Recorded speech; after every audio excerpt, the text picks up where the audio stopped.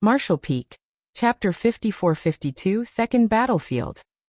The current black ink battlefield was created from the many great territories occupied by Mo in the early ancient era, and was also carved out by the hands of Tsang and the other masters of that time. The purpose was to prevent black ink's strength from encroaching onto other great territories. The black ink battlefield and the 3,000 worlds were now connected by only a single territory gate, so as long as that gate was well guarded, the human race would be able to seal off black ink's strength in the black ink battlefield. However, this was not a foolproof solution. Mo was such a bizarre and powerful existence that the ancestors of the human race, after the era of Tsang and the other martial ancestors, wondered on more than one occasion what would happen if the territory gate connecting the 3,000 worlds and the black ink battlefield were to be broken through by the black ink clan. If they were unprepared, then the black ink clan would be able to charge straight into the 3,000 worlds and quickly build up their strength by ravaging one thriving great territory after another. When that time came, the mighty force of the black ink clan would surely snowball in strength until the human race could no longer stop them. So in order to deal with this possibility, their ancient ancestors completely cleared out the great territory that the black ink battlefield was connected to. Thus, the great territory was named the Barren Territory. If the black ink battlefield was the first battlefield between the human race and the black ink clan, then the Barren Territory would be the second battlefield as imagined by the ancient ancestors. In other words, there was, in actual fact, more than one strategic point between the 3,000 worlds and the black ink battlefield. Besides the no-return pass, there was the Barren Territory. The Barren Territory was where one ended up after passing through the territory gate. There were originally several territory gates connecting to many other great territories from the Barren Territory, but as it could hypothetically become the second battlefield, then it was naturally better not to leave too many territory gates behind. The ancient ancestors destroyed or sealed most of the territory gates while leaving only a single one intact, and the great territory that gate connected to was the Shattered Heaven. Yang Kai only learned about this from Ouyang Lai and the others when they were planning their attack on the no-return pass. After all, he didn't enter the black ink battlefield through the usual route. Yang Kai had followed a void corridor from Black Territory to the Blue Sky Theater back then. Any cultivator entering the black ink battlefield would have to first transit through the Shattered Heaven and the Barren Territory before arriving at the no-return pass, so it was natural that one would learn of these secrets then. Now that the no-return pass had been breached, the humans had to defend the Barren Territory no matter the cost, so they naturally made many arrangements in this place to set up an ambush for the Black Ink clan. This great territory was very different from all others because every great territory had, more or less, their own universe worlds, which gave the void vitality and life. However, there was nothing in the Barren Territory. It was as empty as its name implied. That was because they had to prevent the Black Ink clan from harvesting resources and creating even more clansmen, which led the ancient ancestors to destroy or remove all of the universe worlds in this great territory when they were setting up the Barren Territory. The only things that existed here were fortifications that the human race had built up over countless years. There existed in this place a defense line, even more extensive than that of any great pass on the black ink battlefield. That was why Ouyang Lai guessed that while the no-return pass breach may have come as a result of the Black Ink clan's power, it was also possible that the humans had given up the pass voluntarily. After all, after evacuating and withdrawing from outside of the Primordial Heaven's source grand restriction, if the humans fell back to the Barren Territory, they would be in a better position to engage the Black Ink clan there with the arrangements they had made beforehand.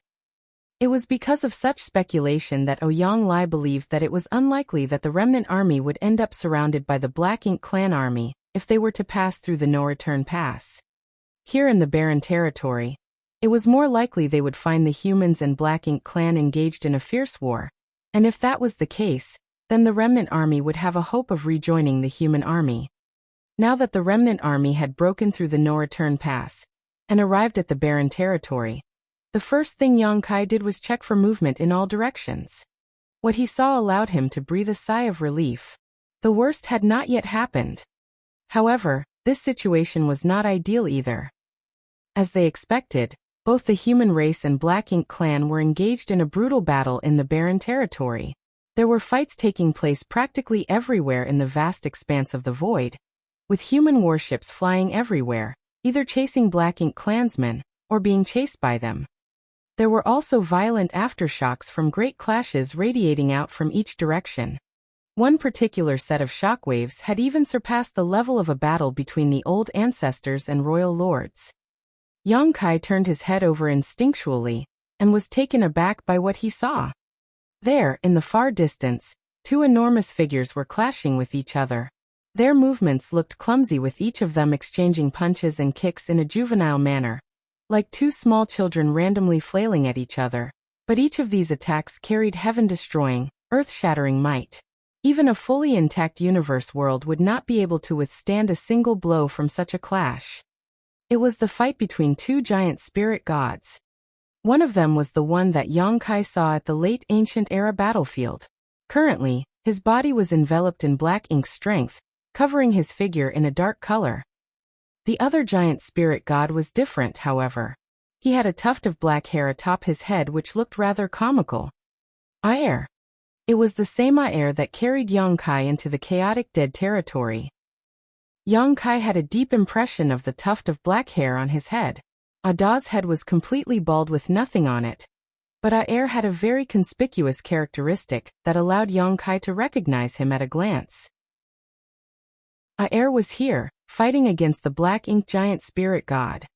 Giant spirit gods were an ancient and extremely rare race, while the Black Ink giant spirit god was a creation of Mo, designed based on the giant spirit gods and not truly one of their kind. These two were, in fact, very different beings. However, even if it was not a real giant spirit god, the Black Ink giant spirit god's power was not lacking in comparison to Aer. It was not known how long these two behemoths had been fighting for, but they kept on exchanging blows without rest, leaving each other bruised and battered. Neither the humans nor the Black Ink clan dared to even approach their battlefield. Since Aer is here, what about Ada? Yang Kai looked around, but there was no sign of Ada, so he could not ascertain whether he was here or not.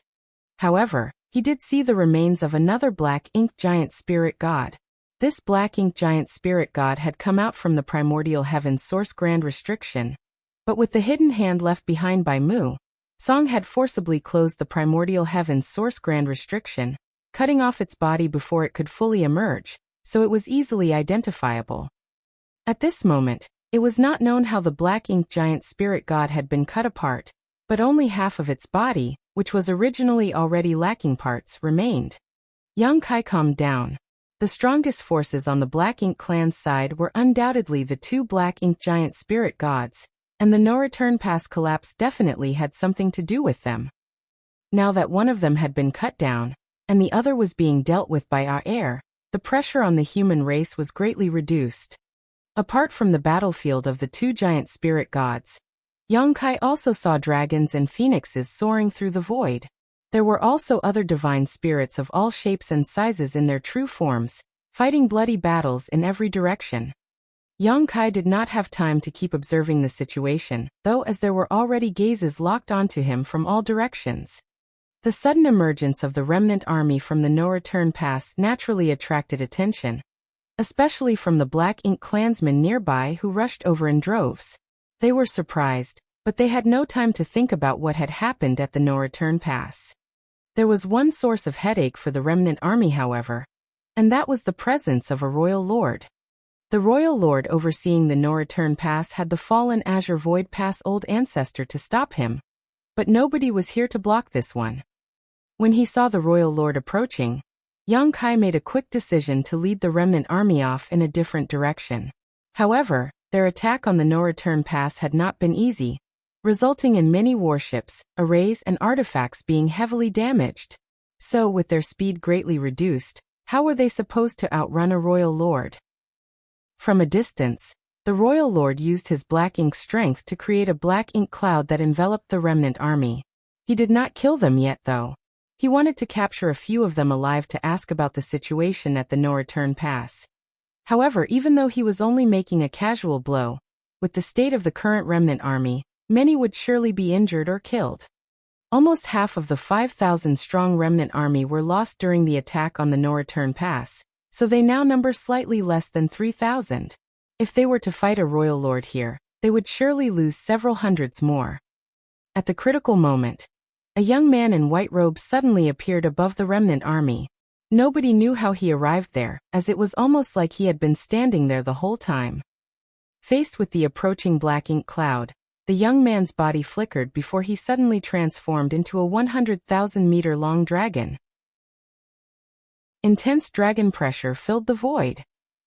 The dragon had a flawless snow-white body, which made for a bright and dazzling sight on this chaotic battlefield. Yang Kai raised his brows as he recognized who this dragon was. Fu Guang. It was the ancient dragon that he saw at the bottom of the dragon pool.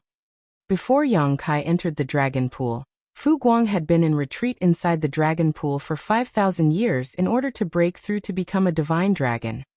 The strength division of the dragon clan was simple. Once one reached 10,000 meters, they were a grand dragon, 50,000 meters, an ancient dragon, and 100,000 meters, a divine dragon. And the most powerful among divine dragons was the Dragon Emperor. Not all divine dragons were dragon emperors, but every dragon emperor was an extremely powerful divine dragon of their generation. In the dragon pool, Yang Kai helped Fu Guang with his great sun and moon marks, which resulted in immense gains for both of them. Now it seems like the latter had successfully advanced to become a divine dragon. Yang Kai never thought that Fu Guang would suddenly come to their rescue at such a crucial moment. In fact, Fu Guang had been hiding on the battlefield, waiting for an opportunity to kill one or two royal lords. After becoming a divine dragon, Fu Guang had become significantly stronger than an ordinary royal lord, so if he was able to catch one by surprise, he might actually succeed in killing them. Only the sudden appearance of the remnant army disrupted Fu Guang's plans, so he had no choice but to reveal himself. After assuming his dragon form, Fu Guang charged straight towards the royal lord, which shocked the latter. He had suffered a loss at Fu Guang's claws before and knew just how powerful this white divine dragon was. Simply put, in a one-on-one fight, he was not Fu Guang's opponent. So, how would he still be in any mood to pick a fight with the remnant army? He immediately turned around and fled. Fu Guang naturally gave chase, and using a number of Dragon Clan secret techniques, he was able to beat the royal lord into a miserable mess. The fight lasted only a few moments before another royal lord charged over and joined hands with his companion to resist Fu Guang. Still, the white divine dragon was undaunted. Opening his mouth, a river suddenly burst forth. Caught off guard, the two royal lords were swept into this river, their bodies instantly freezing. Fu Guang also dove in and fought the two royal lords inside the river, gaining the upper hand even against two enemies. One could tell from this display alone that the power of a divine dragon was far greater than an ordinary Ninth Order Open Heaven Realm Master. An ordinary old ancestor would not be able to gain the advantage against two royal lords.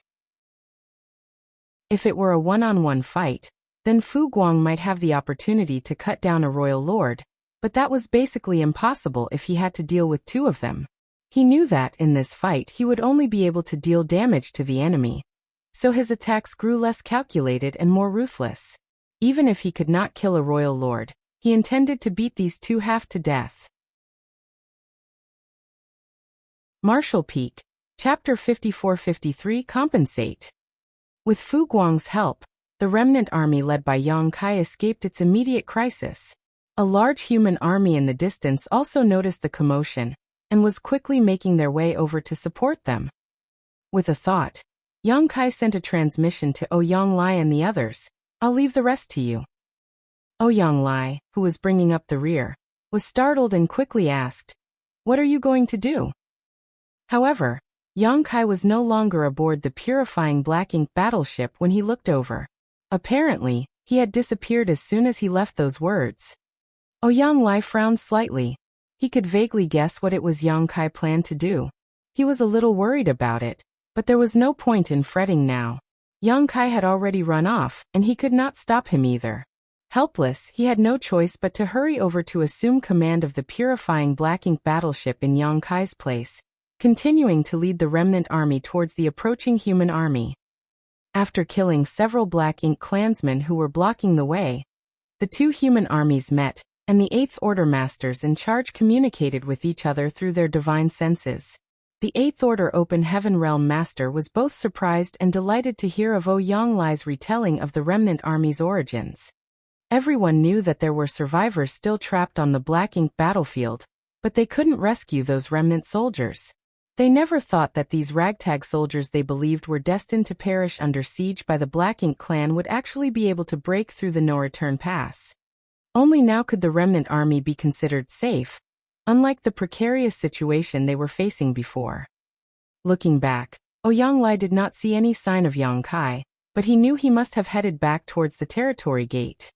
At the same time, on another battlefield far away in the barren territory, several women were positioned in a battle formation, their graceful bodies shuttling back and forth like a spinning whirlwind, a seemingly uncountable number of Black Ink clansmen perishing at their hands as they continued charging forward. Their strength wasn't particularly impressive, all of them only being in the Seventh Order Open Heaven realm. However, after spending countless years together, they had created a tacit bond with each other, and were also imparted a profound formation from a senior expert, allowing them to even resist territory lords if they combined strength. One white-robed woman among them wielded a crystal sword, her own temperament cool like ice itself. Suddenly, she raised her hand, holding her chest as she looked in a certain direction. "Elder sister, what happened?" asked a woman in green robes anxiously, thinking that the white-robed woman was injured. "Husband," the white-robed woman muttered softly. In that instant, she got a feeling she had not felt in a very long time. It had been more than 1,000 years since she felt it, but it pulled at her heart just as before. Though her voice was soft, the contents of her muttering cracked like the sound of thunder in their ears. All the women looked shocked, and the beautiful eyes of one whose enchanting body was covered in demon chi lit up at the sound of it. "Which direction?"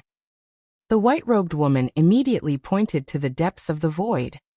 "Let's go." As the demonic woman's voice sounded, she led the others off. She served as the formation core of their battle formation.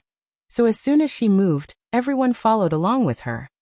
All of their hearts were burning with anticipation and anxiety. The unnatural movement on their side immediately caught the attention of a certain person.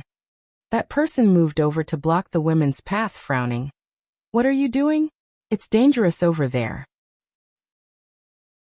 Each group had its own region to defend, so if they left and were unable to obtain reinforcements, then there was a high possibility of them falling into the danger of being encircled by the Black Ink clan army.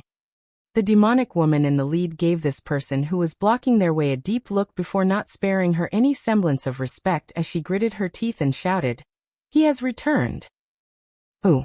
the person blocking the way asked with a frown. Then, as if realizing something, her spirits were roused. "Yang Kai has returned." "Yes," the demonic woman responded. The person blocking their path was both shocked and delighted. "How did you find out?" Even she had no idea of the full situation on this chaotic battlefield, so how did these women obtain such shocking news? What was more, she and the other old ancestors had already speculated that Yang Kai had fallen. After all, there was no word from him for over 500 years after he was pursued by the powerful royal lord, so how could he have survived? It was only after returning to the barren territory and obtaining some information from the members of Voidland that they concluded that Yang Kai was actually still alive. Only nobody knew where he was. The demonic woman had no patience to explain. However, she knew that she had no choice but to do so at this moment. He and Su Yan have cultivated a profound dual cultivation art for many years, so they have formed a connection between their souls. It allows them to sense each other as long as they are not too far away. The person blocking the way immediately turned towards the white-robed woman and asked, "You felt his presence?" Su Yan nodded and pointed in a certain direction, but just as she was about to speak, she suddenly frowned. "He's gone again." The demonic woman was furious and ground her teeth at the person who was blocking their way. "If it turns out you made us lose our man again, you must compensate us." Old ancestor Xiao Xiao didn't know whether to laugh or cry. She had heard similar words many times over the past few centuries, Despite her being a powerful Ninth Order old ancestor, she had spent countless years overseeing the Black Ink battlefield, rendering meritorious service. All of her juniors and subordinates always treated her with the utmost respect, but this woman from the demon race showed no such inclination. When she learned that Yang Kai had been serving under her all this while for so many years but ended up missing, she made a huge uproar about making her compensate for this. But what kind of compensation could she possibly offer? She did not even have the slightest idea where Yang Kai was. The battle on the barren territory was currently raging. The human soldiers from the Great Passes had suffered heavy casualties. So, after retreating to the barren territory, they had a discussion with the Cave Heavens and Paradises, and decided to recruit soldiers from the second-class forces to form a new army to bolster their ranks. There were countless second-class forces in the 3,000 worlds, and there were many masters among these great forces who were in the 5th and 6th Order Open Heaven realm. All of them were qualified to join the battle against the Black Ink clan. In the past, these second-class forces were kept from this war, because the Cave Heavens and Paradises were there to oversee the Black Ink battlefield. Now that the Black Ink battlefield had been lost to the enemy, the barren territory had become their last line of defense. If they failed to defend even here, then the 3,000 worlds were doomed. Facing such a crisis, the Cave Heavens and Paradises had to abandon their old conventions. Voidland was also considered a second-class great force. So naturally, it was unavoidable that some of them would be conscripted. With her connection to Yang Kai, old ancestor Xiao Xiao took command of Voidland's Open Heaven Realm Masters, intending to shelter them as best she could. Yet, she never expected that this wife of Yang Kai's would be so bold. Even more difficult for old ancestor Xiao Xiao to understand was how much of a womanizer that little bastard actually was. To have attracted so many women to his side, yet all of them were so attached to him, old ancestor Xiao Xiao was stupefied, but more so impressed. To be honest, when old ancestor Xiao Xiao found out that Yang Kai's wives, plural, were coming to the barren territory to join the fight, she was quite surprised. Without thinking much of it, she immediately took the reinforcements sent from Voidland under her wing. However, when these alluring women came to report to her, old ancestor Xiao Xiao was flabbergasted. 1, 2, 3, 4, 5. There were a total of 9 women. Human, demon, monster, divine spirits. A variety of races were included among them. That brat. He is truly uninhibited. How was he able to bear such a load?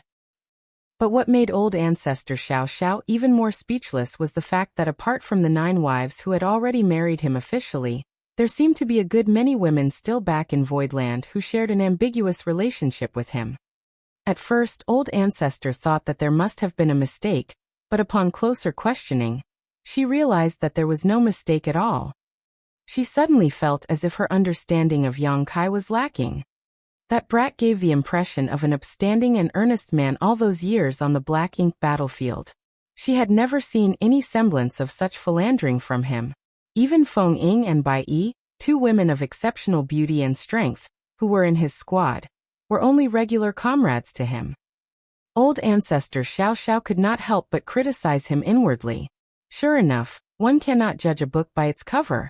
If one were to peel back that bastard's prim and proper skin, then one would surely find a flowery bunch of innards inside. Compensate us.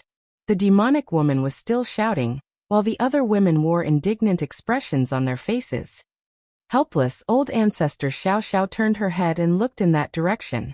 After some thought, she turned to ask Su Yan, "Could there be any mistake with your senses?" Su Yan replied coldly, "I have never been mistaken." In that case, what would the sudden loss of that sensation imply? Old ancestor Xiao Xiao then asked. Su Yan explained, "He has either died or left the range of our connection. I cannot sense him across great territories or over extremely large distances. However, my cultivation is now far higher than it was before. As long as he remains in the barren territory, I should be able to sense him." Old ancestor Xiao Xiao nodded. "That direction is where the territory gate is located. He must have fought his way here from the Black Ink battlefield. Since you lost the connection, then he must have gone back. I will go and check it out." None of you are allowed to make any rash moves while I am gone." Saying so, she dashed off in that direction.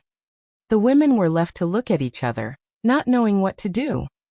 Shuiyu looked at Yu Rumeng. "Elder sister, what should we do?" Yu Rumeng's face was gloomy for a while before she grit her teeth and shouted, "We wait." Just now, she had been too agitated and was about to lead her sisters over in the heat of the moment, but even though they were no longer as weak as they were in the past, it was still not wise for them to run around on such a chaotic battlefield. All these years, they never knew what happened to Yang Kai until the human race army retreated to the barren territory. Only then did they hear about Yang Kai from some of the soldiers who fought alongside him. All of them were heartbroken and wished for nothing more than to fight side by side with their husband. Now that their husband had finally returned, as the eldest sister, Yu Rumeng would not be able to explain to Yang Kai if anything were to happen to any of them.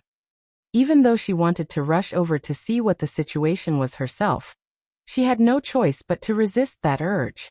Clenching her fists, she led the others towards a group of Black Ink clansmen, venting their endless rage on them.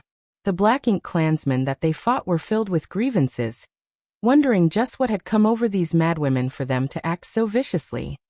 On the other side, old ancestor Xiao Xiao transformed into a stream of light that swept across half of the battlefield, heading straight for the territory gate. Her ostentatiousness naturally attracted the attention of many royal lords. Neither the old ancestors nor the royal lords would move casually on this battlefield, forming a kind of mutual restraint towards each other. A rash move from either side could precipitate a major battle. However, old ancestor Xiao Xiao couldn't care less about the bigger picture at this moment. Frankly, she blamed herself for losing Yang Kai, and she had been feeling guilty about it all these years.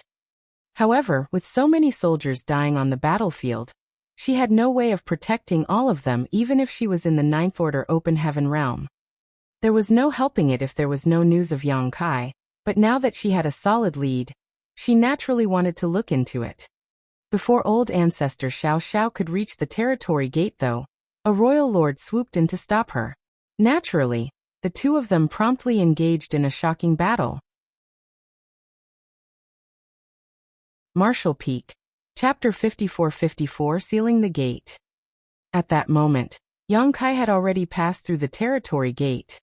He did not encounter any obstacles along the way, both because he had used his space principles to merge with the void to hide his aura, making it difficult for the Black Ink clan to notice him, and because the portal was being guarded very closely. The Black Ink clan had already begun their attack on the barren territory. This was their battlefield against the human race, and as long as the human defense lines here were completely destroyed, they would be able to conquer the entire 3,000 worlds. When that time came, with the insidious nature of Black Ink's strength, the Black Ink clan's strength would snowball and grow to the point where the human race couldn't fight back. Therefore, it did not matter to them whether they guarded the territory gate or not. The humans would not think about capturing the portal since their goal was the same as the Black Ink clan. Only by fighting here could they be rid of them once and for all. As for capturing the territory gate, nobody had even thought about it since it was a senseless endeavor. As such, Yang Kai had no difficulty crossing the portal. When Su Yan sensed him, he had also sensed her and raised his head in a hurry, but he could not catch Su Yan in his sight. They were simply too far apart. It was surprising to him that Su Yan had also joined the fight. When he entered the Black Ink battlefield, Su Yan, Shanqing Luo, and Zhu Qing were still in the divine spirit ancestral land to cultivate. More than 1,000 years had passed since then. Since Su Yan was participating in the war, then the divine spirits of the divine spirit ancestral land must be participating as well. Yang Kai understood the crux of the matter instantly. It was no wonder he saw so many divine spirits on the battlefield just now. It was impossible to say that he was not worried. Even though it had been more than 1,000 years, he was still not sure to what extent Su Yan could grow in that period. What's more, on this chaotic battlefield, even 8th Order and 9th Order Open Heaven Realm Masters could fall. However, as things had already come to this point, worrying was pointless.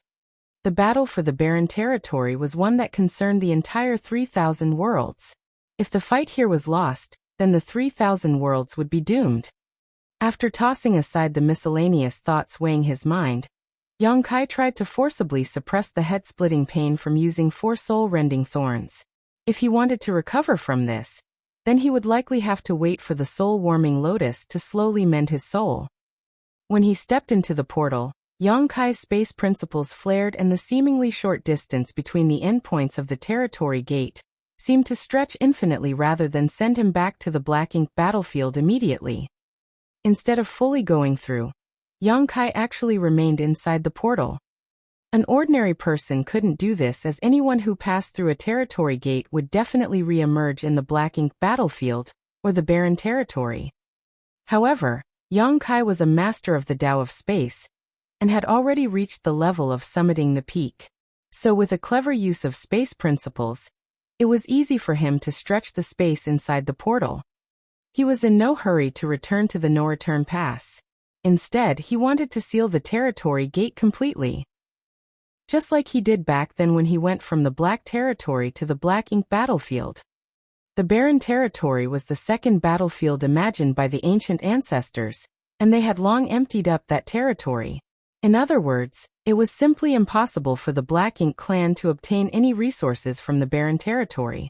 Without resources, the Black Ink clan would not be able to breed new clansmen.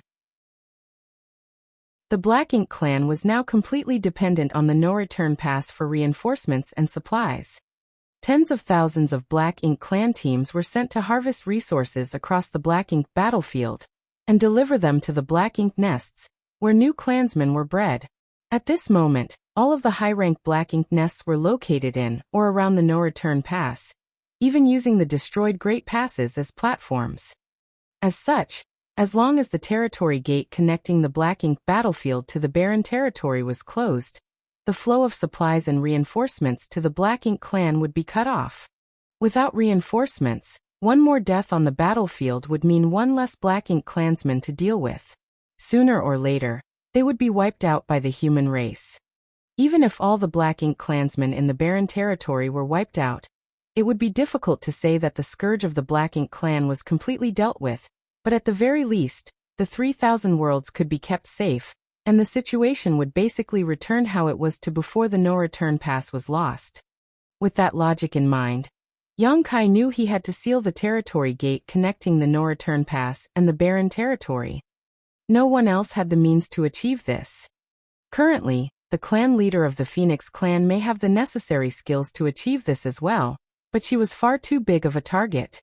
As a master on par with the current Dragon clan leader, she was under constant watch by at least 2 royal lords, making it impossible for her to move as she pleased. As early on as when he decided to attack the no-return pass, Yang Kai had this idea in mind. Only he never mentioned it to anyone. If the remnant army managed to break through the no-return pass, then it would be just as Yang Kai hoped, while if all seemed lost, he could still take the opportunity to rush towards the territory gate alone while the remnant army held off the Black Ink clan. Originally, Yang Kai planned to seal the territory gate as they passed through it. However, what he saw in the no-return pass made him change his mind slightly. Right now, the remnant army had already arrived at the barren territory, and a large human army had rendezvoused with them, temporarily putting them out of danger. Only now did Yang Kai turn back to the portal. As space principles fluctuated, the territory gate began to shrink and flicker. Yang Kai had done something similar more than 1,000 years ago, so he naturally had no difficulty now. As soon as the sealing process began, its visual manifestation in the barren territory began showing signs of distortion. The portal, which was originally a giant, churning tear in the void, now seemed as if an invisible force had smoothed out its chaotic lines. The speed of rotation gradually decreased, and the torn traces were rapidly healing over. At first, the Black Ink clan did not notice anything, but soon enough, they detected the abnormality of the territory gate. Even though they had no idea what this occurrence meant, they relied on the territory gate to provide support and reinforcements to their army, so they dared not be careless. At once, a royal lord went forward to investigate. What the Black Ink clan could notice, the humans naturally noticed as well. In particular, the Phoenix clan, who were proficient in the Tao of space, could tell what the source of the portal's change was. and a loud phoenix cry was soon sent out in all directions. When the human masters learned that someone was sealing the territory gate, all of their spirits were lifted, and they all rushed towards the location of the portal to stop the Black Ink clan from disturbing the process. The two armies immediately engaged in a brutal fight to the death around the territory gate, with masters from both sides falling frequently. Even the powerful divine spirits were not spared from the carnage. Inside of the territory gate, Yang Kai pushed his space principles to the limit. He knew that as soon as he made his move, the Black Ink clan would definitely notice, so he had to act quickly to avoid being stopped by them.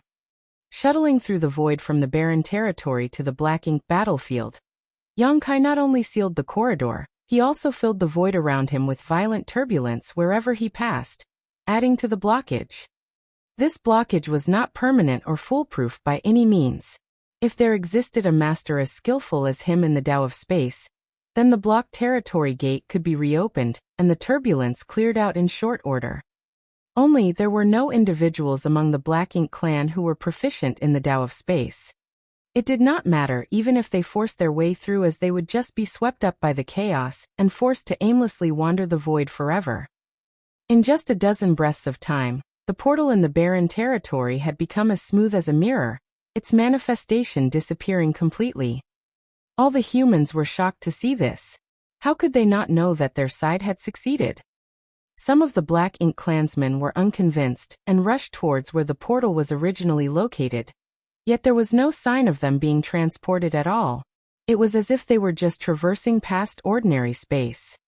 This made all in the Black Ink clan's hearts sink. Being cut off from their rear support by the humans was going to be disastrous for them. They needed to act quickly. Otherwise, their troops would be eradicated, and they would have no chance of turning the tides anymore.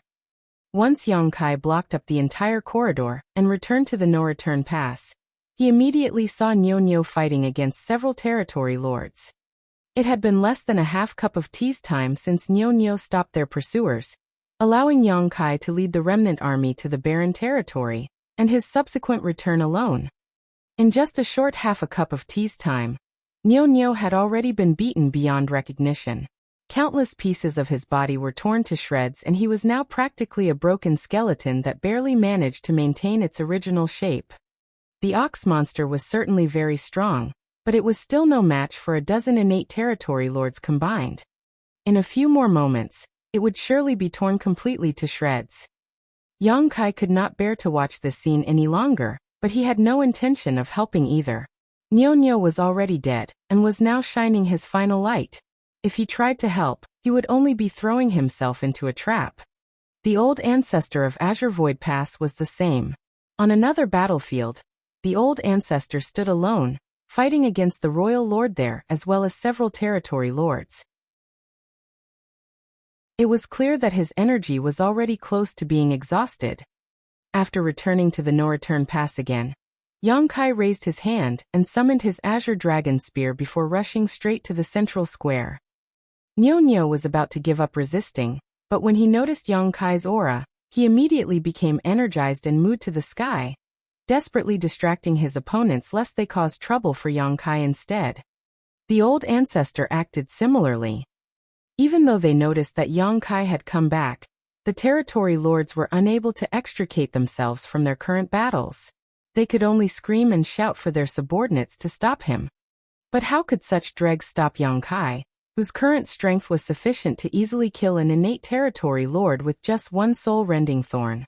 Even without a soul-rending thorn, he could similarly kill innate territory lords quickly while only paying a small price.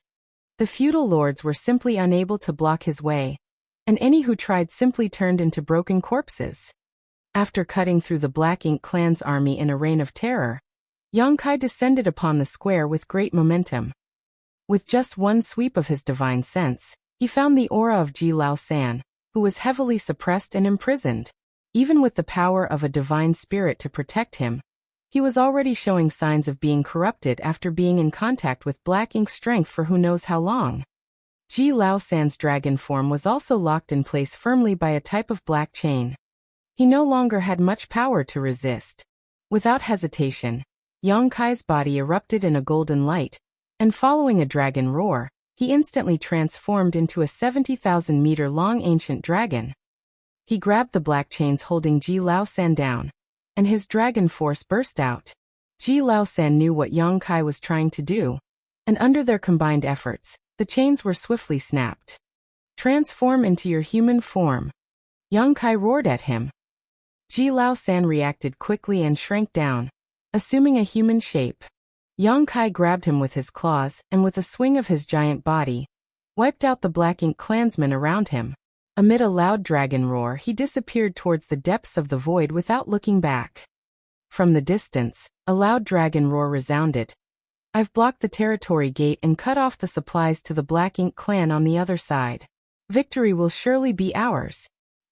The Azure Void Pass Old Ancestor, who was fighting the Royal Lord silently and without rest, suddenly grinned at his words and shouted, "Good boy." In the next moment, his old flesh completely transformed into a sword light. Man and sword merged into one and slashed out at the Royal Lord, horrifying the latter. Martial Peak. Chapter 54-55, Erosion of Black Ink's Strength. Yang Kai had already disappeared with Ji Laosan, so he was unable to see the glory of the old ancestor's final attack. Naturally, he also had no idea that the Royal Lord at the No-Return Pass had nearly been cut in half by this shocking move. As the sword light disappeared, so did the old ancestor. Only an everlasting sword intent remained behind, cleaving open countless cracks in the void. The slash also left a 3-meter-long gash through the front of the Royal Lord's chest where his flesh could be seen turning inside out, from which Black Ink strength constantly spurted. With a look of shock still on his face, the Royal Lord turned in Yang Kai's direction and shouted through gritted teeth, "Follow him." In the next instant, 8 territory lords soared towards the depths of the void in the direction Yang Kai escaped to. The Royal Lord's face was incredibly gloomy. Despite him personally overseeing this place, a small human army was still able to break through their blockade and pass through the No-Return Pass, which was a great shame to his name. But what made him feel even more indignant was the 8th Order Master from earlier. That human was too strong. In just this battle alone, that one 8th Order Master had cut down 6 territory lords. The Royal Lord made a move personally to exterminate this threat, but he did not expect a 9th Order Open Heaven Realm Master to come out to hinder him at the critical moment. Worse yet, that 8th Order Open Heaven Realm Master came back and rescued the dragon imprisoned by them in the No-Return Pass after so much difficulty, delivering another slap to his face. In a fit of rage, the Royal Lord's body flickered and appeared in front of Nyo Nyo, who had been beaten to pieces. With just a single punch, the still defiant ox monster was reduced to paste. "Wastes, all of you!" the Royal Lord roared. Even with several territory lords uniting their strengths, they were held up by a literal dead thing until now, which made him extremely dissatisfied with their performances. The territory lords felt ashamed after being criticized, but they did not dare to retort. At this time, a feudal lord came forward to give a report. "Sir Royal Lord, there's something unusual happening to the territory gate on this side. Please inspect it, sir." The Royal Lord's heart clenched at those words, and he turned back to look at the portal, a single glance being enough to send a chill down his spine. He hadn't noticed the changes in the territory gate before, but now that he looked over, he saw that the portal was gone. He quickly rushed over to try and pass through the gate, but it was useless. He tried a few more times, but it still did not work. Only then did he realize that the humans had somehow closed the territory gate leading to the 3,000 worlds by some unknown means. The Royal Lord became even more livid, and when the 8 territory lords who had gone to chase after Yang Kai returned empty-handed, his rage reached a peak. Yang Kai had escaped from the pursuit of a Royal Lord when he was only in the 7th Order Open Heaven Realm, so now that he was in the 8th Order, what could a few territory lords do even if they tried to catch him? His dragon form made him an extremely conspicuous target, so not long after leaving the No-Return Pass, Yang Kai returned to his human form and wrapped Ji Laosan with his power. With a few successive instantaneous movements, the pair left the territory lords chasing them far behind. But Yang Kai did not stop immediately, and instead continued escaping towards the depths of the void. It was not until half a month later that he found a barren universe world to settle down on and recuperate. While moving deeper into the universe world, Yang Kai opened up 2 shelters for them and told Ji Lao-san, "Rest by yourself for now. I need to heal my wounds." Ji Lao-san nodded with a complicated expression on his face, remaining silent. Yang Kai headed to his spot and sat down cross-legged before taking out a large handful of pills and stuffing them into his mouth. The injuries he suffered from this battle were not light, not to mention the damage he incurred to his soul from using 4 soul-rending thorns. As the one leading the remnant army, Yang Kai had stood at the vanguard, and so he was also the one who received the most pressure for the majority of the battle. In particular, the world force from his small universe was severely depleted, so he was in desperate need of time to properly recuperate. Right now, Yang Kai no longer had complete sets of cultivation materials on hand, so he could only rely on open heaven pills to restore himself. Fortunately, the time flow inside of his small universe was 7 times faster than that of the outside world, and the bustling vitality of the living beings in his small universe was also providing him with fresh world force every moment. That was why recovering was not a difficult task for him. After a month or so, Yang Kai had just about recovered all of his depleted energy. Other than the damage to his soul, which still required some more time to heal, he was generally fine. The wounds on his soul did not need him to sit in meditation to recover, because he had the soul-warming lotus, which would automatically nourish and repair it. Yang Kai got up and went to where Ji Lao-san was resting, and when he heard the noise, Ji Lao-san, who was circulating his dragon force and recovering his energy, opened his eyes and got up. "Many thanks for this life-saving grace, Brother Yang." Looking at the spirited Yang Kai, Ji Lao-san could not help but recall the scene from back then when Yang Kai had just arrived at the no-return pass all those years ago. At that time, he still looked down on this guy and would repeatedly seek trouble with him. Who would have thought that hundreds of years later, it would be this guy who would save his life? "I've troubled you this time, Brother Yang." Ji Lao-san was no longer the haughty dragon from back then. Clearly, the shocking events at the no-return pass had allowed him to mature a lot. However, it was not only those events that made him change. Yang Kai was part of it, too. Even though Yang Kai was a human who chanced upon a dragon source, allowing him to acquire a dragon vein, the source he possessed was actually from the 3rd-generation dragon emperor. This point alone made it so that no dragon would dare to underestimate him. Furthermore, the dragon clan's elders had intended for Yang Kai to record his name in the dragon tome back then at the no-return pass. The dragon tome was a sacred treasure to the dragon clan, which had existed since their founding. It could be said to be one of the dragon clan's most important possessions, on par with the dragon pool itself. There were countless dragonkin in the 3,000 worlds, but only true dragons who were recognized by the dragon clan had the qualifications to record their name in the dragon tome. Furthermore, Yang Kai was the first dragonkin to become a true dragon and gain this qualification since ancient times. The elders even promised to record his name with his own surname. If that truly were to happen, then a new lineage would be born in the dragon clan. Since the beginning of history, the feat of ancestral establishment was achieved by only 3 members of the dragon clan, resulting in the current Fu, Zhu, and Ji families. If Yang Kai had agreed at the time, then a new Yang bloodline would have been born in the dragon clan. However, due to the bloodline great oath from the ancient past, Yang Kai refused the kindness of the elders, and chose not to record his name in the dragon tome, even though the benefits of doing so were not small. Even without recording one's name, Yang Kai had already become a pureblood dragon after advancing to become an ancient dragon. It could be said that there was no difference between him and dragons like Ji Lao-san, who were born and raised as dragons. In fact, thanks to his source, he was even more powerful. The dragons would not so much as spare a glance at the dragonkin of mixed bloodlines, but how could Ji Lao-san act recklessly in front of his own kin? Not to mention, he just received Yang Kai's life-saving grace. Upon hearing Ji Lao-san's words, Yang Kai knew that he had misunderstood him and tried to explain. "I didn't return to the no-return pass just for you, Brother Ji. The main reason was to seal the territory gate." Ji Lao-san was stunned when he heard what Yang Kai said, but then he looked delightfully surprised in realization. The portal has been blocked.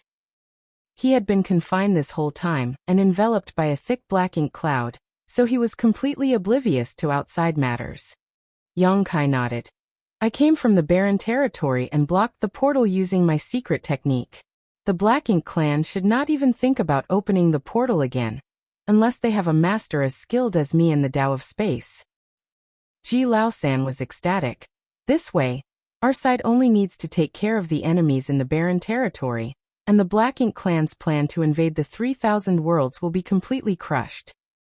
He had been in the no-return pass for a long time, so Ji Lao-san naturally knew about the barren territory. Every so often, he would even use a soul clone to run around the barren territory when he was bored. Only the barren territory was quite literally barren, with only the necessities left behind by the human ancestors to wage war. Ji Lao-san only went a few times before losing interest. Rather than go to that damned place, he might as well stay in the no-return pass and quarrel with the phoenixes. With his spirits raised, Ji Lao-san thought of something again and mentioned tentatively, but blocking the territory gate doesn't mean the war will end. Yang Kai was surprised. Why do you say that? Rather than answer his question, Ji Lao-san asked, I heard that the humans encountered an extremely ancient master during a previous crusade called Song. Yang Kai nodded. Ji Lao-san said, truthfully, the ancient books of the Dragon Clan do have some records about this, but only in scattered fragments. Perhaps it may have something to do with the Dragon Clan's decline at the time. Yang Kai nodded thoughtfully. Based on what Song told him back then, the divine spirits were active during the primordial era, the era in which they ruled over the vast universe. It was just that their vicious battles against each other caused many divine spirits and their clans to go extinct. By the time the early ancient era arrived, it was the monster races that assumed dominance. During the early ancient era, monster beasts ran rampant, and the human race were put in a difficult position. Under the influence of some sort of mysterious power, Song and the other 9 martial ancestors entered the Grand Ancient Ruins boundary, and with the power of the World Tree, gained enlightenment to the path to the open heaven realm. It was only after this that the human race was able to slowly rise. During the age when the humans were rising up, the divine spirits had already begun to decline, and the Dragon Clan spent all their time in the ancestral land, so they did not know much about the outside world. However, they still had some records from that time. Does Brother Yang know how the Black Ink battlefield was formed? Yang Kai nodded. Senior Tsung told me about it. It was the 10 martial ancestors that carved out the battlefield. Ji Lao-san corrected. What they carved out was merely the great territories that had already been taken over by Black Ink's strength. A boundary was built between those great territories and those not occupied by the Black Ink clan. After a pause, Ji Lao-san said, let's put this another way. Does Brother Yang know why the Black Ink battlefield is so vast and expansive? Yang Kai said hesitantly, I heard that it was made up of a fusion of many great territories. Ji Lao-san nodded, exactly. Then, why did these great territories fuse together? Yang Kai's expression changed as he realized what Ji Lao-san was trying to say now. Ji Lao-san sighed. Black Ink's strength is an extremely sinister power. Not only can it corrupt the bodies and souls of living beings, it can even erode the boundaries between great territories. Once the density of Black Ink's strength reaches a certain point in a great territory, the boundary wall will disappear, and without that barrier, the great territories will naturally fuse into one. Yang Kai exclaimed, the barren territory. He finally understood why Ji Lao-san said blocking the portal would not end the war. He had indeed sealed off the no-return pass from the barren territory for now, but if the boundary walls of the barren territory were to be eroded, then it would fuse with the shattered heaven. If that were to happen, the defensive line constructed by the humans in the barren territory would become meaningless. Ji Lao-san went on. You don't have to worry too much though, Brother Yang. Even though the Black Ink clan is strong right now, without any supplies, it will become difficult for them to produce more members or Black Ink strength. The barren territory is not small by any means, so it would be unfeasible for the Black Ink clan to try and erode the boundary walls using just the Black Ink strength available to them. I'm only telling you this in case you suffer a loss due to something similar happening in the future. Yang Kai nodded. Many thanks for the lesson. Ji Laosen added. Besides, if I know about this, then the elders of my dragon clan and the Phoenix clan should know about it too. They will take the necessary precautions. No matter what, the Black Ink clan has already lost half the battle since the territory gate has been blocked by you, Brother Yang. Marshall Peak. Chapter 54-56, The Way Back. During the late ancient era, the reason why the boundary walls between the great territories eroded so easily was mainly because of Mo.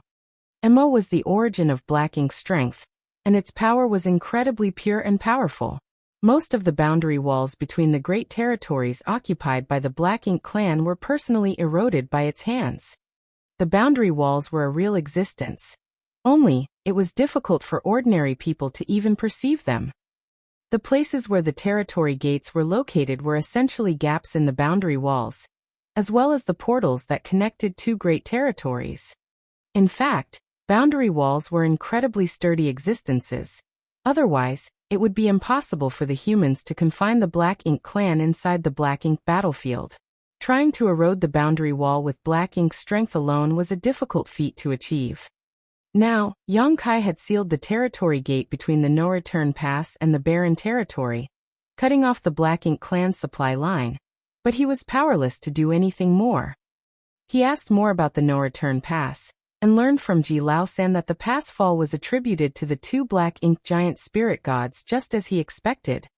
The human race army retreated all the way from outside of the primordial heaven's source grand restriction to the No-Return Pass, suffering countless casualties along the way. Somewhere between 20 and 30 of the great passes were destroyed in the process, while even more Ninth Order old ancestors died in battle.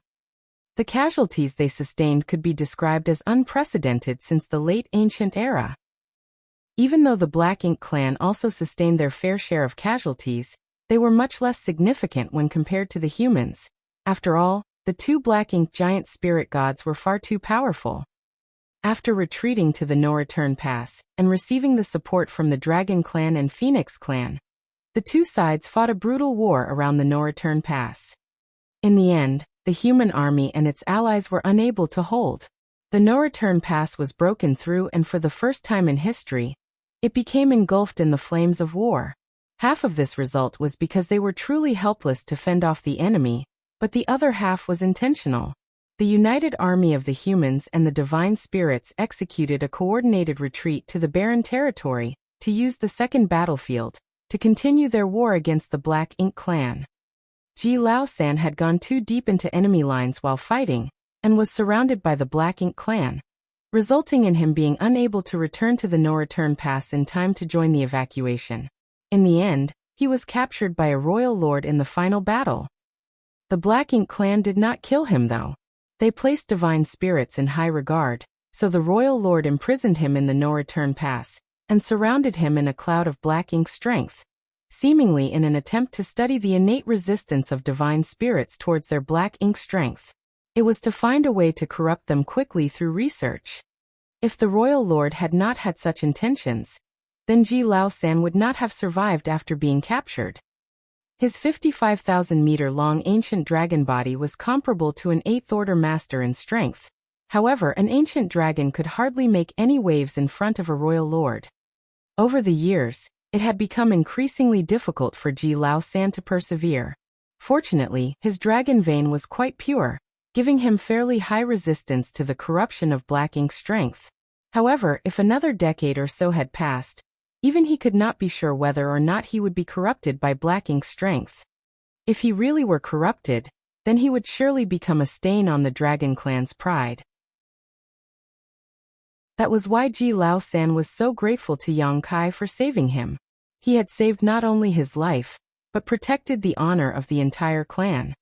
Ji Laosen still had some Black Ink strength lingering in his body, so Yang Kai gave him some purifying Black Ink pills to finally eliminate this hidden danger.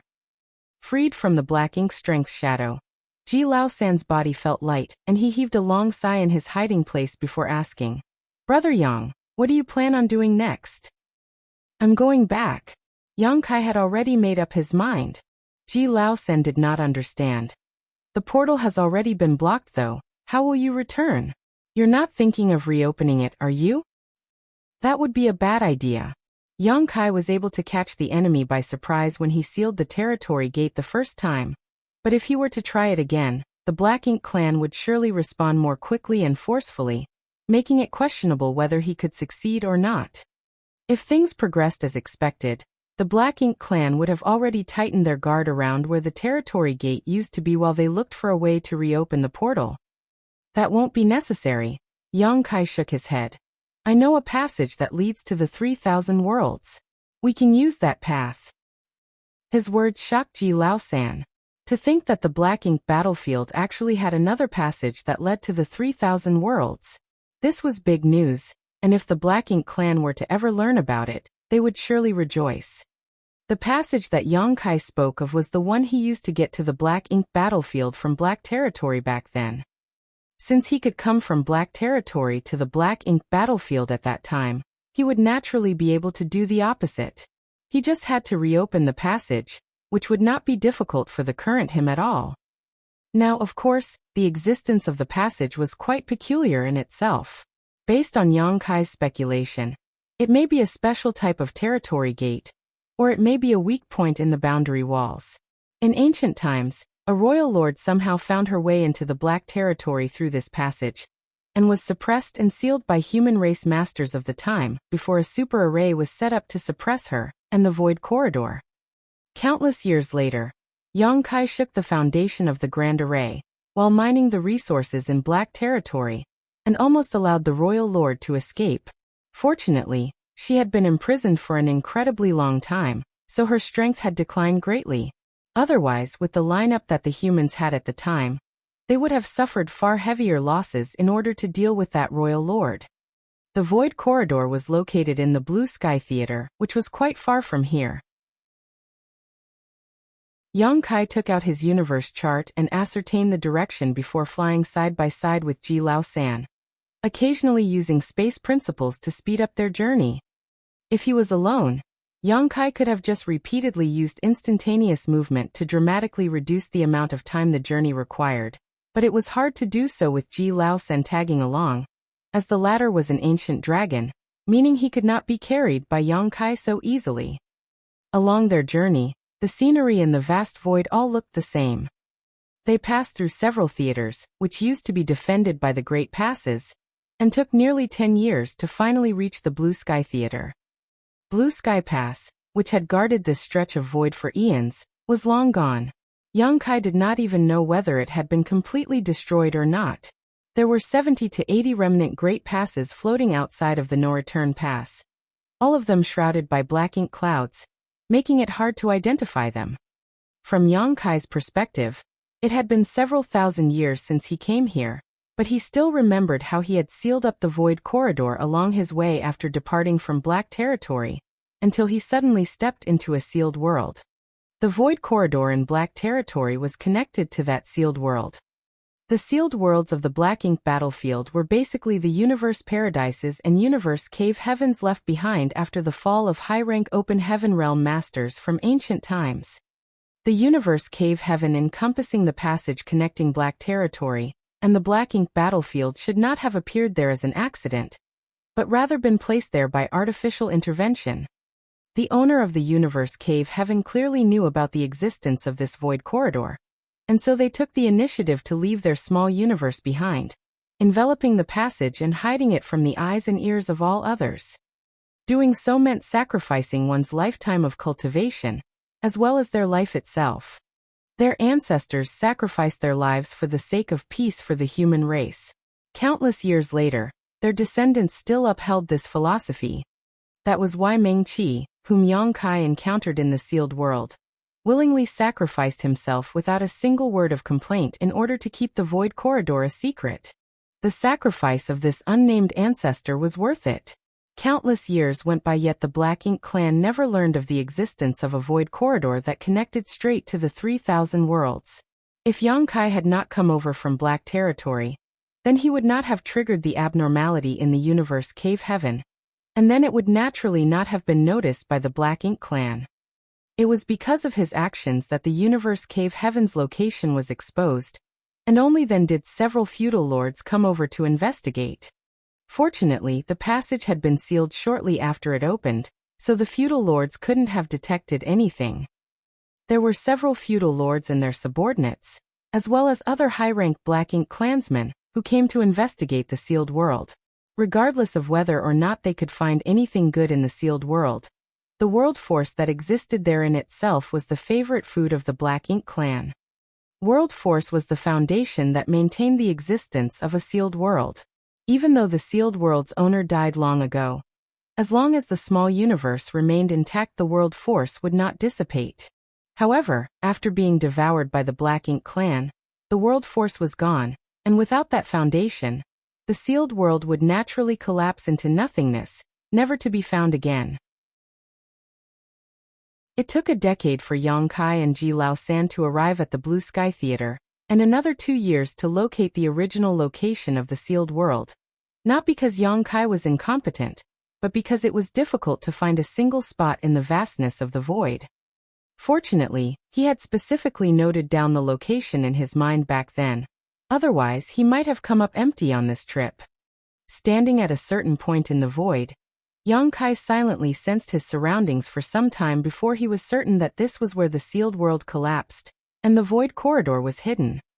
If anyone else were to come here, they would naturally be helpless in the face of this situation, but Yang Kai had great attainments in the Tao of space. Even in such a case, he could find the void corridor's entrance, he just needed to spend some time and effort on it. So for the next few months, Yang Kai used space principles to probe for the void corridor over and over again while Ji Lao San sat silently. Until one day he suddenly raised his brow and called out to Ji Lao San, who was a short distance away, "Brother Ji, come quickly." Ji Lao San's spirits were lifted and he came over in a flash. "Did you find it?" Yang Kai nodded. "We must connect our auras together. Remember to follow me closely lest you get lost in the void crack. If that happens, even I may not be able to find you." Ji Lao San laughed. "No need to go through such trouble." While saying so, his body flickered and he took on his dragon form.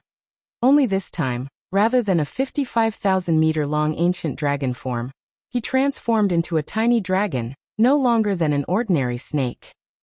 This was also one of the Dragon Clan's secret techniques, allowing even a dragon that could cover the sky to become as small as a mustard seed. Yang Kai knew this secret technique too, however he could not shrink himself as small as Ji Lao San could. Currently, his dragon form could range between 70,000 meters and 70 meters long. Seeing this display, Yang Kai decided in his heart that he had to properly cultivate this Dragon Clan secret technique once he returned. After all, sometimes, it was quite inconvenient for him to fight when his body was too large. The snake that Ji Lao San transformed himself into wrapped itself around Yang Kai's arm. Yang Kai could not help but chuckle. Then, while madly surging his space principles, a ripple appeared in the void in front of them. A short while later, the sealed portal slowly revealed hints of itself. Yang Kai was the one who sealed off this void corridor nearly 1,000 years ago, so it was naturally no problem for him to open it again. However, not only did he have to open the void corridor today, but he also had to seal it behind him as he passed through, so he still faced some difficulty. Marshall Peak, Chapter 54-57, Battle Outside the Universe Temple. This was also the reason why Yang Kai had not brought the remnant army back to the 3,000 worlds via this particular route. After gathering the remnant army, they numbered almost 5,000. There were simply too many of them. In a unique environment like this void corridor, Yang Kai was only capable of protecting 1 or 2 people at most, thus he could not bring all of them with him. If they were caught up in the void turbulence, they were bound to be swept away into the void crack, never to find their way out again. Thinking about the remnant army, Yang Kai couldn't help feeling depressed. 5,000 of them had attacked the no-return pass, but less than 3,000 made it through. Not to mention, That was with the assistance of the old ancestor and Nyo holding back their enemies. Without their help, all 5,000 of them would have died that day. Composing himself, Yang Kai concentrated on forging a path forward. The void corridor to Black Territory was much longer than the one at the no-return pass. At present, he had to open a path in front of him while simultaneously closing it behind him. Therefore, it was a huge challenge to his mastery of the Tao of Space. Ji Lao-san, who had transformed into a small dragon resembling a snake, had wrapped himself tightly around Yang Kai's arm. Looking around at the dangerous void turbulence swirling around them in all directions, he secretly felt speechless. It was his first time entering a place like the Void Crack. In the past, he had heard from the Phoenix clan at the No-Return Pass that void cracks were extremely dangerous, and the slightest negligence could cause a person to lose their way forever. Nevertheless, he did not truly understand the risks since he only heard stories but never experienced them in person. He once asked one of the Phoenix clan members to bring him deep into the Void Crack, so that he could experience the environment for himself, but that Phoenix clan member had sternly reprimanded him for making such a request. After all, though the Phoenix clan was proficient in the Tao of Space, most would rather choose not to venture deep into a void crack for no reason, much less bring another person along with them. Yang Kai's movements had a sense of rhythm and order to them, even though he looked like he was struggling somewhat. This guy's attainments in the Tao of Space are probably higher than most of the Phoenix clan members. Ji Lao-san secretly speculated in his heart. Not only was Yang Kai an ancient dragon, allowing him to be proficient in the Tao of Time, but he also had such profound attainments in the Tao of Space. Just what kind of a freak was he? On the other hand, Yang Kai did not know what nonsensical thoughts were running through Ji Lao-san's head as he was focused solely on passing through the void corridor safely. It was impossible to tell how much time had passed when the obstruction ahead finally vanished without warning, and he abruptly found himself standing in the vast void. An irregular portal filled with chaos and nihility remained open behind him. He quickly turned around, reached out his hand in a swiping motion, and manipulated space principles to make the portal vanish out of sight. It was not until he finished hiding the entrance to the void corridor that he finally breathed a sigh of relief. Looking around, Yang Kai did not see any scenery that was familiar to him. There was only pitch-black darkness that seemed darker than certain areas on the black ink battlefield. Be that as it may, he knew that he had arrived at Black Territory. In the past, he had entered the void corridor that brought him to the black ink battlefield from this very spot.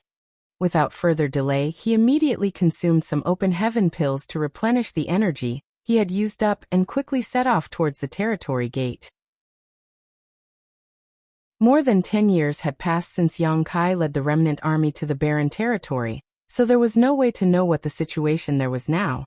For that reason, he pressed down the urge to return to the star boundary. Even though he wanted to go back and check on the star boundary, he knew that now was not the right time to return. His greatest priority at the moment was to rush towards the barren territory as soon as possible. If he wanted to reach the barren territory, then he would first need to head towards the shattered heaven. He took out a universe chart of the 3,000 worlds and quickly figured out his direction. Then he hurried on his way. Ji Lao-san seemed to have gotten used to this traveling method, and did not change back to his original form, simply choosing to remain wrapped around Yang Kai's arm.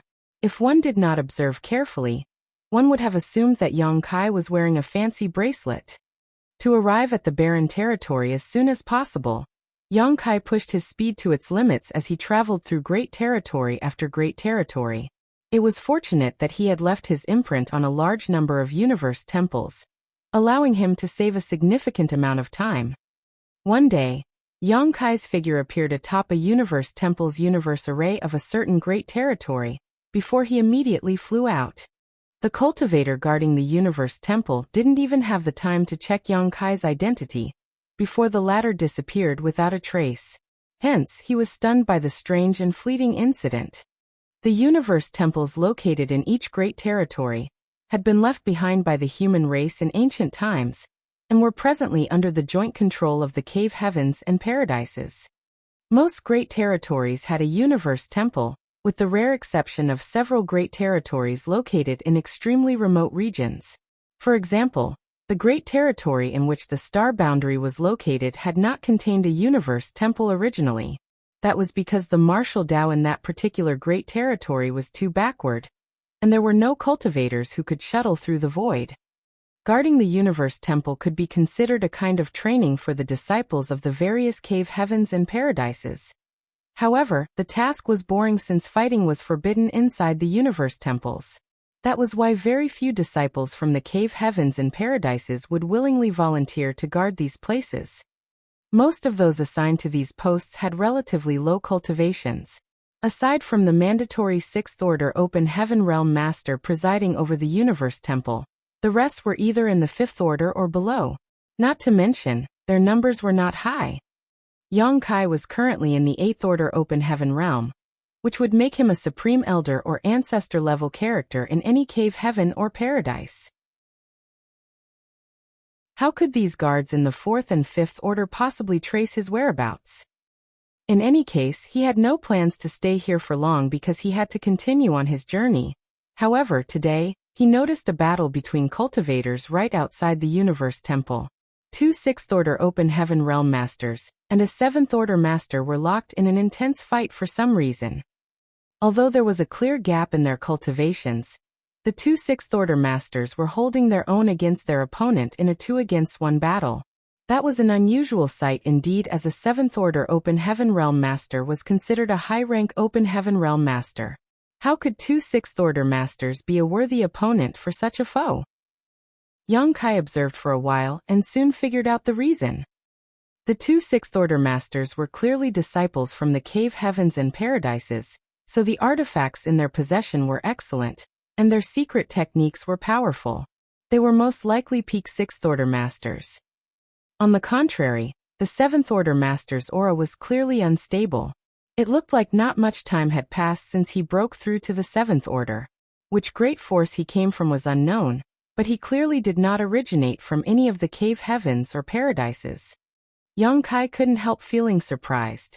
According to convention, any 7th Order Master who did not come from any of the cave heavens or paradises in the 3,000 worlds was absorbed into the cave heaven or paradise closest to them. They would also be given the position of guest elder without any real responsibilities. Take the Great Battle Heaven for example. They were affiliated with more than 10 great territories. If a cultivator within any of these great territories advanced into the 7th Order Open Heaven Realm, they would then be absorbed into Great Battle Heaven. However, all the 7th Order Open Heaven Realm Masters who became guest elders of the cave heavens and paradises in this manner would vanish without a trace soon after. There were no exceptions to this unspoken rule, since time immemorial. As a result, the general public in the 3,000 worlds had various misunderstandings towards the cave heavens and paradises. The general assumption was that the cave heavens and paradises were using their authority to suppress all other great forces to prevent any unaffiliated cultivators from reaching the 7th Order Open Heaven Realm, lest the foundation of their ruling position be shaken. That was why they immediately captured and subdued any cultivator who was discovered to have advanced to the 7th Order Open Heaven Realm. Of course, the truth of the matter was that most of those cultivators who advanced to the 7th Order Open Heaven Realm were sent to the Black Ink battlefield.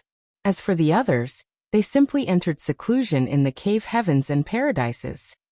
It was not that the cave heavens and paradises were trying to suppress the other great forces. On the contrary, they wanted more 7th Order Masters to appear, as such cultivators could not be considered weak. They were qualified to become squad leaders and vice squad leaders on the Black Ink battlefield. For countless years, the cave heavens and paradises had nurtured countless disciples who were then dispatched to the Black Ink battlefield. As a result, they suffered countless casualties as the same cycle repeated generation after generation. If 7th Order Open Heaven Realm Masters were born from other great forces, then they should also do their part to maintain the peace of the 3,000 worlds. However, participation was not mandatory. The 7th Order Open Heaven Realm Masters who were welcomed into the cave heavens and paradises would be told about the secret of the Black Ink battlefield by the sect master in person.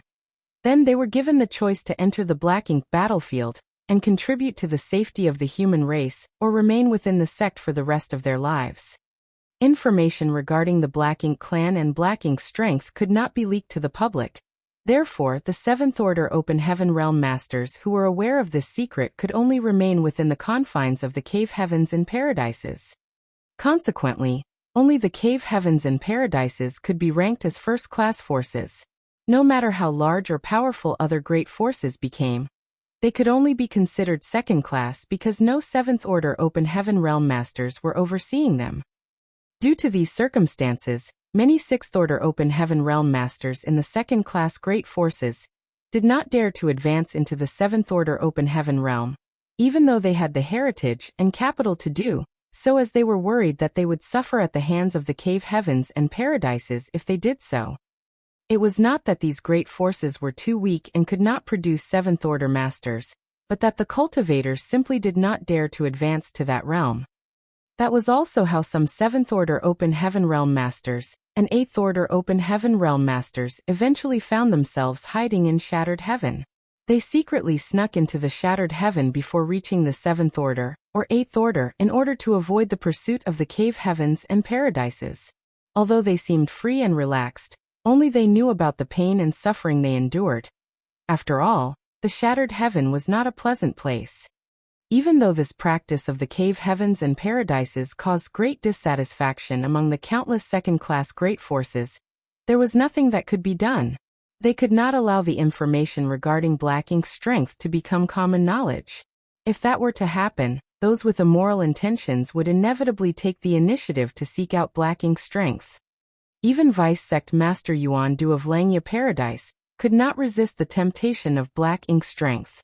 He had actively sought out Black Ink's strength and absorbed it into his body before spreading it to a number of elite disciples, transforming them into Black Ink disciples. It had to be said that Yuan Du was a Vice Sect Master belonging to one of the 72 Paradises. If even such a character could not resist temptation, how were others with lower strength, status, and talent do so? Most cultivators would gain the courage to break the rules and make some unexpected choices when faced with the limitations of their martial Tao. Over the years, the Cave Heavens and Paradises might have made mistakes in other aspects. Nevertheless, there was no denying that they had performed splendidly in terms of protecting the 3,000 worlds.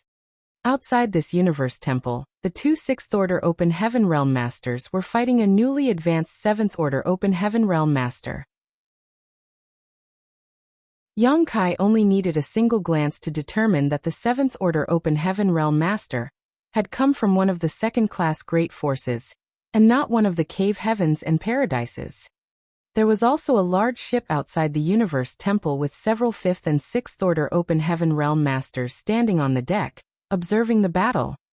The Seventh Order Open Heaven Realm Master was an old man with a white head of hair and beard.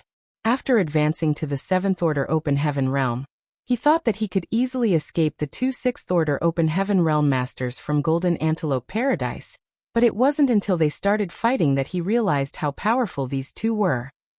He could only lament the fact that it had not been long since his advancement, so he could not bring out the full strength of a Seventh Order Open Heaven Realm Master. If he had the opportunity to cultivate in retreat for several dozen to 100 years to consolidate his cultivation and familiarize himself with it, then two trivial Sixth Order Open Heaven Realm Masters would have been nothing to him.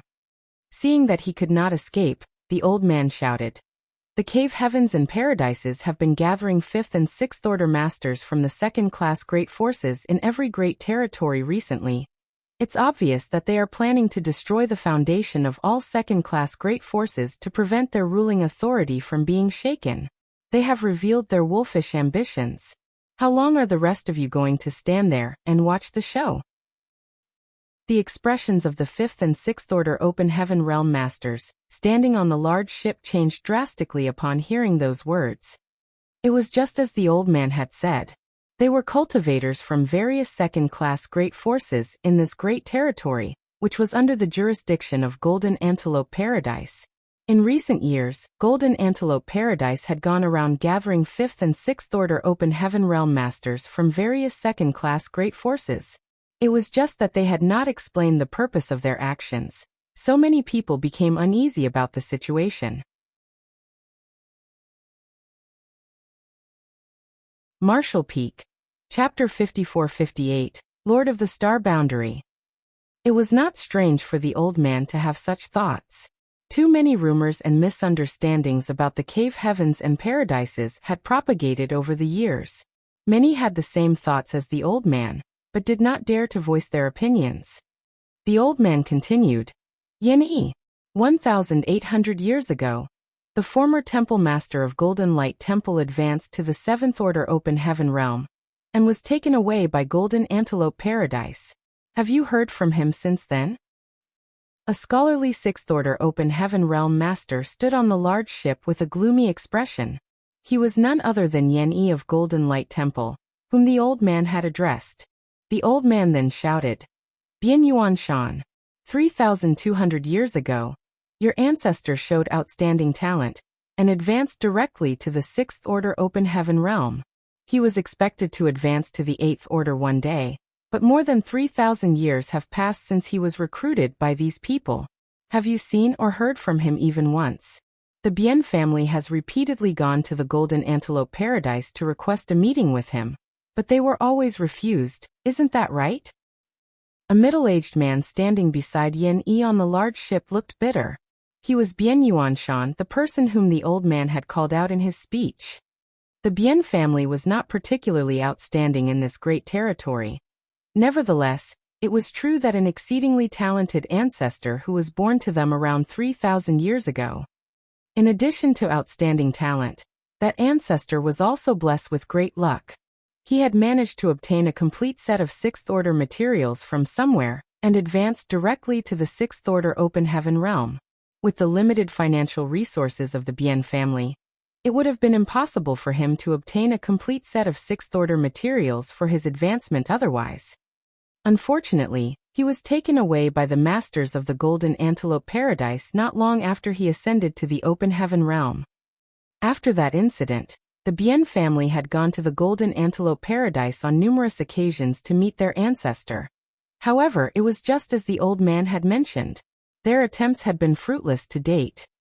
This incident had been a painful thorn in their hearts since then. The descendants of the Bien family had never forgotten that a mighty individual, who had advanced directly into the Sixth Order Open Heaven realm with the expectation to one day become an Eighth Order master, had been born from their humble family. Judging by the talent of their ancestor, he should have advanced to the Seventh Order Open Heaven realm by now since more than 3,000 years had passed. Bien Yuanshan naturally felt bitter and depressed to be reminded of this incident. If the Bien family had received the protection of a Seventh Order Open Heaven realm master, they would not have fallen into such desolation. The Seventh Order old man had clearly lived for a very long time.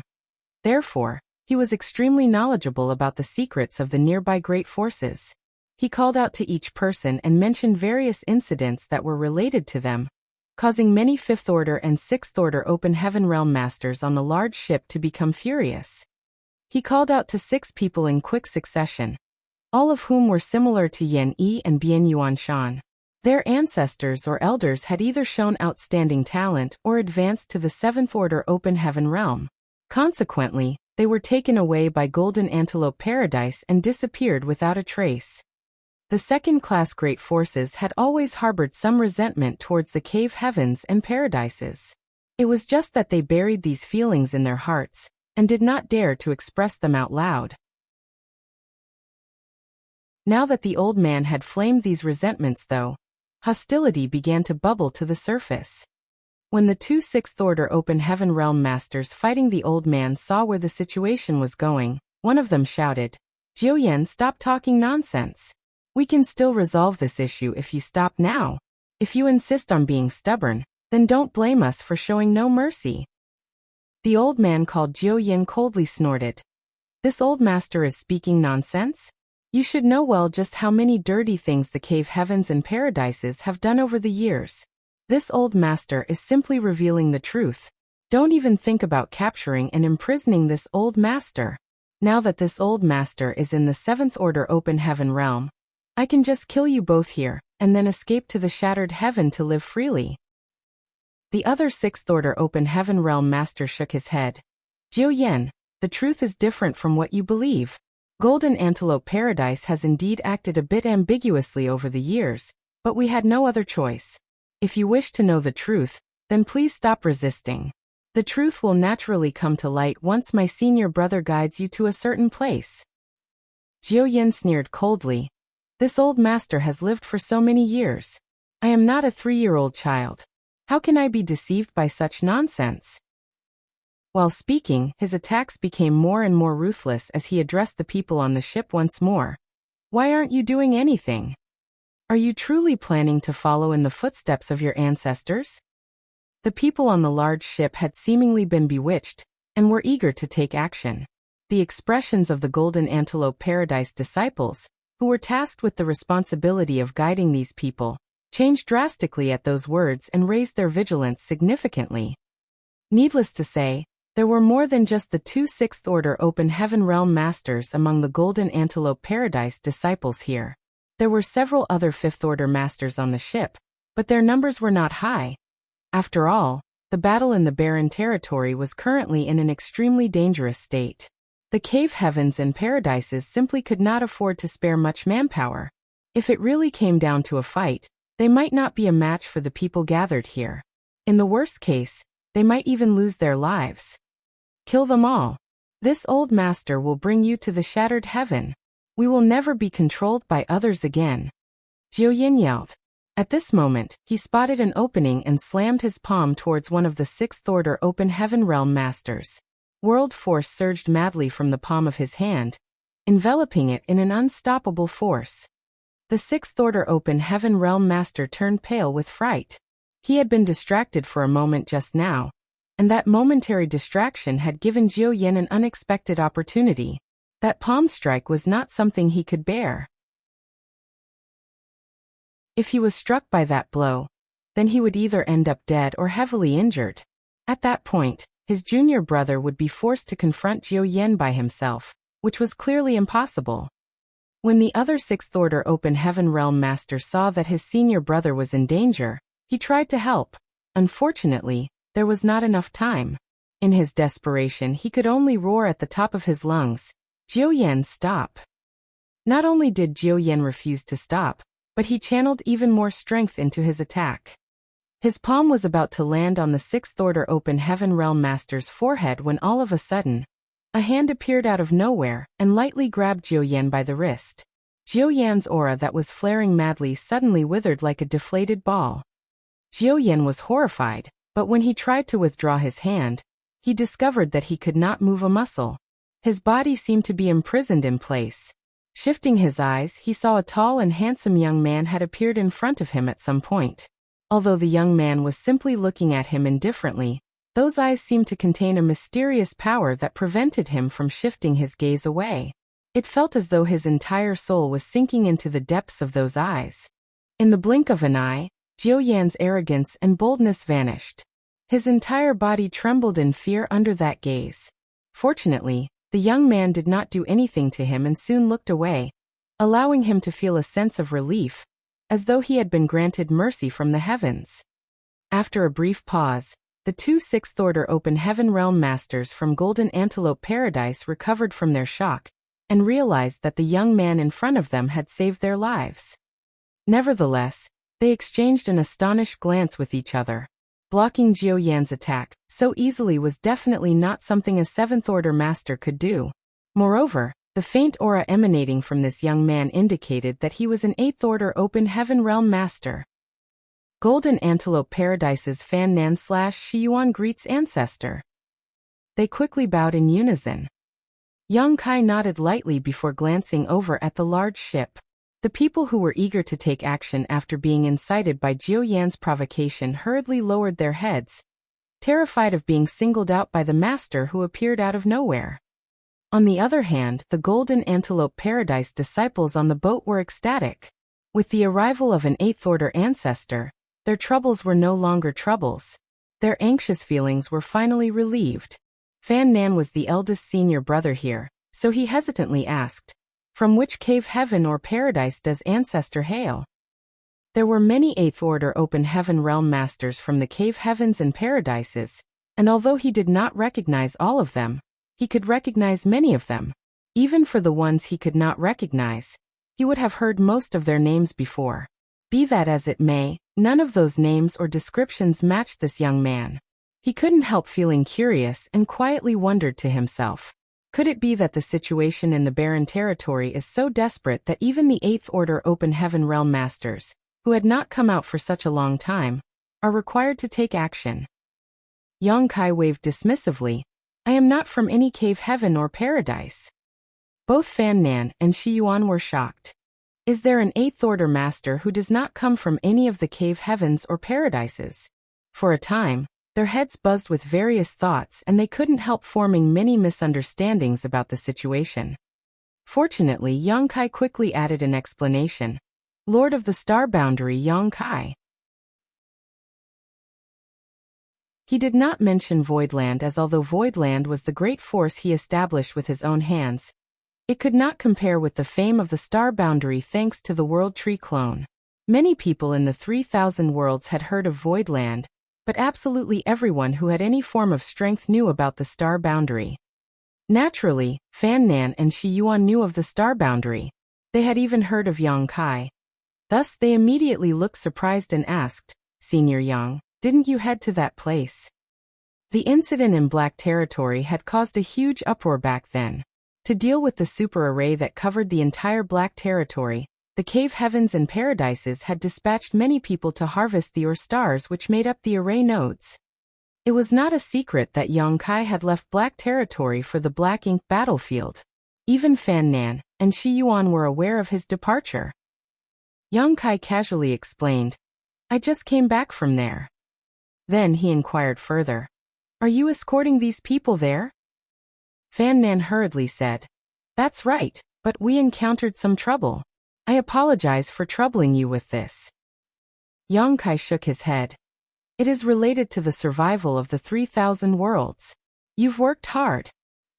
Upon receiving the affirmation of an Eighth Order Open Heaven Realm Master like Yang Kai, their grievances immediately dissolved. They had not been able to explain anything even though Jiao Yan had been accusing them of many heinous crimes. Combined with the risk of life and death looming over them, the pressure and stress on their shoulders had been as heavy as a mountain. Fortunately, Yang Kai had suddenly appeared and took control of the situation. Yang Kai suddenly turned to look at one of the people on the ship, Yan Yi. On the large ship, the person named Yan Yi, who was previously addressed by Jiao Yan, hastily bowed in greeting. Golden Light Temple's Yan Yi greets Senior. Yang Kai felt slightly speechless. Now that he had advanced to the Eighth Order Open Heaven Realm, everybody immediately called him Senior. However, he was probably much younger than all the people in front of him. Too lazy to correct them, Yang Kai simply continued indifferently. I don't know about what happened to Golden Light Temple. In fact, I've never even heard of this name before, but I do have a few questions for you. Did your Golden Light Temple suffer any harsh treatment after its former temple master advanced to the Seventh Order Open Heaven Realm and was taken away by Golden Antelope Paradise? Yan Yi answered honestly, never. Did you receive extra care? Yan Yi nodded. After the former temple master was taken away, Golden Antelope Paradise indeed provided our Golden Light Temple with generous compensation. They not only bestowed us with some secret arts and techniques, but also deliver many precious cultivation resources to the sect every year. Yang Kai stretched out a finger and pointed at Yan Yi. Those are the rewards that the former temple master of Golden Light Temple received in exchange for his life. Yan Yi's expression changed slightly. It was obvious that he had misunderstood Yang Kai's meaning. Yang Kai was in no hurry to explain anything though and instead turned to look at the other person. What about the situation in your sect, Bian Yuan Shan? Is the situation similar to the Golden Light Temple? Or has the situation remained unchanged? Bian Yuan Shan pursed his lips and shook his head, reporting to Senior, there have been no changes in our family's situation. He was now quite confused. Golden Light Temple had received increased protection and support from Golden Antelope Paradise after the former temple master of the Golden Light Temple was taken away. However, his Bian family had not received any kind of compensation at all even though the ancestor had also been taken away. Was there some sort of difference between them?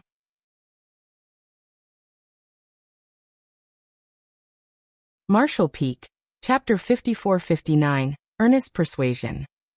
Yang Kai glanced at the third person. What about you? That man raised his head and replied, We have a similar experience with Golden Light Temple. After the ancestor was taken away, Golden Antelope Paradise would deliver various cultivation resources to the sect every year.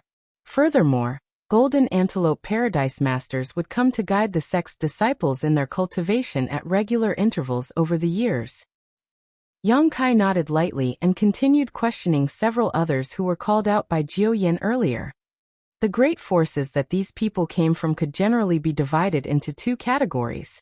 One type did not experience any changes, while the other type received extra care from Golden Antelope Paradise. Not only were they bestowed with secret techniques and secret arts after their ancestors, elders, or seniors were taken away, but they would also receive various cultivation resources every year. These cultivation resources made things much more convenient for the disciples of these great forces to cultivate. The great forces that received extra care had always kept their special treatment a secret, lest they attract the jealousy and hatred of the other great forces, which was why nobody was aware that they were not the only great force to receive the favor of Golden Antelope Paradise. Nevertheless, the fact that Yang Kai was questioning them regarding these matters at this time clearly indicated that there was a deeper meaning behind the situation.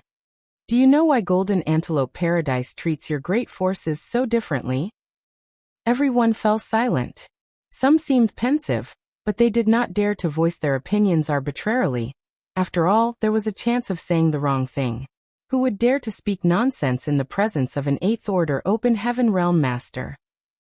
Regardless, Yang Kai had no intention of waiting for a response from them and promptly answered his own question. Every one of you lives in the 3,000 worlds. Although there are some disagreements and the occasional fight between the many great forces, these are nothing more than minor disputes, quarrels involving grievances and grudges over various issues. But there is a vast battlefield in a distant place that remains unknown to most of the world. Moreover, that battlefield is the site of an ancient and ongoing war involving the very survival of the human race. Everyone aboard the ship couldn't help feeling surprised.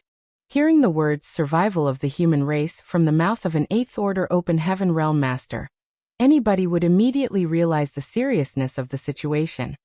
However, just what kind of battlefield would involve such high stakes? Not to mention, he also used the word war, and not the word battle. Fan Nan couldn't help exclaiming in shock, Ancestor Yang this.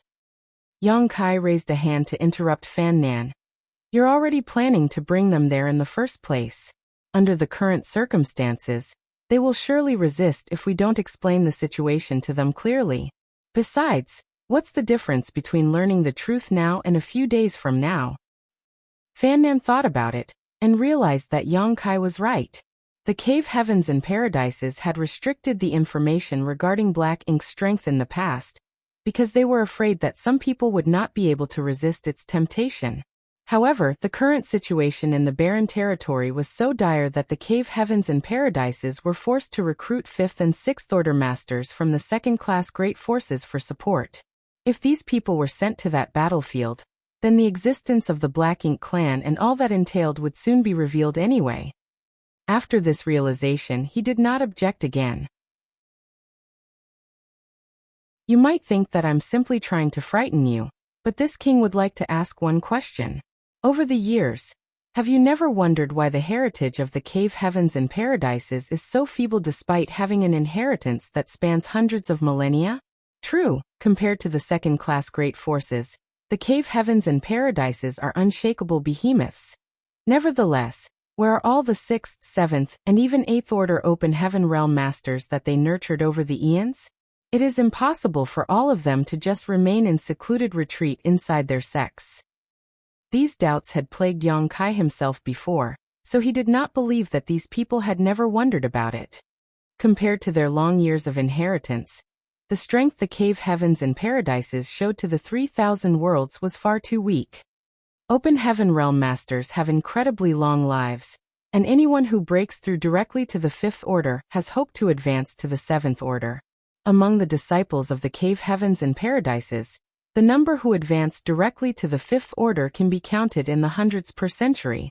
Over the years, they should have accumulated so many seventh-order open heaven realm masters that meeting one would be considered common.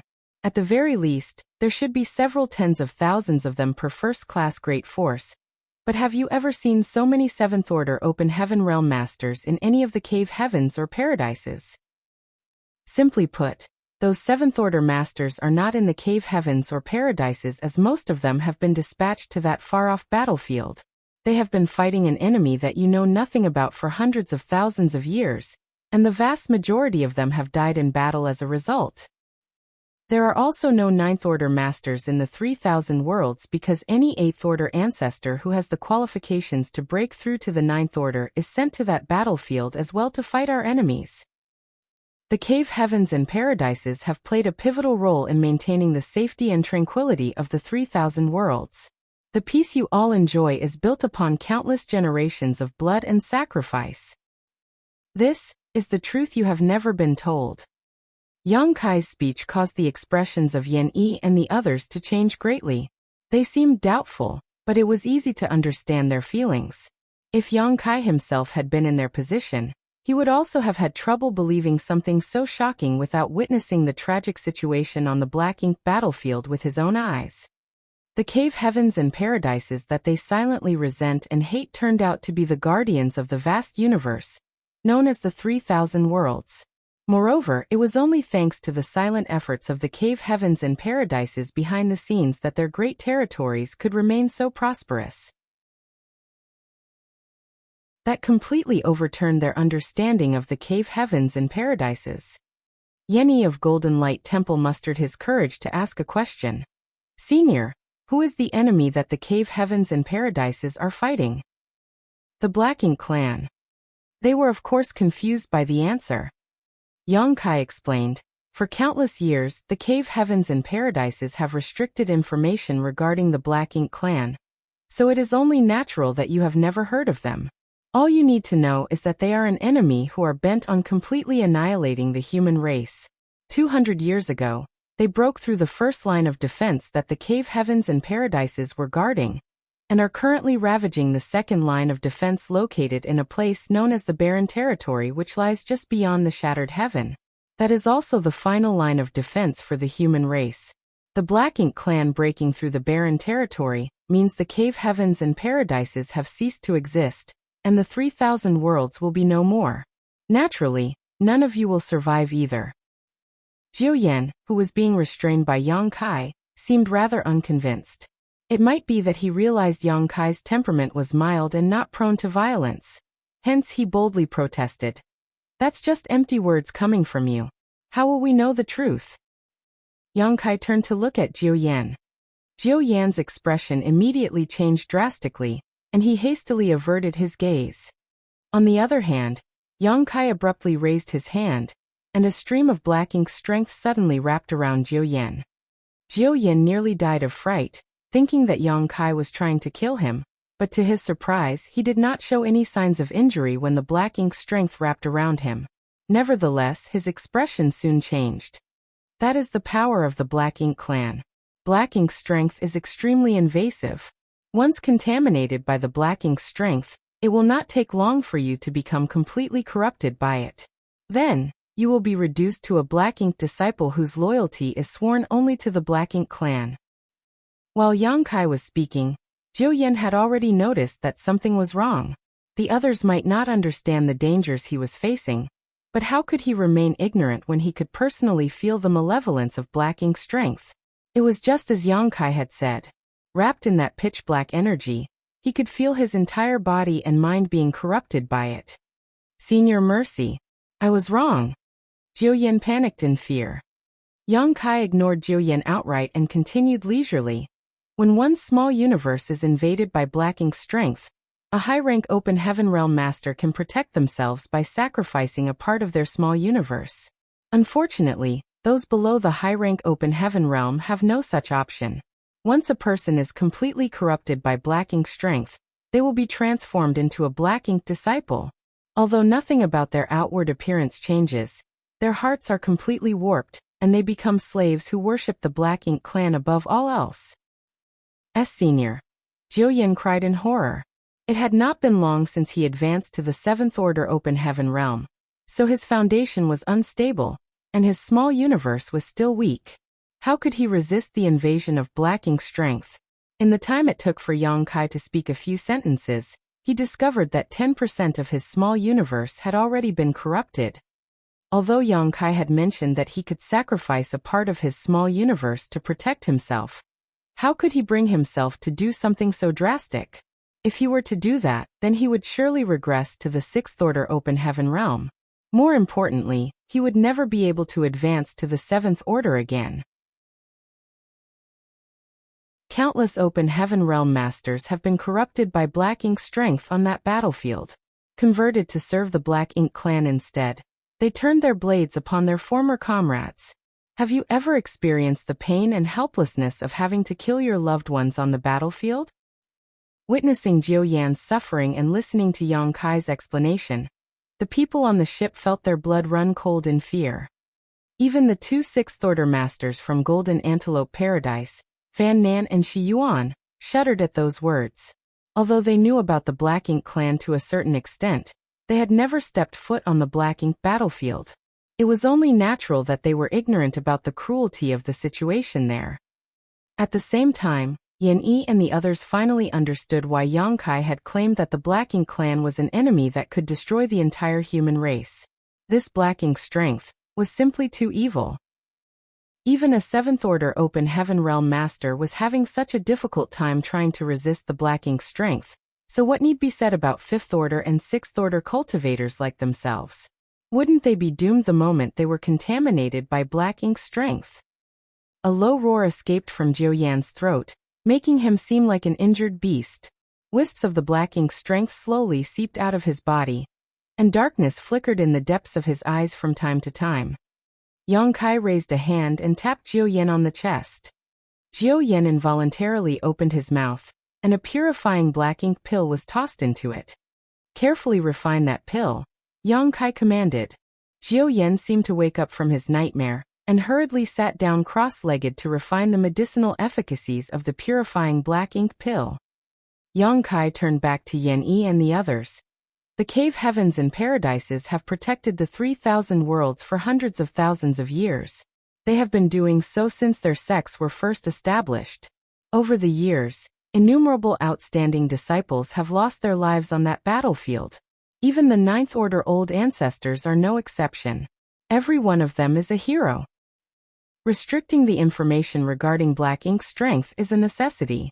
Be that as it may, those from the second-class great forces who advanced to the Seventh Order Open Heaven realm must also bear some of the burden in this war.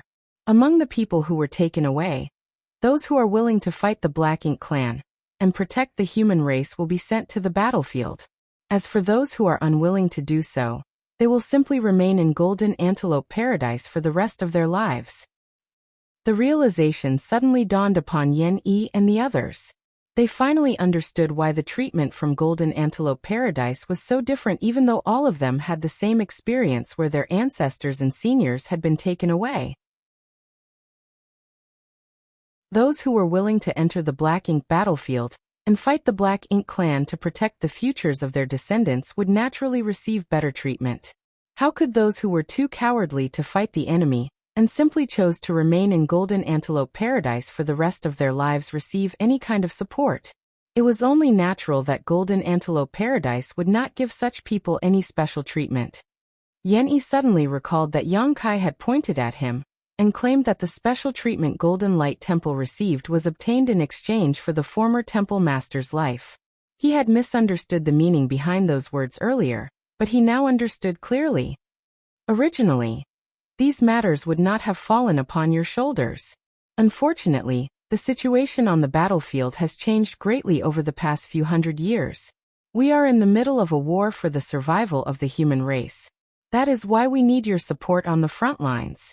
The human race will be able to rest easy if we win this battle. But if we lose, Yang Kai sighed softly. If they lost the battle, then the 3,000 worlds would be engulfed in the flames of war. At that point, how many people would be able to survive? Yan Yi felt his blood boiling and immediately shouted, "Golden Light Temple is willing to fight to the death for the human race."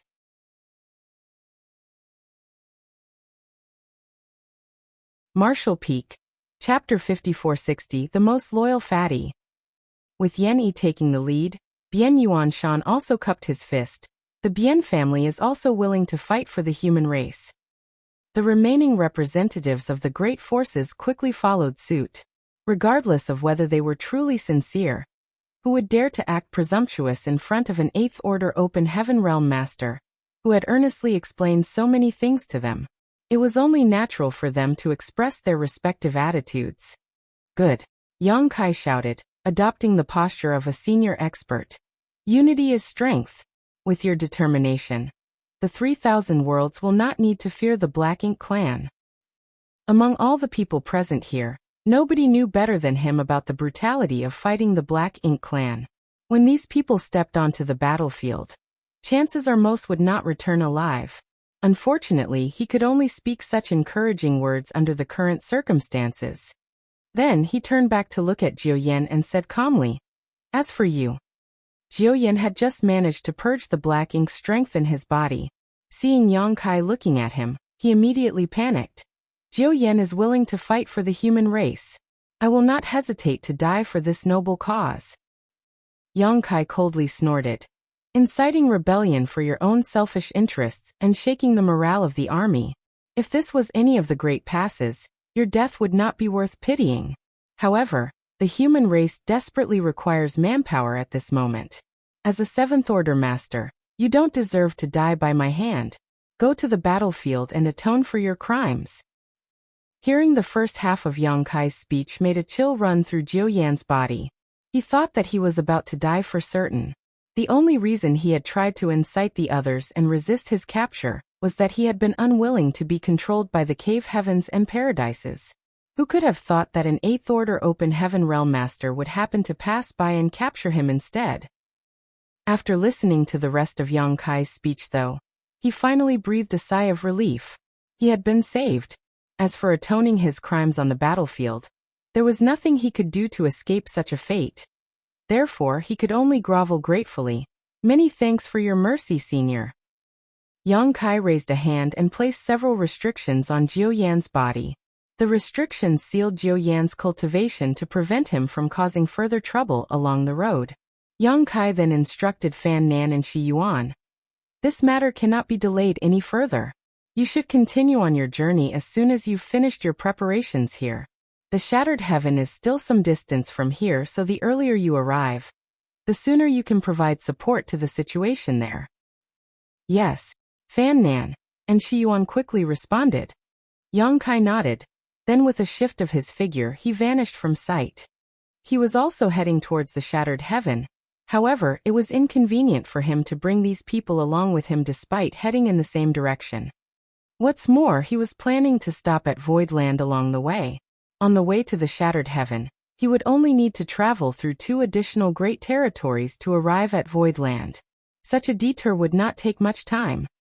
However, the previous incident made him realize something.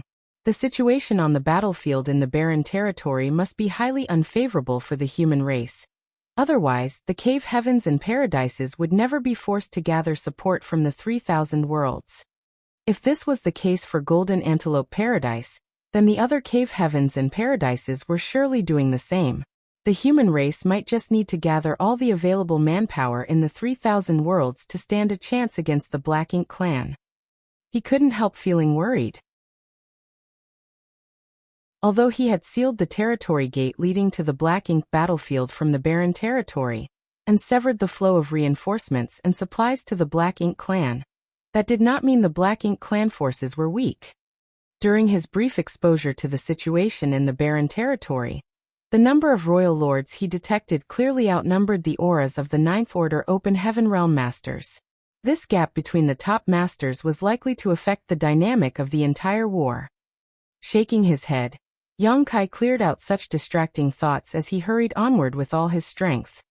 It took a whole month of travel before he finally passed through the territory gate and arrived in Void territory. Unfortunately, he was in no mood to admire and appreciate the familiar scenery as he immediately sped forward in the direction of Void Land.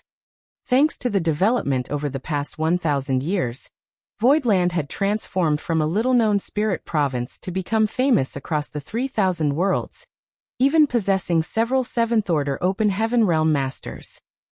The cave heavens and paradises had acquiesced to the existence of the seventh-order open heaven realm masters in Voidland, unlike in other second-class great forces where such masters would be taken away as soon as they reached such a level, leading to rumors that Voidland was the strongest great force below the cave heavens and paradises.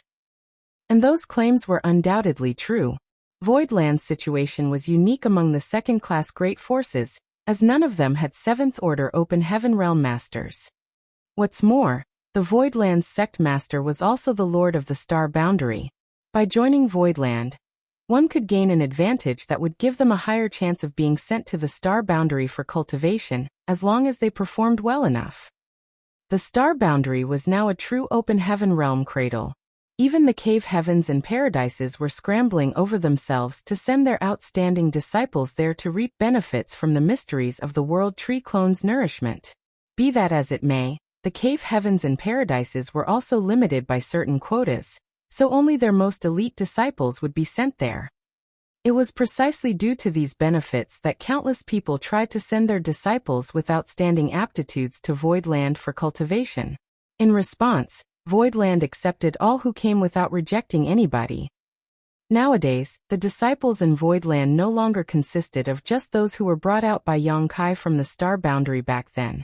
It was not an exaggeration to say that they now included people from hundreds of great territories. There were as many as 300,000 disciples in Voidland, a number that could only be described as shocking. Few second-class great forces in the entire 3,000 worlds had so many disciples. What's more, each of these disciples had outstanding aptitude which only improved further after they were sent to the star boundary for cultivation in their youth. These disciples demonstrated extraordinary talents and performed far beyond their peers. As long as they did not perish as they walked their martial Tao, they would surely become pillars of Voidland and the star boundary in the future. It was just that too little time had passed, so the potential of these disciples had not been fully realized yet. At this moment, on top of a mountain peak in the middle of Voidland, a hunchbacked and stooped old man was playing chess with a fat and bloated middle-aged man dressed in elegant robes. The battle in the barren territory was raging, and almost all the great forces in the 3,000 worlds had been mobilized. Yet, for some reason, this scene was so leisurely and elegant. It was truly a rare sight nowadays. The hunchbacked old man had long, white eyebrows that hung down his face. On the other hand, the fat man sitting on the opposite side resembled a literal meatball. His bloated face was squeezed together so much that there were only slight gaps where his eyes were located. If he smiled, then even those gaps would be lost in the dense mass of flesh. At this moment, the fat man held an absolute advantage in the chess game. He had set up an encirclement around the chess pieces of his opponent, and only needed a few more moves before his victory would be set in stone. Therefore, he was looking extremely triumphant. Leisurely sipping on his tea, he watched the gloomy old man in front of him and did not pester his opponent to hurry up. After all, the old man was getting on in years, so it was only natural for the fat man to be more tolerant. Besides the chess players, there were also two children standing to the side. One was a boy dressed in black, and the other was a girl dressed in red. The girl had delicate features that made her seem as though she had been carved out of jade. On the other hand, there were no words to describe the boy who was dressed in a simple black shirt. Leaving aside his fangs and sharp teeth, he would also drool for no reason. Furthermore, his saliva would corrode large holes in the ground whenever it dripped. Although the little girl kept wiping his mouth for him, there seemed to be no end to his drool. It was obvious that the potholes dotting the entire mountain were caused by this boy. A long time passed, but the stooped old man did not place his piece. The fat man smiled and joked. "Old man, it'll be getting dark soon if you don't hurry up and make your move. Old man?" After repeatedly calling out to the old man, but receiving no response, the fat man took a closer look. The old man's eyes were slightly closed, and there was a slight snoring sound coming from him. The fat man immediately became speechless as he muttered, "Old man, do you have to pretend to fall asleep every single time?" Similar situations had happened more than once or twice. In fact, it happened every single time, so it was almost something of a routine. Just as the fat man was just about to call out again, the old man opposite him abruptly opened his eyes, looked up into the sky, and uncharacteristically shouted, "He's back!" The fat man followed the old man's gaze but saw nothing. Thus he couldn't help wondering, who's back? When he turned back though, the chessboard in front of him was a total mess and the previous game could no longer be discerned. The old man had clearly flipped the board at some point in time. Old man, you. The fat man didn't know whether to laugh or cry.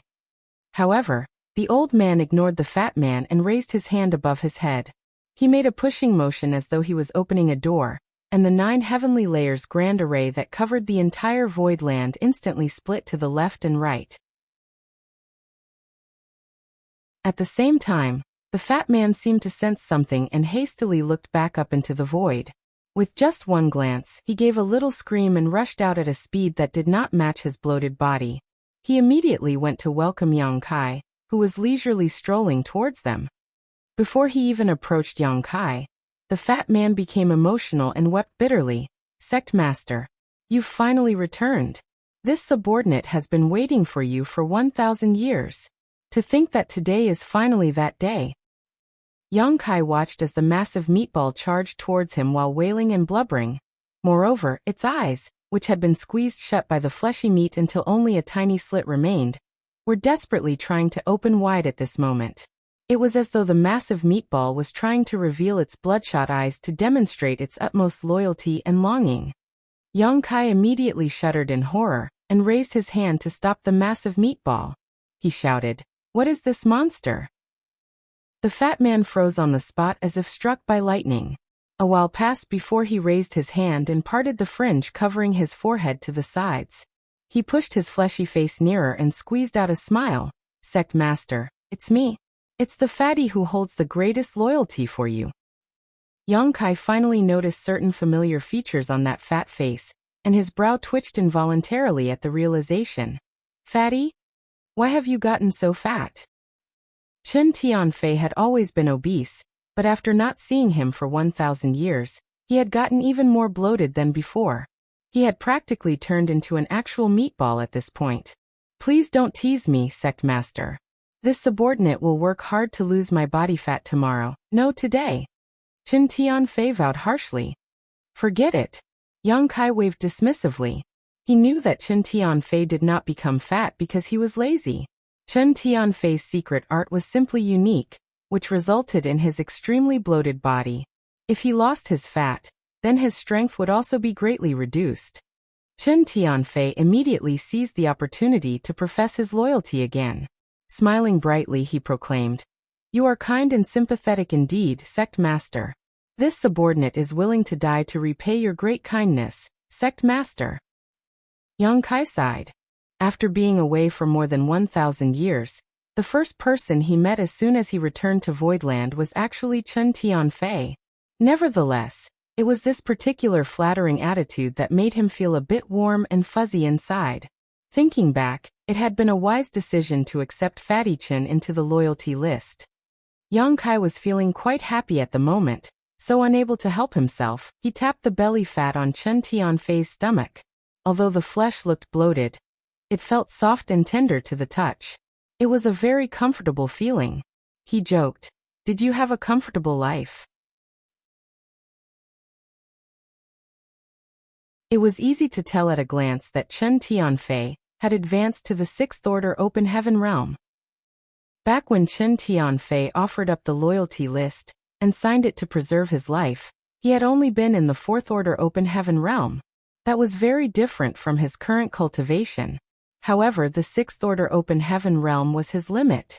He had initially advanced directly into the 4th Order Open Heaven realm, so his cultivation could no longer advance any further.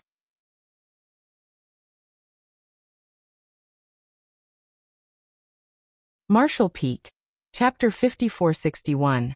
Tens of thousands of years of accumulation. Chen Tianfei was very satisfied with his current situation. When he was the second manager of Scarlet Star, he had been nothing more than an elder of a small great force.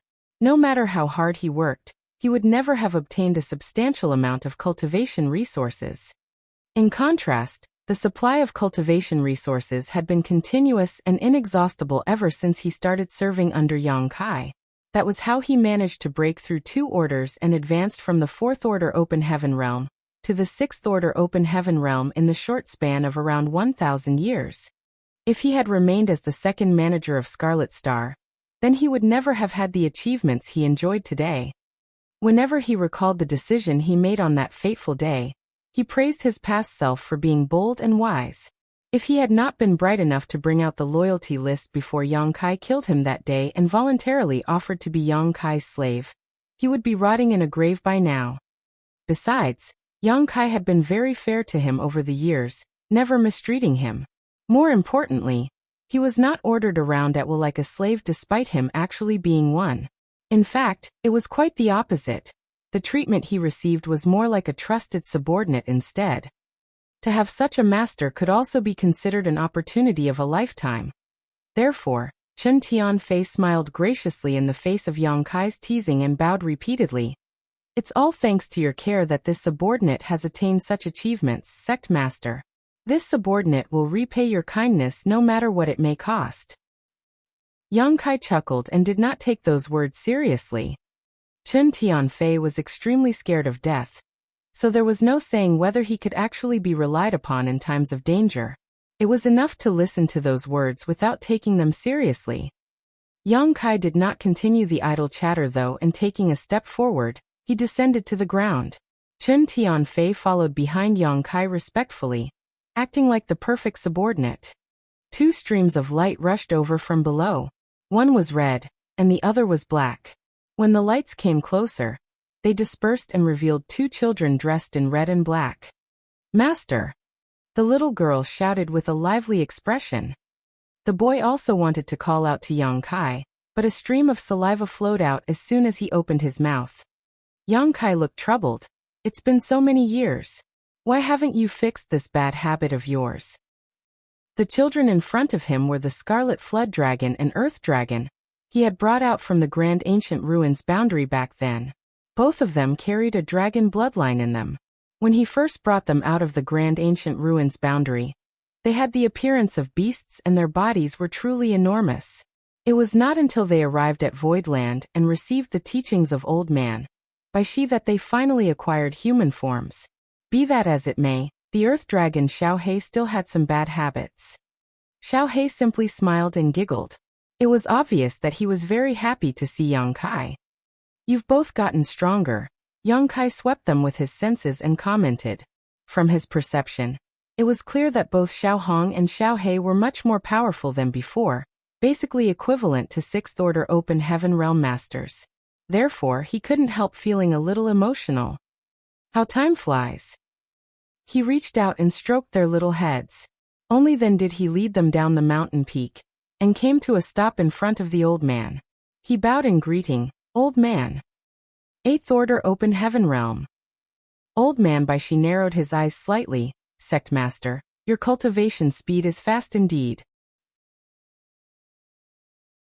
Chen Tianfei's strength was insufficient, so he couldn't sense Yang Kai's strength while he was not actively using it. However, Old Man Bai Shi was a mature divine spirit whose strength could rival any 8th Order Open Heaven Realm Master, so he could see through Yang Kai's true state at a glance, and was secretly shocked as a result. Yang Kai had only been in the 6th Order Open Heaven Realm when he departed from the 3,000 worlds. Yet just 1,000 years later, he was already in the 8th Order Open Heaven Realm. Old Man Bai Shi had lived for many years, and although he had seen many young and talented people in that time, none of them could compare to Yang Kai in terms of cultivation speed.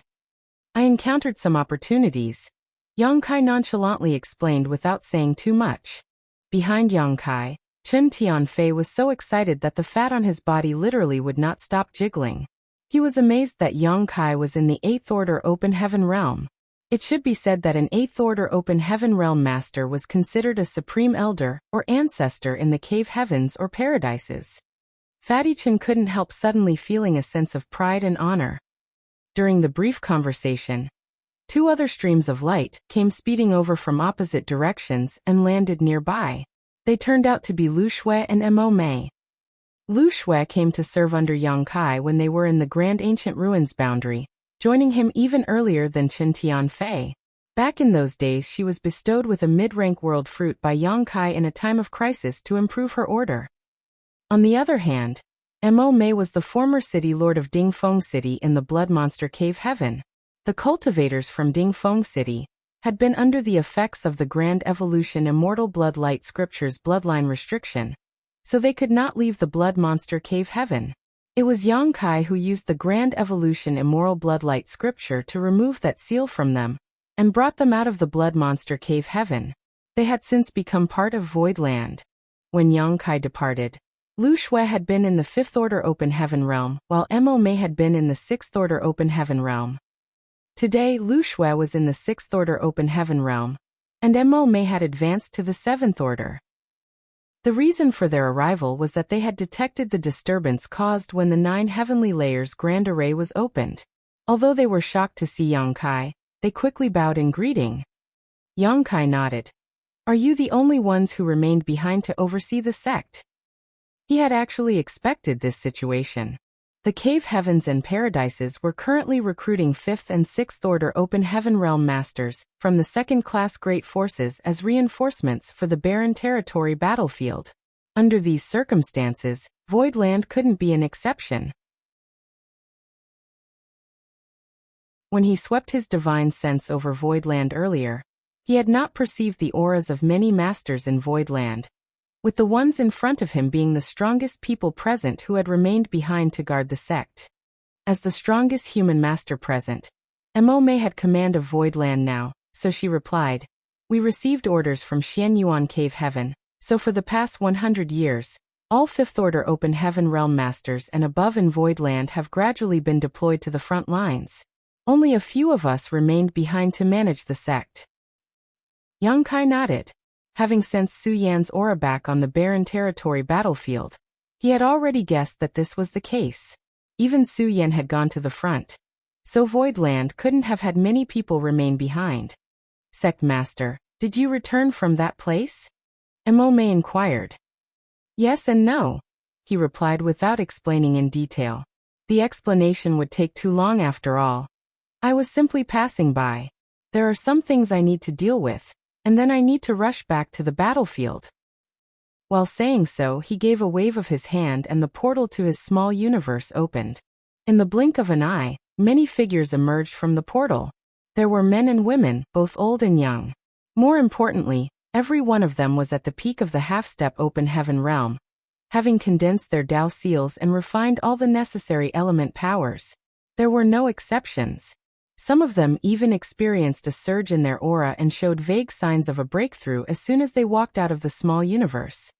Mo Mei and the others looked slightly stunned by what they could perceive from these people. "Sect Master, they are all about to break through to the Open Heaven Realm. I'll leave them in your hands." During the brief moment it took for Yang Kai to speak, no less than 100 people had walked out of the portal. Be that as it may, more were still streaming out. These people were the cultivators who had been living in his small universe. Back in Blue Sky Pass and Great Evolution Pass, Yang Kai would regularly allow some cultivators to leave his small universe and advance to the Open Heaven Realm. Unfortunately, he had been pursued by a royal lord during the battle at the Primordial Heaven's Source Grand Restriction. Then he spent several years in the Great Sea Celestial Phenomenon, and later had to find a way back to the 3,000 worlds. Having been constantly in mortal danger and engaged in brutal fighting, Yang Kai simply had no time to take care of the cultivators in his small universe. In the outside world, it had only been a bit more than 500 years since the battle at the Primordial Heaven's Source Grand Restriction. However, close to 5,000 years had passed for him. As for those in his small universe, time had to be counted in units of tens of thousands of years. After all, the flow of time in his small universe was currently 7 times faster than the outside world. After so many years of accumulation, the number of talents who gathered in the Void Dao Temple had reached a terrifying number. Living inside his small universe, they were unable to break through their limitations and advance to the Open Heaven Realm, even though they had cultivated until the peak of the Emperor Realm. As a result, There were many examples of Emperor Realm Masters who died of old age in Void Continent over the past tens of thousands of years. Unfortunately, there was nothing Yang Kai could do about this situation. He could not allow these people to leave his small universe and advance to the open heaven realm when he was in the temporal rivers of the Great Sea Celestial Phenomenon, as that would simply result in them dying. That long wait finally ended today though, and the accumulation over tens of thousands of years was released into the world all at once. After an hour, the mountain peak became crowded with people, nearly 5,000 people in total. Many of them could barely suppress their auras from surging. Moreover, this caused a kind of resonance among them which resulted in a form of heavenly manifestation appearing in the sky. Advancing into the open heaven realm was an extremely meticulous affair that could broker no outside interference, so if these people were not separated as soon as possible, at least half of them would die a tragic death once their auras began to soar. Mo May hastily instructed the open heaven realm masters in Voidland to provide support to these people. At the same time, she also instructed the others to bring out all the heavenly Yuan seal stabilizing pills from the warehouse to help these people with their breakthroughs. For a time, the entire Voidland was extremely hectic. Even Old Man Bai Shi constantly used the power of the Grand Array to send the cultivators from the Void Dao Temple to different locations in order to separate them from each other.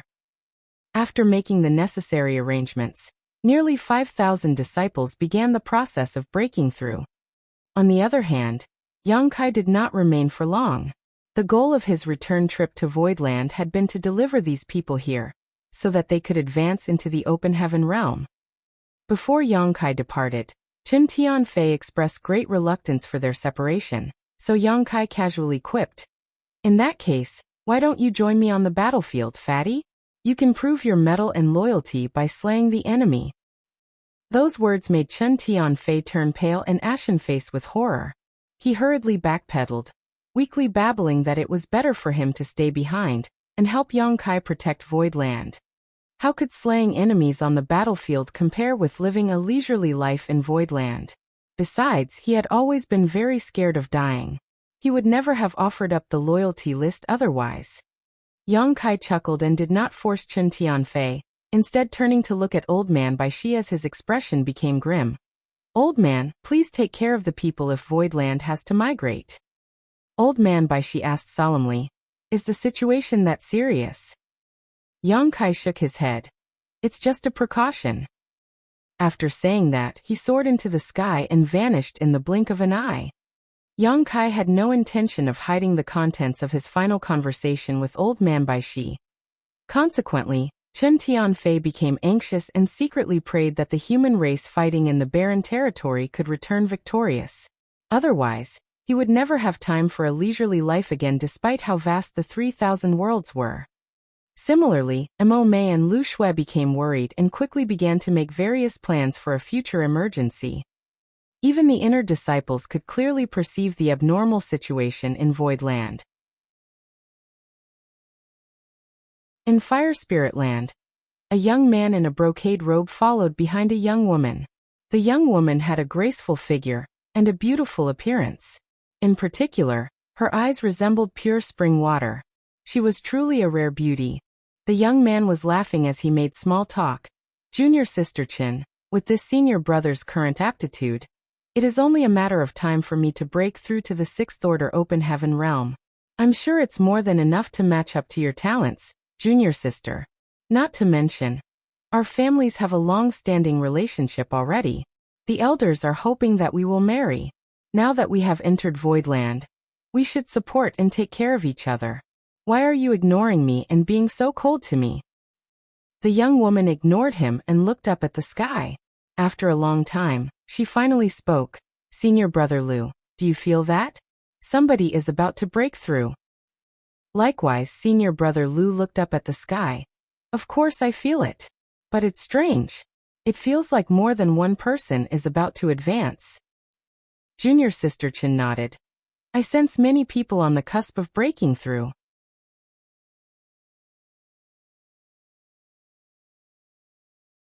Martial Peak, Chapter 5462, 6th Order and 7th Order Open Heaven Realm Masters. The two of them, who came from the same great territory, had only just joined Voidland in the past century. At present, they were both in the Emperor realm, and had yet to condense their Dao seals. It was very common in Voidland for talented individuals like them to enter the sect as disciples. After all, Voidland's current philosophy was to accept everybody from all walks of life. That was because a huge foundation was necessary for them to select better and more outstanding disciples. The current philosophy was not Voidland's initial intent, but the result of many discussions with the cave heavens and paradises. After the star boundary became famous, everybody came to know about the open heaven realm cradle. It was a place where they could obtain the feedback of the world tree if they cultivated there. The younger they were and the lower their cultivation, the greater the benefits of this nourishment. With such tempting incentives, who would not want to send their descendants to the star boundary and share in the glory of the world tree clone? Be that as it may, the star boundary was only so big. If everybody were to send their descendants over, then the star boundary would not be able to accommodate them all. Not to mention, the cave heavens and paradises had also established their respective Dao temples in the star boundary. By dividing some of the territories to become independent and autonomous zones, they were given the rights to bring in excellent disciples to cultivate in their respective Dao temples. Just the cave heavens and paradises alone had already taken up around 30% of the territory in the star boundary. If the second-class great forces were to also send their own descendants there, then it was only a matter of time before the star boundary became overcrowded. However, the benefits of the star boundary were coveted by all, so it was bound to arouse public outrage if they rejected all of them. In the end, the great emperors of the star boundary discussed the issue with the masters of the cave heavens and paradises, and decided that it was better to regulate entry to the star boundary than to block it off completely. Therefore, they gave a chance to the great forces that wanted to send their descendants to the star boundary. These descendants had to join Voidland first, after which Voidland would select the best candidates from among them. Only the selected candidates could go to the star boundary for cultivation. It was because of this decision that Voidland currently had as many as 300,000 disciples. Not to mention, this number was the result of a rigorous and careful selection process. It could be said that Voidland's disciples were the accumulation of the most elite talents from great forces across hundreds of great territories. Senior brother Lu and junior sister Chun were no exception. They were both outstanding cultivators who demonstrated rare talent in their respective families from a young age. After looking at the sky for some time, senior brother Lu laughed. There are so many people in Voidland, so what's so strange about somebody undergoing their advancement? In any case, how can they compare to me? This senior brother is a genius that only appears once every 100 years. You will not find many who are more talented than me in Voidland, junior sister. Junior sister Chin retorted. That's because the more outstanding ones have already been sent to the star boundary. Those words felt like needles stabbing directly into his heart, so he immediately countered angrily.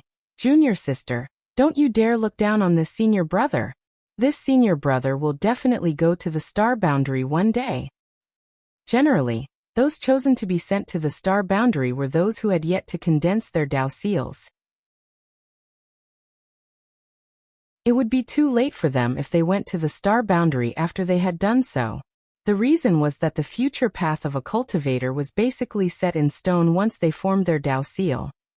That was why it was better to head to the star boundary as soon as possible. Unfortunately, such matters were not up to the disciples to decide, as the decision was completely based on the assessment of the elders in Voidland. Both senior brother Lu and junior sister Chun would have no trouble condensing a fifth-order Dao seal. In fact, senior brother Lu was aiming to condense a sixth-order Dao seal. He believed that he could advance directly into the sixth-order open heaven realm in the future. If he could refine various sixth-order cultivation materials into his Dao seal, then he would be considered extraordinary indeed. In the past, that would have been enough for him to be considered a core disciple even among the cave heavens and paradises. For example, core disciples like Gu Pan and the others who became acquainted with Yang Kai in the past had all condensed the sixth-order Dao seals. Even among the cave heavens and paradises, people like him only appeared once every few hundred to 1,000 years. There were only a few such candidates in each generation. Hence, he definitely had reason to be proud of himself. Senior brother Lu coveted junior sister Chen's beauty, and it was because he wanted to obtain her hand in marriage as soon as possible that he followed behind her and chattered away endlessly. On the contrary, junior sister Chen had other intentions. Although she had been sent to Void Land, her goal was actually not the star boundary. Be it her or the elders of the Chen family, they all knew that she would never obtain the qualification to enter the star boundary with her aptitude. Her true goal was the talented disciples of Void Land. If she could secure an outstanding and talented cultivator as her future husband, then he could help to protect the Chen family in the future. The Chen family had not been prosperous in recent years. They not only suffered various difficulties in life, but the talents their family produced had also withered away. It could be said that she was the greatest hope for the salvation of the entire Chen family. It was precisely because of such considerations that she was so standoffish towards her senior brother's courtship, neither accepting or rejecting him. If he could really condense a sixth-order Dao seal and advance directly into the sixth-order open heaven realm, then accepting him would not be a problem. It was just that nobody would know whether he truly was capable of such a feat until the results were out. How could she dare to gamble on him so easily? He studied the side profile of the beautiful woman in front of him. The sight of her fair and slender neck made him swallow hard, and he forced himself to look away. Don't bother, junior sister. Even if someone is breaking through to the open heaven realm, those who currently remain in Voidland will only reach the fifth-order open heaven realm at best. What is there to see? This senior brother obtained a new artifact a few days ago. It's very interesting. Why don't I show it to you? The better his understanding of her intentions, the more he wanted to become intimate with her. As soon as the words left his mouth though, a loud howl came from the depths of the void. It was immediately followed by a powerful aura emanating from that direction. Senior brother Lu's expression changed. How could it end so quickly? Likewise, junior sister Chen was also very astonished. Although advancing into the open heaven realm was said to come naturally to those who were prepared, the process still took some time. The process might last anywhere from days to months. In some cases, it might even take longer. However, not much time had passed since they felt the first signs of someone breaking through. A generous estimation indicated that only a cup of tea's time had passed. How could a breakthrough finish so quickly? They had never heard of anybody who managed to advance to the open heaven realm at such speed. How could they know that the people of Void Dao Temple had been painfully suppressing their cultivation for so many years? Living inside of Yang Kai's small universe, they were limited by the principles of that world. Hence, they could not take the last step in their advancement. It could be said that most of the 5,000 people were only short of that final step. Now that they were released from Yang Kai's small universe, it was only natural that their breakthrough took place extremely quickly. This aura, junior sister Chen's eyes abruptly brightened. Senior brother, this belongs to the sixth-order open heaven realm, right? She was only in the emperor realm, so her perception towards auras in the open heaven realm was not very clear. For that reason, she was not certain whether that person had advanced into the sixth order or not. Although senior brother Lu also had a vague feeling that this person had reached the sixth-order open heaven realm, he stubbornly denied, impossible. Those who can advance directly to the sixth-order open heaven realm have all been sent to the star boundary. They would not have remained in Void Land. That's definitely just the fifth-order open heaven realm. 1,000 years ago, advancing directly into the fifth-order open heaven realm was a great blessing to any of the second-class great forces.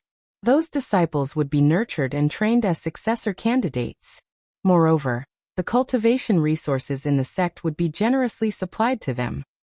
Be that as it may, his words just indicated that advancing into the fifth-order open heaven realm was nothing special in his opinion. After coming to Void Land and learning more about the wider world, his horizons had naturally been broadened. Even though she had the feeling that it was the sixth-order open heaven realm, junior sister Chen also felt that his reasoning made sense. All the candidates who could advance directly into the sixth-order open heaven realm had indeed been sent to the star boundary. none of them would have remained in Voidland. Nevertheless, she couldn't shake the doubts in her mind. She had once felt the Sixth Order Open Heaven Realm aura coming from Elder Lu Shui and Elder Chen Tianfei, who had remained to oversee Voidland. Their auras had felt very similar to the aura just now. During their conversation, another powerful aura erupted outward somewhere in the void. Senior Brother Lu was dumbfounded, unable to figure out what was happening today. Did something happen to the world principles that made advancing into the open heaven realm become easier?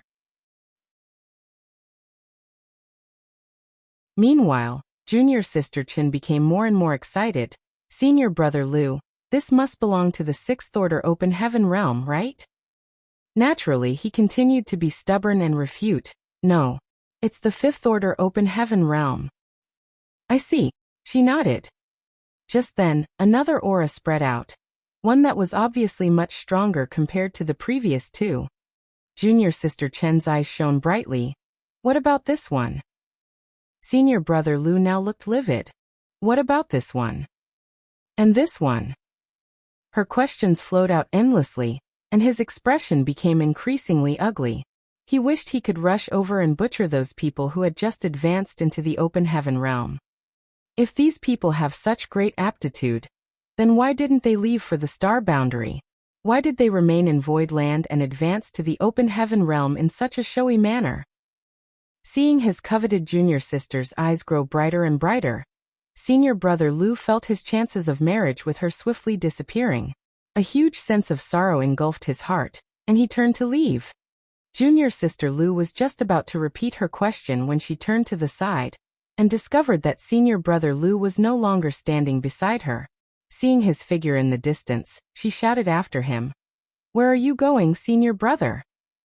To which he responded angrily, "To enter retreat." The shock had hit him hard today. Those with better aptitude than him were generally sent to the star boundary, allowing him to stand out in the crowd in Voidland. His aptitude was certainly among the best of the disciples here, but be that as it may, he was nothing compared to the people who were currently undergoing their advancement in the sky. Having experienced such a huge shock, Senior Brother Lu felt deeply saddened. At the same time, he came to a sudden realization. As a cultivator, strength was his foundation. Lust was simply a stumbling block on the martial Tao. When I come out of retreat one day, I will definitely make my lovely junior sister kneel at my feet in awe. Junior sister Chen ignored the departing Senior Brother Lu. Her eyes gleamed brightly as she stared intently at the sky as though she could penetrate the 9 heavenly layers grand array and see the heroic figures of the people undergoing breakthroughs in the void. On the mountain peak where Old Man Baishi resided, Mo Mei, Lu Shui, and Chen Tianfei were completely dumbfounded by the sight in front of them. Even Old Man Baishi's long eyebrows twitched incessantly as he could not hide the astonishment in his heart. Sixth Order Open Heaven Realm, Sixth Order Open Heaven Realm, Seventh Order Open Heaven Realm, Sixth Order Open Heaven Realm, Sixth Order Open Heaven Realm, Seventh Order Open Heaven Realm. Senior Brother Lu and Junior Sister Chen were too weak to carefully discern the cultivation of these people who had just advanced into the Open Heaven Realm, but that was not the case for Mo Mei and the others. In their perception, all the people who had just advanced into the Open Heaven Realm were either in the Sixth Order Open Heaven Realm or the Seventh Order Open Heaven Realm. There was not a single person who was in the Fifth Order Open Heaven Realm. Naturally, they were shocked to their core. Yang Kai had not said much when he left these 5,000 people here. He only told them that these people were about to advance into the Open Heaven Realm. Although they had been surprised to receive such a large number of talents into Voidland all at once, few things could truly surprise them again after they witnessed the prosperity of the martial Tao in the star boundary. But that was only up until this moment. The cultivators undergoing advancement here were consecutively breaking through to the Sixth Order and Seventh Order Open Heaven Realm. Essentially, 1 out of every 10 people would advance directly to the Seventh Order Open Heaven Realm. In other words, it was a ratio of 1:10. In addition, these were not ordinary Seventh Order Open Heaven Realm masters. Having advanced directly into the Seventh Order Open Heaven Realm, they were cultivators with hope of one day reaching the Ninth Order Open Heaven Realm. those who advanced directly into the sixth-order open heaven realm, were considered core disciples among the cave heavens and paradises. As for those who advanced directly into the seventh-order open heaven realm, they were ranked as legacy disciples.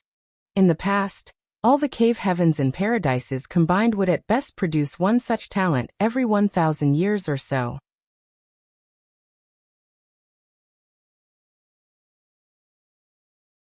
Martial Peak. Chapter 5463 Warning. Any cultivator who broke through directly to the seventh-order open heaven realm was considered an invaluable asset by the cave heavens and paradises. After all, the current ninth-order open heaven realm masters were characters who had advanced directly to the seventh order in the past. Yang Kai had come into contact with many masters from the cave heavens and paradises, but even after meeting so many powerful cultivators, Luo Ting He of Yinyang Cave Heaven was the only one he knew in the entire 3,000 worlds who had broken through directly to the seventh-order open heaven realm. Wu Qing, the Southern Army's army commander of Yinyang Pass, was also someone who had advanced directly to the seventh order. That was why he eventually advanced to the ninth-order open heaven realm and took over command of Yinyang Pass. There were naturally others from the cave heavens and paradises who had advanced directly to the seventh-order open heaven realm, but their numbers were small to say the least. It wasn't until recently that a large number of cultivators who advanced directly to the seventh order emerged from the star boundary. Be that as it may, all of them were still in the seventh-order open heaven realm as not enough time had passed since their appearance for them to grow sufficiently. This was only possible because it was the star boundary, which possessed a world tree clone that constantly provided nourishment to its inhabitants, resulting in an abundance of peerless talents appearing. What is with the people sect master brought back? Mo Mei couldn't help wondering. Don't tell me he went to the star boundary and kidnapped all the talented individuals there. Not only was there no need for Yang Kai to do something as drastic as kidnapping, but the cave heavens and paradises would never allow that to happen either. It was not easy for them to nurture these budding talents, so how could they allow Yang Kai to just take their treasures away? Besides, even the current star boundary could not gather such an impressive lineup out of nowhere. It was not 5 or 50 people, but a whole 5,000 people after all. During the first few days, Mo Mei and the others still had their doubts. They speculated that the sixth order and seventh order open heaven realm masters were undergoing advancement first as their talents were superior, while fourth order and fifth order masters would probably appear later. However, the aura emanating from every single person who advanced into the open heaven realm was either in the sixth order or the seventh order. At this point, nobody had any more doubts. The 5,000 people Yang Kai brought back were all incredible talents who could advance directly to the sixth-order open heaven realm, or the seventh-order open heaven realm. The breakthroughs lasted for nearly 3 months. The fluctuation of breakthroughs would occur almost every day, ranging from dozens to even hundreds each day. Various accommodations were prepared for all the people who advanced to the open heaven realm. After questioning the first few of them, Mo Mei and the others finally understood the origins of these people. Yang Kai's small universe was unique. Mo Mei and the others knew about the countless living creatures flourishing inside his small universe. After all, they had known Yang Kai for many years and were privy to some of his secrets. What they could not figure out was what was so special about his small universe that produced so many extraordinary talents. These people were not inferior to those who were nurtured by the star boundary for the past 1,000 years. Out of nearly 5,000 people, as many as 500 of them had advanced directly to the seventh-order open heaven realm. On the other hand, how many seventh-order open heaven realm masters had emerged from the star boundary over the years? Only 300 seventh-order open heaven realm masters had been produced in the past 1,000 years. That number could not compare with the people Yang Kai brought back at all. Unbeknownst to them, the number of seventh-order open heaven realm masters who were nurtured and produced by the star boundary for the past 1,000 years had all truly emerged within a 1,000-year time frame. On the contrary, tens of thousands of years had passed in Yang Kai's small universe. Even if his small universe could not compare with the star boundary in terms of size or population, it held its own advantages that would be displayed over time. It was only natural to have such rich accumulation when so many years had gone by. The fact that Void Land suddenly gained 5,000 6th Order and 7th Order Open Heaven Realm Masters greatly pleased Mo May and others. Void Land and the Star Boundary originally had several 6th Order Open Heaven Realm Masters and 7th Order Open Heaven Realm Masters among their ranks. There were not many of them, only around 100 in total. Nevertheless, such a lineup was absolutely impossible for ordinary second-class great forces to achieve. Unfortunately, almost all of these masters had been deployed to the barren territory battlefield after receiving conscription orders from the Cave Heavens and Paradises. Only 3 masters had remained behind to oversee Void Land. But today, Void Land suddenly experienced an extraordinary boost in strength.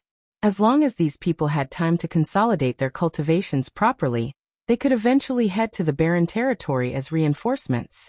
With so many people, they might even be able to play a decisive role in certain aspects of the battlefield.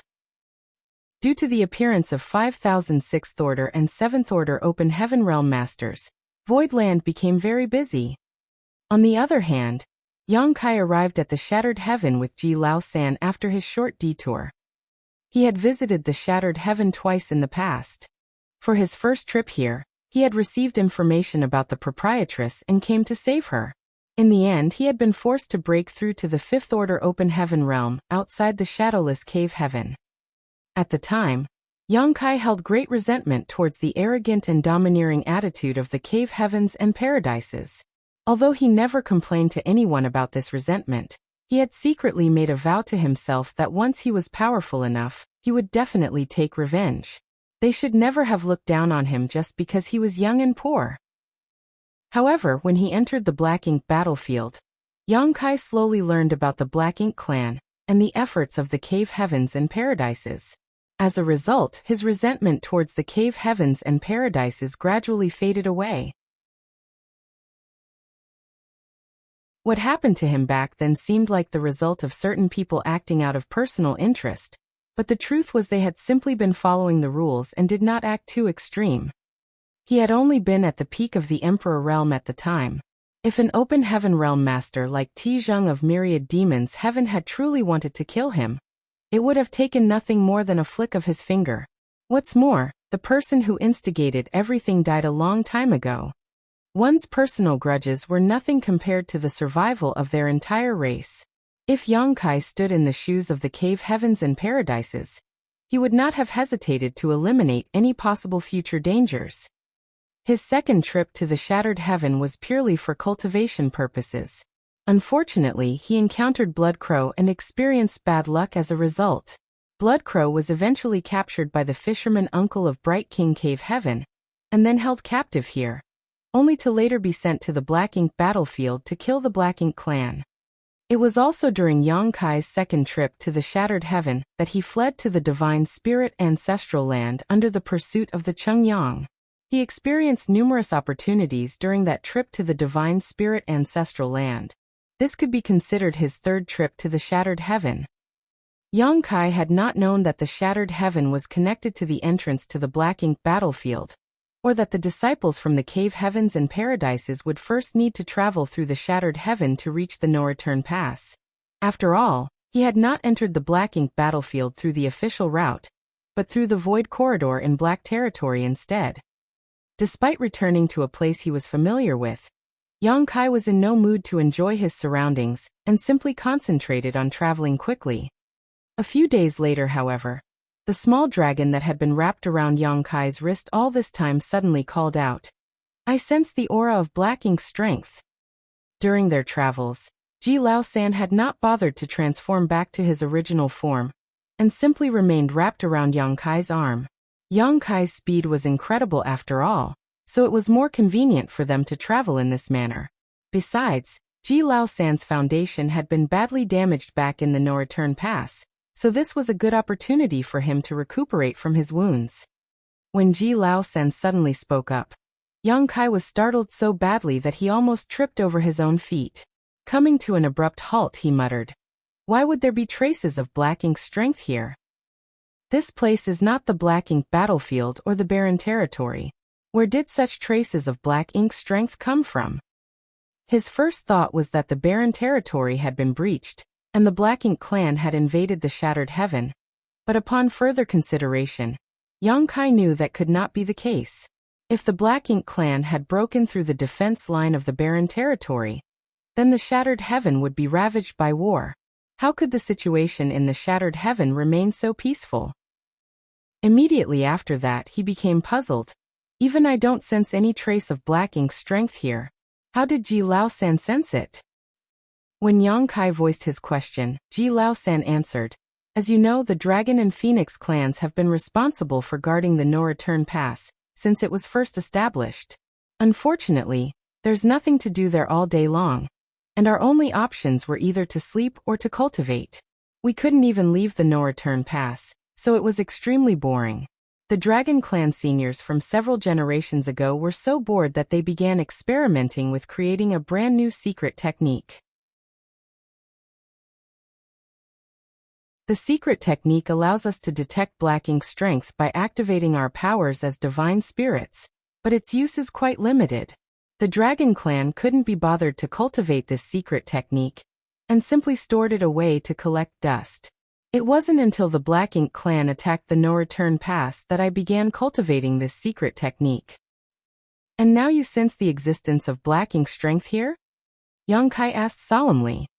Ji Lao-san nodded. "Yes, but it's only a slight reaction." Yang Kai was tempted to ask whether Ji Lao-san had made a mistake, but he did not dare to be careless when Ji Lao-san was so serious. Other people might not understand the dangers of Black Ink's strength, but Yang Kai was all too familiar with the danger it posed. It could be said that Black Ink's strength was the perfect manifestation of how a single spark could cause an entire field to burn up. As long as the slightest bit of Black Ink's strength existed, then the entire great territory could be in danger. "Which direction?" Yang Kai asked. Ji Lao-san used his dragon tail and pointed ahead. Yang Kai immediately headed in that direction. It didn't take long for them to arrive on a universe fragment. They could tell at a glance that there were traces of a battle here, and judging by the traces left behind, the gap in strength between both parties involved in the fight was not small. One of them had clearly been subdued quickly. Yang Kai circled the universe fragment several times, but did not find anything. Nevertheless, Ji Lao-san confidently said, "There are traces of Black Ink strength here. They've intentionally been wiped away, but it was definitely less than half a day ago at most." Yang Kai closed his eyes and his divine sense surged as he carefully inspected his surroundings. A short while later, his expression changed and became extremely grim. It was just as Ji Lao-san had said. He discovered slight traces indicating the presence of Black Ink strength in the surrounding void.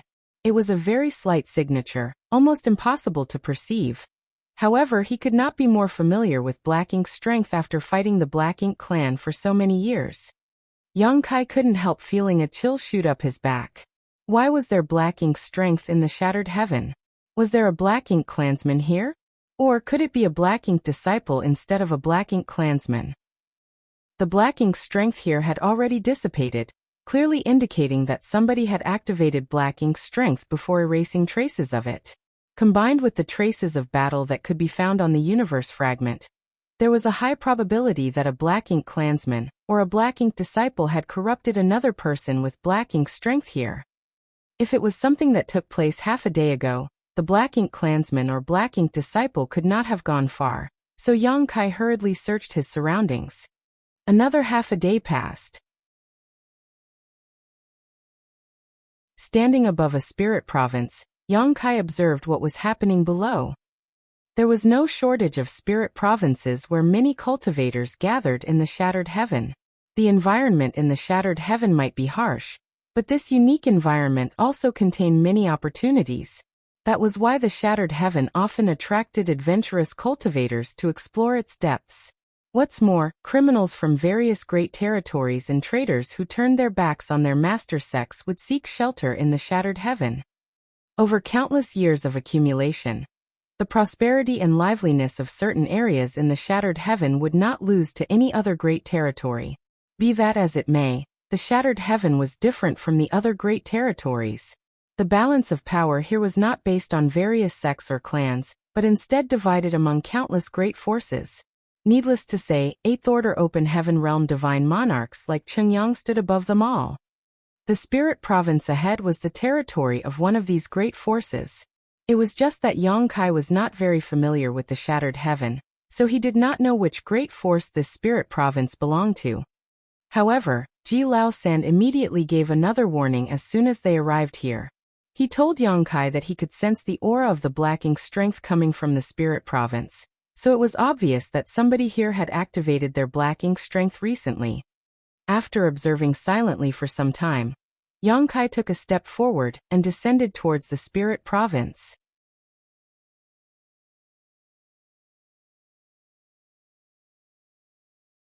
Martial Peak, Chapter 5464, Special Envoy from Heavenly River Palace. There was a city located in the center of this spirit province, which was also the most prosperous place in the spirit province. Many cultivators were gathered there. However, Yang Kai did not detect the existence of any high-rank Open Heaven Realm Masters when he swept his divine sense over it. Although there were many people here, the strongest were a few Sixth Order Open Heaven Realm Masters at most.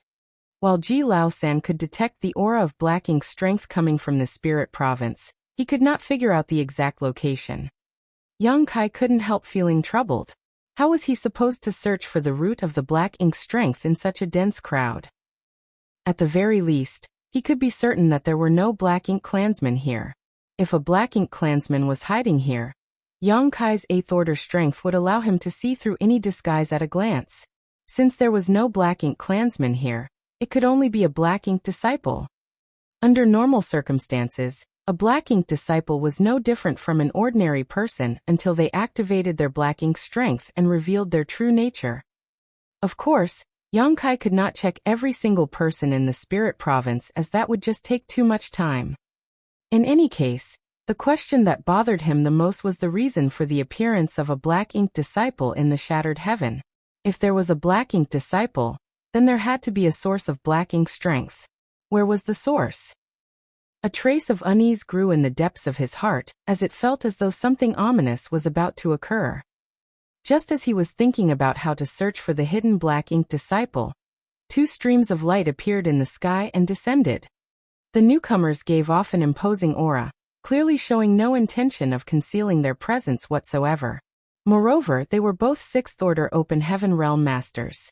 Forget the Shattered Heaven, even in the 3,000 worlds, Sixth Order Open Heaven Realm Masters were considered the strongest as long as the secluded high-rank Open Heaven Realm Masters did not take action. In an instant, countless divine senses and gazes were attracted to the two streams of light. The streams of light paused in midair before the light around them faded away to reveal the figures of a man and a woman. The eyes of anybody who saw this pair would immediately light up. At the same time, they would secretly praise those two for being the perfect match for each other. The man was extraordinarily handsome, while the woman was absolutely gorgeous. When they stood together, they were a sight for sore eyes indeed. The people living in the Shattered Heaven were mostly lawless criminals.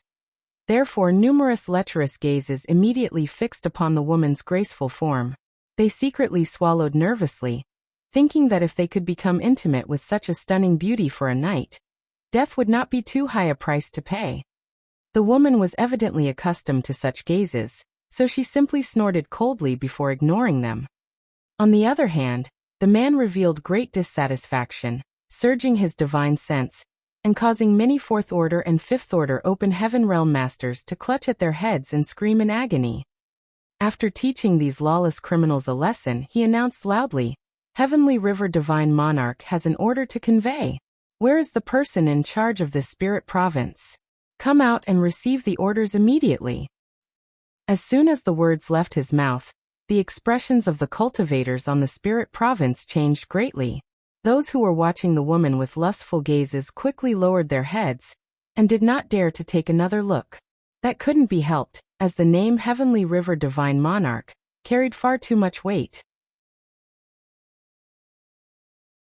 There were only 3 great divine monarchs in the Shattered Heaven. In other words, there were 3 Eighth Order Open Heaven Realm Masters here.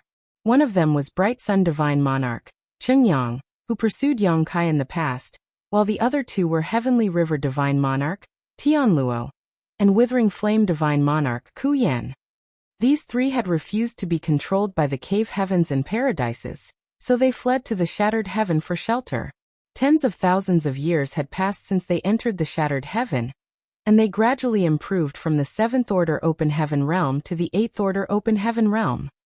The cultivators living in the Shattered Heaven could ignore or even insult the cave heavens and paradises, but they could not show the slightest disrespect to the three great divine monarchs. The environment in the Shattered Heaven was harsh and chaotic, so while those who offended the cave heavens and paradises might survive here, death was inevitable if the three great divine monarchs were to target them. After all, the three great divine monarchs held absolute authority in the Shattered Heaven. This beautiful pair, who came carrying the orders of Heavenly River Divine Monarch, were clearly from the Heavenly River Palace. Furthermore, 6th Order Open Heaven Realm Masters were considered very powerful in the Heavenly River Palace. These two might even be disciples of Heavenly River Divine Monarch. With such a close connection to Tianluo, even the lawless criminals in this spirit province did not dare to be disrespectful towards them in the slightest. Following their command, a figure immediately flew out from the Grand Hall in the middle of the spirit province. This person was also in the 6th Order Open Heaven Realm, but he did not look like a warrior. He was dressed luxuriously, seeming more like a wealthy merchant. His face was round and clean, and his smile was ingratiating. Cupping his fists from a distance, he bowed. Bamboo Basket Province's Tan Chuan greets the special envoys. Allow me to apologize for my late greetings. Although they were all in the 6th Order Open Heaven Realm, Tan Chuan was nothing more than the master of a small spirit province. In terms of status, he could not compare to the two people who served under Heavenly River Divine Monarch. Hence, he naturally showed a humble attitude as soon as he appeared. The male envoy nodded lightly. So you are the person in charge here, Brother Tan Chuan. This senior brother and junior sister have not left the Heavenly River Palace in a long time, so we were not aware. Judging from his words, they seemed to be acquainted with each other. Nevertheless, his attitude remained aloof. It was obvious that they did not have a close relationship with each other. It's nothing, Brother Wu. Such a rough place cannot be compared to Heavenly River Palace. May I know what brings you here today, Brother Wu? What orders does the Divine Monarch have for me? Tan Chuan inquired respectfully. When it came to business, the man surnamed Wu did not procrastinate. He immediately took out a jade slip and announced in a resounding his voice, by order of my honored master, Tan Chuan of the Bamboo Basket Province must gather 200 Open Heaven Realm Masters in the 5th Order Open Heaven Realm and above, then head to the designated rendezvous location in 3 months. Tan Chuan's expression became solemn when he heard the announcement. Raising his hand to receive the jade slip, he examined the contents carefully and confirmed that the jade slip truly contained this command from Heavenly River Divine Monarch. After that, he revealed a puzzled expression. Brother Wu, is Heavenly River Palace planning to wage war against the others? The three great divine monarchs had divided the Shattered Heaven among themselves, so it was impossible for them to be at peace. There had been countless squabbles and skirmishes among them over the years, but those were mostly inconsequential disputes, nothing serious enough to warrant concern. However, Tianluo's actions clearly indicated that he was planning something big. Although the number of cultivators living in Bamboo Basket Province was not small, there were not many Open Heaven Realm Masters in the 5th Order Open Heaven Realm and above. That was especially true for 6th Order Masters, whose total numbers could be counted on one hand. Even though there were somewhere between 400 and 500 5th Order Open Heaven Realm Masters, Tianluo had directly demanded a force of 200 people. That was equivalent to taking away half of the Bamboo Basket Province's strength. How could that not shock Tan Chuan? The man surnamed Wu simply shook his head in response. Glancing around, he then kindly pointed out something. Brother Tan Chuan, if I were you, I would close the grand array first before asking questions. At this rate, you might not be able to gather 200 5th Order Open Heaven Realm Masters if you delay any longer, and you know what will happen to you if you disobey honored master's orders. Tan Chuan was taken aback by those words and looked around him. What he saw enraged him so much that his face visibly twitched. After hearing the order relayed by the man surnamed Wu just now, some of the Fifth Order Open Heaven Realm Masters living in the Bamboo Basket Province had urgently fled to prevent themselves from being recruited by Tan Chuan. Many of them were simply passing by this area or stopping here temporarily to trade with others, so wouldn't they be wronged if they were caught by Tan Chuan? A few Fifth Order Open Heaven Realm Masters had taken the lead, causing even more Fifth Order Open Heaven Realm Masters to take the opportunity to escape. In the blink of an eye, more than a dozen such masters were gone. Furious, Tan Chuan roared loudly, "Activate the array! If anyone else dares to leave Bamboo Basket Province, I will slaughter them without mercy." After saying that, he took to the skies and instantly caught one of the Fifth Order Open Heaven Realm Masters who was about to leave and swung out his fist at him. This Fifth Order Master was rather unlucky. He didn't even get the chance to speak a word before Tan Chuan punched his face in. In order to make an example, Tan Chuan had not held back at all. How could a Fifth Order Open Heaven Realm Master survive against the full attack of a Sixth Order Master? That blow shattered the Fifth Order Open Heaven Realm Master's head to pieces. Fresh blood spurted out of his neck like a fountain, and his headless corpse slowly dropped back to the ground. Such an occurrence would rarely happen in any of the great territories across the 3,000 worlds, but in contrast, the shattered heaven was a truly lawless place. Killing others over even a small disagreement was very common here. After witnessing Tan Chuan murdering a Fifth Order Open Heaven Realm Master, the others no longer dared to act recklessly. They quickly backed down like cowardly quails. There was a loud hum, and the grand array covering the entire Bamboo Basket Province closed. The inside and the outside were now isolated from one another. With this, nobody could leave without Tan Chuan's express permission. Many of the cultivators were panicking at the sudden turn of events. However, Tan Chuan ignored them and looked at the special envoys from Heavenly River Palace. "What's going on, Brother Wu?" The man surnamed Wu shook his head and said nothing. The reason for all this was in no way glorious, and could even be said as shameful, so how could he reveal the truth at will? Tan Chuan only became more anxious seeing this. Revealing a pleading expression, he begged, "Brother Wu, why don't you come over and have some tea? You must allow this Tan to provide some hospitality as a host. Bamboo Basket Province might lack many things, but we have a specialty known as the jade spirit fruit. The taste is sweet and exquisite. You've come from afar, why not take a short rest? It won't be too late for you to leave after a cup of tea." What he mentioned was not without reason. The so-called jade spirit fruit was certainly a local delicacy. It was not very useful in terms of cultivation, but it had beauty-preserving effects when consumed by female cultivators. Unfortunately, the number of such fruits produced was very small, so they would be cleaned out in a matter of breaths every time they appeared on the market. It was precisely because Tan Chuan was overseeing the Bamboo Basket Province that he could preserve a few for his own use. He did not have a close relationship with the man surnamed Wu, so there was nothing he could do if the other party was not willing to divulge much. So in order to learn more, a more convoluted method was required. He hoped that the jade spirit fruit would catch the interest of the woman standing nearby.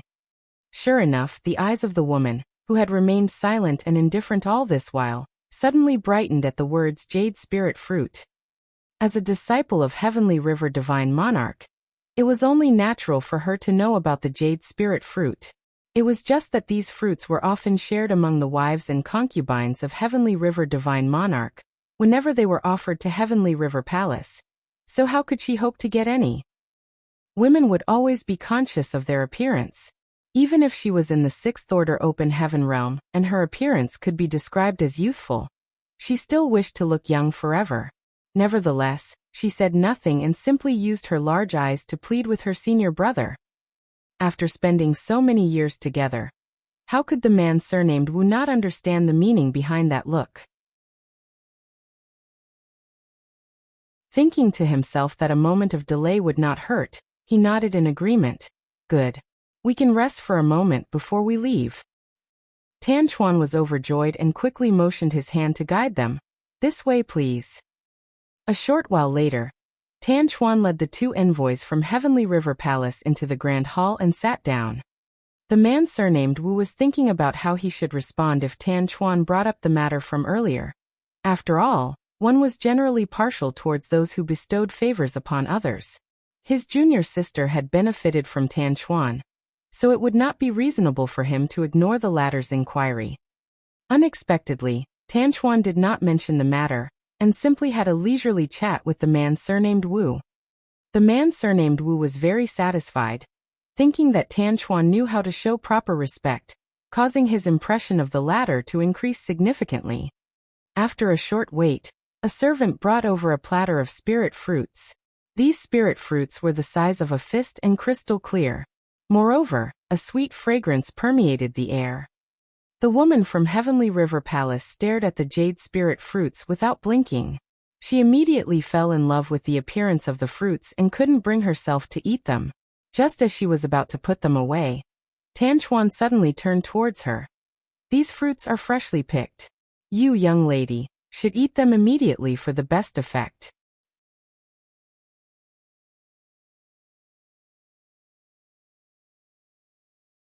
Martial Peak, Chapter 5465. Who are you, Your Excellency? When the woman heard those words, she looked conflicted. As her senior brother, the man surnamed Wu knew what she was thinking and laughed. "Since there are 6 fruits, why don't you eat some right now and save the rest for later?" She smiled brightly at those words and nodded. "I'll do as you say, senior brother." Her smile was absolutely brilliant. In fact, even the slightly dim hall seemed to brighten because of her smile. Reaching out her slender jade fingers to pick up one of the fruits, she brought it to her mouth and lightly bit through the peel. A stream of sweet fruit juice immediately turned into a warm current that flowed down her throat. As for the spirit fruit in her hands, only a layer of peel remained. Before she could savor the wonderful taste of the spirit fruit though, her beautiful face abruptly turned pale. Her world force also surged and fluctuated wildly all of a sudden. The man surnamed Wu was shocked and cried out, "Junior sister, what's wrong?" However, she instead quickly looked over at Tan Chuan and coldly declared, "What did you do?"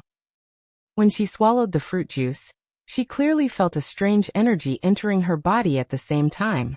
Although she had never eaten the jade spirit fruit before, she knew that this strange energy did not belong to it. In that case, it could only mean that the fruit itself had been tampered with. Following her question, she immediately noticed that something was wrong. The strange energy was extremely corrosive, and she could not contain it even with her powerful 6th-order cultivation. When she observed her own condition, she saw traces of black energy that felt extremely vile and malevolent swirling around inside her originally pure and flawless small universe. Thus she hastily activated her world force to defend against the corrosion. Her expression seemed pained, as though she was suffering from poison. The man surnamed Wu was shocked for a moment, then he immediately became livid. Summoning a sword with a flick of his hand, he thrust it out. "Tan Chuan, you court death." A sword wave flashed from the tip of his long sword, flicking like the tongue of a spirit snake. The sword wave conveyed a sense of unparalleled sharpness that sliced off several strands of Tan Chuan's hair. Unexpectedly, Tan Chuan remained completely calm, leisurely picking up his teacup and taking a sip. Only then did he calmly turn to look at the man surnamed Wu with a slight smile. "Brother Wu, why are you so angry?" At this moment, he no longer portrayed the same ingratiating attitude as before. On the contrary, he seemed confident that victory belonged to him. Tan Chuan's behavior enraged the man surnamed Wu even more, but just as he was about to attack, he heard Tan Chuan's relaxed voice entering his ears. "You should be careful, Brother Wu. Swords have no eyes, so you can easily hurt someone if you are not careful. It doesn't matter if you take this Tan's life, but if you do, you will never be able to save junior sister Ling. Are you working for the other 2 divine monarchs?" The man surnamed Wu suddenly thought of something. He had no previous enmity or grievances against Tan Chuan, so there was no reason for Tan Chuan to plot against him or his junior sister. However, everything would make sense if Tan Chuan was working for the other 2 divine monarchs. He gritted his teeth and snarled, "My junior sister is Honored Master's most beloved disciple.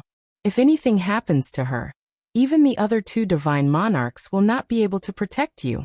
Tan Chuan, hand over the antidote immediately if you don't wish to die." While the man surnamed Wu seemed enraged on the outside, inwardly he was feeling very puzzled. Both he and his junior sister had 6th order open heaven realm cultivations, so at their level of strength, just what kind of poison could make his junior sister experience such difficulty? He even noticed a trace of black energy gradually emerging from her body out of the corner of his eye. What is this poison? Listening to the man named Wu's self-righteous misunderstanding, Tan Chuan laughed loudly. The other two divine monarchs? How could they be worthy of my service? The man surnamed Wu was stunned. Isn't Tan Chuan working for the other two divine monarchs? How could he spout such presumptuous nonsense? As though he doesn't put the divine monarchs in his eyes. While the other party was stunned, Tan Chuan stretched out 2 fingers and slowly grasped the longsword pointed directly at him. Moving the longsword away from his face, he warmly comforted the man surnamed Wu. "Rest assured, brother Wu. Junior sister Ling is not in danger. This Tan has no intention of harming her. As long as you cooperate with me, brother Wu, this Tan will not only make amends to the both of you, I will also show you the heavenly grand Tao that will bring you directly to the peak of the martial Tao." The man surnamed Wu's first reaction was disbelief. What nonsense was this guy spouting? His junior sister looked like she was about to be overwhelmed by the poison. So how could Tan Chuan say that he has no intention of harming her? Tan Chuan earnestly continued. "If this Tan remembers correctly, you initially advanced directly to the 4th order open heaven realm. Isn't that right, brother Wu? As a 6th order open heaven realm master, you have reached your limit. Don't you wish to advance to the 7th order open heaven realm and have a taste of the glory that belongs to the high-rank open heaven realm masters?" Junior sister Ling advanced directly to the 5th order open heaven realm, so she has hopes of reaching the 7th order in the future. But in contrast, you can only waste away in the 6th order open heaven realm. How will you be a match for junior sister Ling when that time comes? Those words seemed to hit a sore spot for the man surnamed Wu, and his expression involuntarily darkened. He did not know how or where Tan Chuan received this information. However, it was just as Tan Chuan had said. His junior sister was expected to advance to the 7th order open heaven realm in the future, but he could only remain in the 6th order forever. Would his junior sister even bother with him when she was in the 7th order open heaven realm? His mind wavered for a moment, feeling as though Tan Chuan's words were filled with an inexplicable appeal. His voice changed slightly, no longer as cold and sharp as before. "If you're capable of guiding us to the peak of the martial Tao, then why are you still just a 6th order master yourself?" Tan Chuan's situation was similar to his. When they advanced into the open heaven realm back then, they had advanced directly to the 4th order. Therefore, the 6th order open heaven realm was their limit. If there truly was such a wonderful method to break through their innate shackles, then why didn't Tan Chuan break through to the 7th order open heaven realm himself?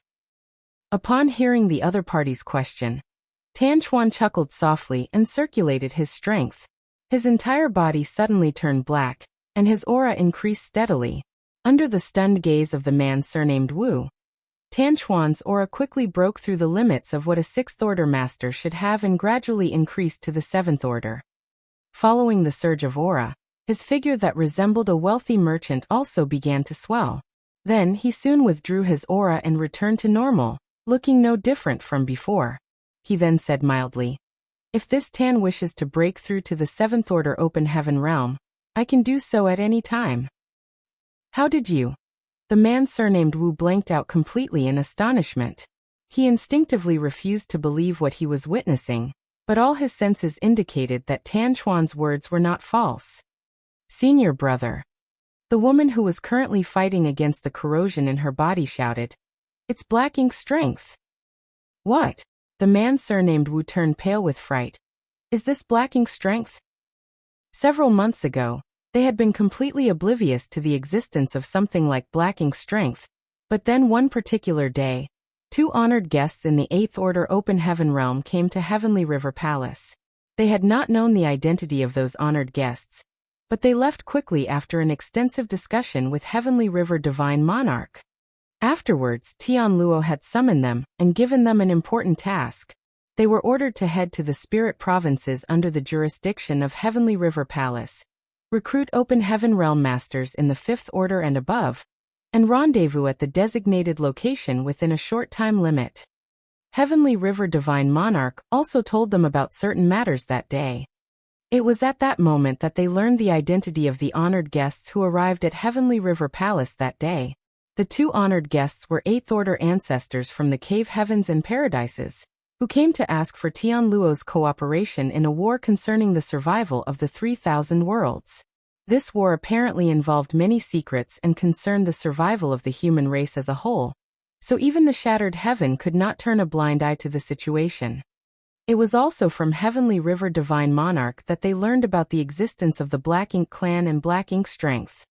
Be that as it may, they had never seen the Black Ink Clan or Black Ink Strength before. They had assumed that the Cave Heavens and Paradises were exaggerating the dangers of the situation, believing that the war related to the 3,000 worlds and the survival of the human race was nothing but bullshit. After all, they had never even heard of such things in this world. They truly believed that their honored master had only agreed to cooperate with the Cave Heavens and Paradises under duress, which was quite embarrassing. The Shattered Heaven had remained outside the influence of the 3,000 worlds for eons. They were not governed by the Cave Heavens and Paradises, but this incident had forced them to be at the beck and call of those same forces. That was the reason why the man surnamed Wu had not explained anything when Tanchuan asked about Heavenly River Divine Monarch's command. He had felt that the reason was too shameful to reveal. The neutrality and detachment that the Shattered Heaven had always enjoyed turned out to be nothing more than the indulgence of the Cave Heavens and Paradises. With the enormous heritage of the Cave Heavens and Paradises, were they really helpless to control the Shattered Heaven? The people in the Cave Heavens and Paradises simply understood that some things could not be forbidden completely no matter how hard they tried. That was why they tacitly agreed to the existence of the Shattered Heaven, and allowed this place to become the gathering spot for those who refused to follow the order of the 3,000 worlds. Nevertheless, they could easily force the Shattered Heaven to compromise when they needed their cooperation in their schemes. Just like this incident. The senior brother and junior sister did not know what kind of conditions the people from the Cave Heavens and Paradises had offered to their honored master. However, Tian Luo seemed very enthusiastic about this endeavor. He even entrusted this task to them, and asked them to carry it out with all diligence, so as not to make him lose face. Despite having heard of the Black Ink Clan and Black Ink Strength, they had never seen the Black Ink Clan or Black Ink Strength in person. Therefore, the man surnamed Wu never associated this incident with Black Ink Strength even though he had witnessed the black aura enveloping his junior sister. He simply thought that she had been poisoned. On the other hand, the woman being corroded by the Black Ink Strength suddenly realized what was going on. These symptoms, aren't they identical to the corruption of Black Ink Strength that honored master mentioned previously? Tanchuan chuckled. So you know about Black Ink Strength?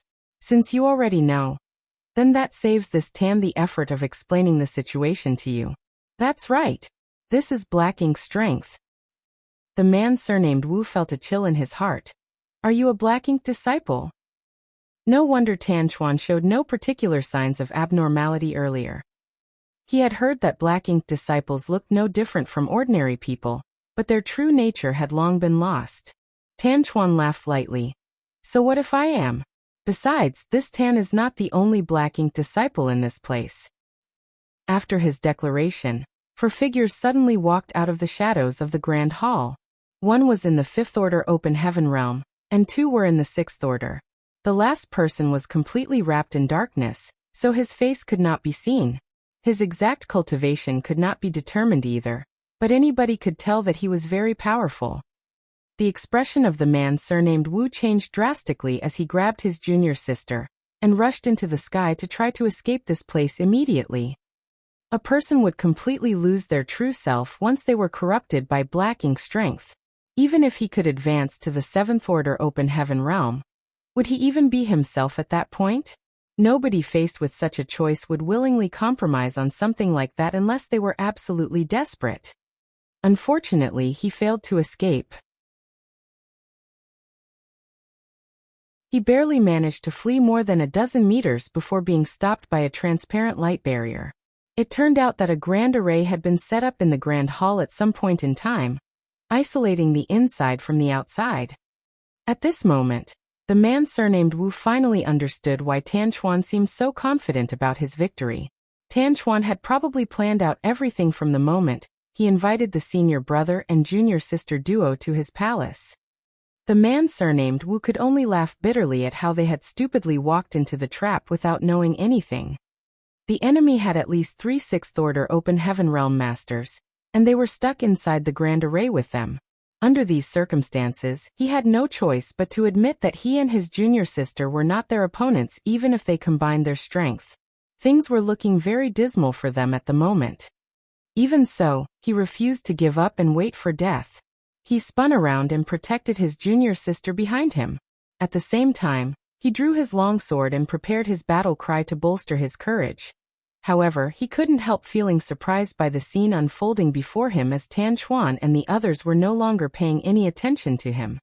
At this moment, the 3 Sixth Order Open Heaven Realm Masters, including Tan Chuan and the 5th Order Open Heaven Realm Master, were all staring at the mysterious person who was completely enveloped in darkness. "Who are you, Your Excellency?" Tan Chuan's next sentence left the man surnamed Wu scratching his head in confusion.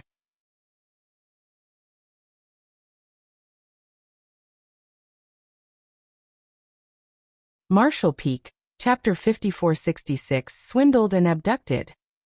The man surnamed Wu did not understand. "Don't you know the person who appeared in your own territory? Why would you still need to ask?" Faced with Tan Chuan's question, the mysterious man covered in darkness answered lightly, "Don't ask so many questions." After saying that, a powerful aura suddenly erupted outward before disappearing in a flash. The expressions of everybody in the grand hall, including the man surnamed Wu and his junior sister, changed drastically. That was because this mysterious person was an 8th Order Open Heaven Realm Master. He had concealed his aura previously, so nobody could determine anything about him. However, how could they fail to perceive his strength when he deliberately released an 8th Order aura? Tan Chuan and the 3 others hurriedly bowed respectfully. "Greetings, sir." Under the cover of the darkness, Yang Kai nodded lightly and made a non-committal sound in response, perfectly displaying the demeanor of a senior expert. In reality, being in the 8th Order Open Heaven Realm meant that there was indeed no need for him to pay much attention to these 6th Order Black Ink disciples. If not to figure out the source of these Black Ink disciples in the Shattered Heaven, he would have just captured them from the start. Yang Kai had received guidance from Ji Laosan earlier and pursued those traces until he reached Bamboo Basket Province. As a result, he happened to overhear the Heavenly River Divine Monarch's command that was conveyed by the man surnamed Wu and his junior sister. Thus, he secretly concealed himself and snuck into the Grand Hall. Although he knew that the jade spirit fruit that the junior sister ate had been tampered with, he did nothing to stop her so that he did not alert the enemy to his presence. If he still had yellow and blue crystals in his possession, then he wouldn't have needed to resort to such troublesome methods. He would only need to activate the purifying light to expel and purify the black ink strength from the bodies of the black ink disciples inside the Grand Hall. Then they would willingly help him. Unfortunately, he no longer had the means to create purifying light, and could only rely on petty tricks. Yang Kai made a mental note to visit the chaotic dead territory as soon as possible, so that he could obtain more yellow and blue crystals from Big Brother Huang and Big Sister Lan. In addition, he wanted to ask them about the primordial light. On the Black Ink battlefield, he had disguised himself as a Black Ink disciple for years, and was so familiar with the act that even the Black Ink clan could not see through him. So what more these Black Ink disciples? Although Tan Chuan and the others did not know Yang Kai's identity, the 8th Order Open Heaven Realm Master in front of them was clearly a Black Ink disciple like them. How could they suspect him? Every one of them became animated. They had been worried about failing their task because they were only 6th Order Black Ink disciples, Therefore, it was a pleasant surprise to have an 8th Order Black Ink disciple appear before them. One of the 6th Order Black Ink disciples beside Tan Chuan asked respectfully, "What brings you here, sir?" Yang Kai replied indifferently, "I just happened to be passing by and wanted to gather some manpower, but it seems someone made their move in advance. Seeing as that's the case, this king will not snatch another person's property. You've done well. Since these two are part of Heavenly River Palace, we can send them to the other spirit provinces after enlightening them with Black Ink strength. That will certainly allow us to act more easily." The 6th Order Black Ink disciple was ecstatic. This subordinate had the same idea. "That's why I asked Brother Tan to invite them back to his palace." After a pause he continued, "Sir, this subordinate has a favor to ask." "Speak." Yang Kai waved his hand slightly.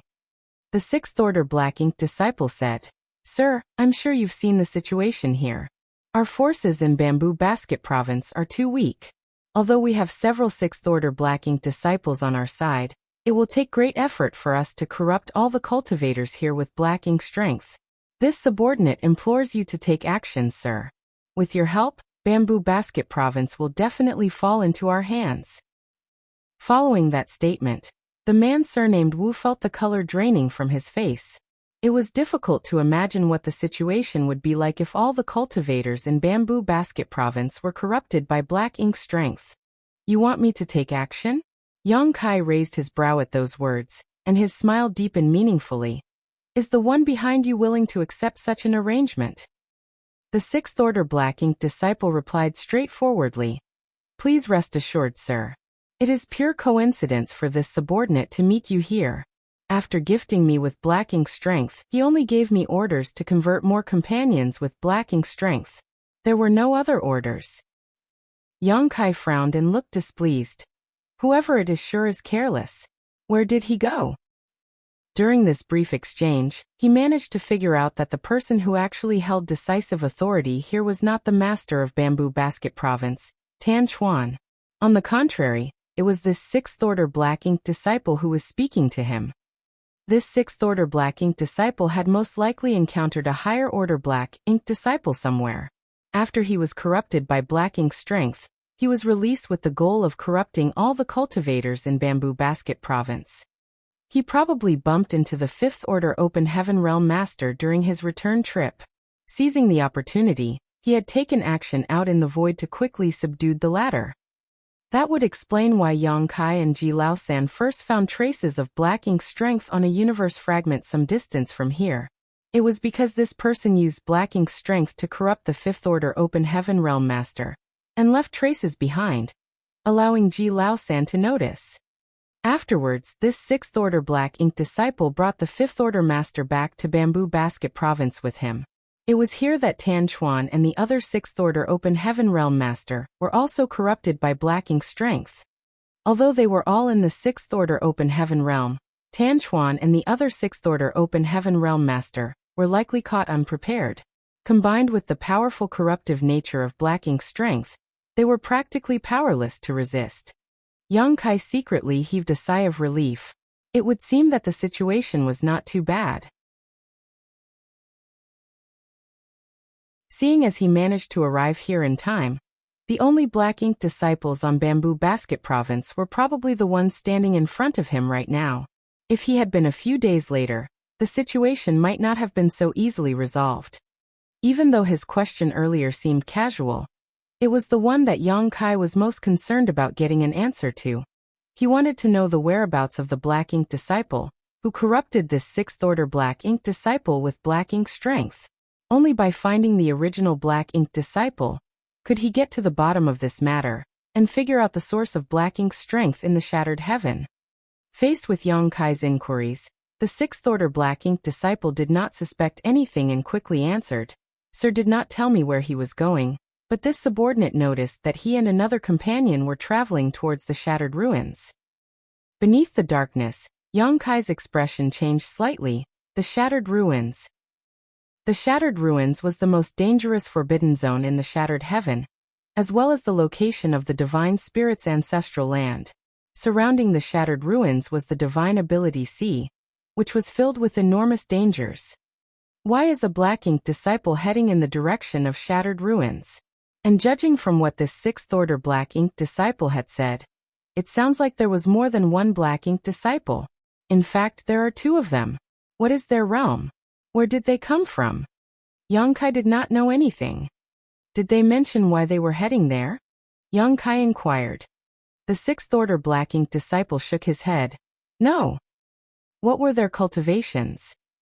Although Yang Kai's questions puzzled the sixth-order black ink disciple, he did not think too deeply into the matter and answered honestly. The person who enlightened me with black ink strength is probably in the eighth-order open heaven realm like you, sir. The other person did not take action, but his cultivation was likely not inferior. 2 eighth-order black ink disciples. I can't believe there are 2 eighth-order black ink disciples in the shattered heaven. Yang Kai suddenly realized that he had greatly underestimated the severity of the situation. Aside from the 3 great divine monarchs in the shattered heaven, eighth-order open heaven realm masters only existed in the cave heavens and paradises. However, they were existences regarded as ancestors or supreme elders. Were these 2 eighth-order black ink disciples originally hiding in the 3,000 worlds? Or did they sneak in from the barren territory? Regardless of which scenario was the truth, the situation was absolutely terrible. If it was the former, then many of the masters in the cave heavens and paradises on this side had probably been corrupted by black ink strength. If it was the latter, seeing as the barren territory battlefield had not been breached, then there was only one other possibility. There was another passage connecting to the 3,000 worlds. At that moment, various thoughts swirled around in Yang Kai's mind as a dull and ominous premonition made him feel very uneasy. He felt as though he had overlooked something very important, but he could not remember what it was in the heat of the moment. Numerous expressions flitted across his face as he remained silent in thought. Meanwhile, Tan Chuan and the others looked at each other uncertainly for a moment before the sixth-order black ink disciple hesitantly called out, "Sir?" Yang Kai returned to his senses and nodded. This king will take action in Bamboo Basket Province, but this king has another task for you. The expression of Tan Chuan and the others brightened, and they cupped their fists respectfully. Please enlighten us, sir. Enter my small universe first. Yang Kai commanded and opened the portal to his small universe. Tan Chuan and the others exchanged a glance with each other, but they did not suspect him and quickly rushed into his small universe. Oh right, Yang Kai suddenly asked another question. Are there any other black ink disciples here in Bamboo Basket Province? Just for safety's sake, he decided to confirm the situation. The last sixth-order black ink disciple, who was the last one remaining outside, quickly replied. No, we are the only ones at the moment. This subordinate only returned not long ago, so there was no time to take action. Yang Kai nodded, and when the last sixth-order open heaven realm master had entered his small universe, he closed the portal and withdrew his black ink strength around him to reveal his face. Then, he turned to look at the man surnamed Wu. At this moment, the man surnamed Wu was filled with despair. He had mustered the courage to fight back when his opponents had been Tan Chuan and the others. However, the person in front of him was an authentic eighth-order open heaven realm master. How was he supposed to fight back? His opponent could crush him to death with a mere flick of his finger. Seeing Yang Kai looking at him, the man surnamed Wu tried to act strong and shouted loudly. My honored master is Heavenly River Divine Monarch Tian Luo. If you dare to raise a hand against us, then honored master will never forgive you. Yang Kai chuckled and reassured the other party gently. Don't be scared. I'm not a black ink disciple. The man surnamed Wu reacted with an expression that seemed to say, Who will believe you? Regardless, Yang Kai couldn't be bothered to explain himself. He then raised his fingers and flicked a purifying black ink pill towards the man surnamed Wu. Give this pill to your junior sister. I guarantee that she will be safe. If the woman had been completely corrupted by black ink strength, then the purifying black ink pill would no longer be effective.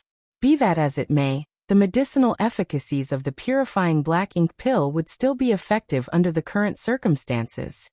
The man surnamed Wu took the purifying black ink pill, But he clearly did not trust Yang Kai. Yang Kai pointed out, "Things have already come to this point. What can be worse than becoming corrupted by black ink strength? If I were you, I would take a gamble." The man surnamed Wu had been confused and at a loss for what to do after experiencing such a huge turn of events. But after listening to Yang Kai's words, he couldn't help feeling that what he said made sense. There really was nothing for him to do but take a leap of faith. In any case, if an Eighth Order Open Heaven Realm Master truly wanted to kill them, they would die regardless of how they tried to resist. As for whether the spirit pill would be effective, he would know once he gave it to his junior sister. Gritting his teeth, he turned around and placed the purifying black ink pill into his junior sister's mouth. Then he stood guard over her while secretly being vigilant towards Yang Kai. Meanwhile, Yang Kai ignored the man surnamed Wu as he was now thinking hard. For some reason, he had the feeling that he had forgotten something important ever since he stepped foot in the shattered heaven. However, he simply could not remember what he had forgotten despite racking his brain for so long. In addition, he was extremely concerned about the origin and whereabouts of those two Eighth Order Black Ink disciples. It was not easy to corrupt an Eighth Order Open Heaven Realm Master with Black Ink strength. The human race had been fighting against the Black Ink clan on the Black Ink battlefield for countless millennia, but there were very rarely cases where an Eighth Order Open Heaven Realm Master was corrupted by Black Ink strength. Thanks to the immense strength of an Eighth Order Open Heaven Realm Master, they had a strong resistance towards Black Ink strength. What's more, even if they were accidentally invaded by Black Ink strength, they could prevent themselves from becoming corrupted by sacrificing a part of their small universe. The most common method to convert an Eighth Order Open Heaven Realm Master into a Black Ink disciple was for a Royal Lord to personally take action, using their Royal Lord secret technique.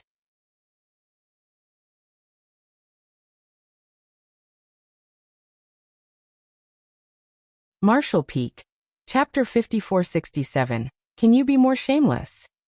However, the situation on the battlefield was constantly changing, and even a royal lord would not dare to use their secret technique without good reason. In the past, the sheep-headed royal lord chasing after Yang Kai had caused his body to weaken considerably by unleashing the royal lord's secret technique.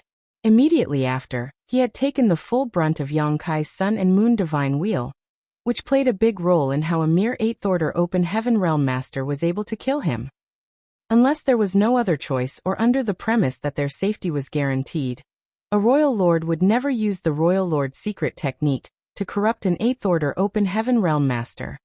In any case, Yang Kai had no means of learning the origins of the two Eighth Order Black Ink disciples without locating them first. While Yang Kai was pondering these matters, the woman from Heavenly River Palace swallowed and refined the purifying black ink pill. It didn't take long for the spirit pill to take effect, and under its medicinal efficacies, the black ink strength corroding her was slowly forced out of her body. The man surnamed Wu was overjoyed by the sight, and finally believed Yang Kai's words from before. At the same time, he couldn't help wondering about something. Wrapped entirely in darkness earlier, Yang Kai had clearly given off the impression of being a senior black ink disciple. How was he not affected by black ink strength? Unfortunately, the man surnamed Wu did not have a deep understanding of black ink strength.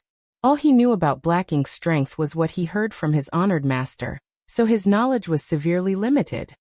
A short while later, the woman's condition improved considerably, and she exhaled deeply and opened her eyes. Although she couldn't shake off the lingering fears in her heart, she quickly came forward to thank Yang Kai. Likewise, the man surnamed Wu was extremely grateful. Yang Kai questioned them briefly, and learned that the Cave Heavens and Paradises had dispatched several Eighth Order Open Heaven Realm Masters to Heavenly River Palace. Moreover, the Cave Heavens and Paradises had already reached an agreement with Heavenly River Divine Monarch. It was not just Heavenly River Divine Monarch though. According to the two envoys, all three great divine monarchs in the Shattered Heaven were working together with the Cave Heavens and Paradises now. This was a war that involved the survival of the human race, so nobody could afford to stay out of the fight. Although the three great divine monarchs had lived leisurely in the Shattered Heaven for many years, they were familiar with the principle: without lips, the teeth go cold. Therefore, the three great divine monarchs who controlled the shattered heaven had come forward.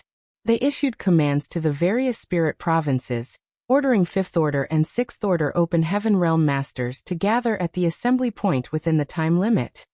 In the shattered heaven, the command of the three great divine monarchs held more authority than the cave heavens and paradises. As soon as their commands were spread out to the public, all the cultivators who wanted to live peacefully in the shattered heaven did not dare to disobey. Take Bamboo Basket Province for example. Heavenly River Divine Monarch had ordered Tan Chuan to gather 200 Open Heaven Realm Masters in the Fifth Order and above, so the latter had to ensure that the command was carried out properly if he wanted to keep his life. In this way, the combat forces in the shattered heaven would also contribute to the war. Meanwhile, the three great divine monarchs had already headed to the battlefield with several Seventh Order Open Heaven Realm Masters.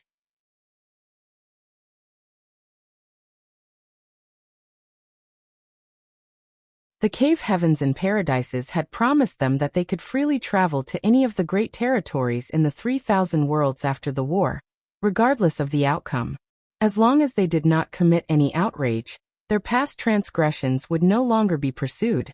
For the three great divine monarchs, these were conditions that could not be refused. They were Eighth Order Open Heaven Realm Masters after all, so no matter where they went in the 3,000 worlds, they would be considered peak existences. It was only due to their fear of the cave heavens and paradises that they remained hidden in the shattered heaven for so many years. As such, their lives were usually extremely boring. If they survived this war, then they would no longer need to waste away in the shattered heaven. They could go anywhere they wanted. It was with such incentives that the three great divine monarchs obeyed the cave heavens and paradises. Otherwise, nobody would willingly risk their lives if there were no benefits. However, nobody expected that black ink disciples had already appeared in the shattered heaven. I want you to spread the message and inform everyone about the appearance of black ink disciples as fast as possible, so that others will be wary of suspicious figures. Can you do that? Yang Kai looked at those two. The man surnamed Wu considered for a moment. With the help of Heavenly River Palace's intelligence network, we can pass the message to the other two divine monarchs. Unfortunately, it will take some time since the shattered heaven is vast. Just do your best. Yang Kai nodded as there was nothing that could be done. After all, spreading messages across a vast great territory was not a task that could be done overnight. Please rest assured, Senior. We will do our best. The man surnamed Wu cupped his fist. Yang Kai nodded, but just as he was about to leave he remembered something and immediately turned around again. By the way, I'd like to ask about somebody. The man surnamed Wu probed. Who is this person you'd like to inquire about, Senior? Have you ever heard the name Wu Kuang in the shattered heaven? As soon as Yang Kai's question came out, the expressions of the man surnamed Wu and his junior sister became strange. The man surnamed Wu carefully asked, Senior, are you acquainted with Wu Kuang? I guess. The man surnamed Wu smiled wryly. If it's that Wu Kuang you're asking about, then he is very famous in the shattered heaven. After listening to their explanation, Yang Kai learned that Wu Kuang had made a name for himself in the shattered heaven over the past 1,000 years. There was no helping it as the heaven-devouring battle law was simply too overbearing and astonishing. Anyone who made an enemy of Wu Kuang was bound to die a miserable death, having all their strength devoured cleanly by him. At the beginning, Wu Kuang was only in the Sixth Order Open Heaven realm, so the people in the Shattered Heaven did not consider him a significant threat. However, he grew and developed very quickly. After advancing to the Seventh Order Open Heaven realm 500 years ago, he became increasingly unscrupulous. Many cultivators in the Shattered Heaven suffered at his hands.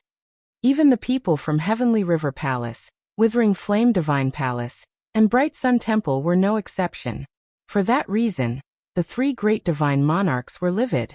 Withering Flame Divine Monarch Ku Yin even pursued him personally, but Wu Kuang actually managed to escape into the shattered ruins.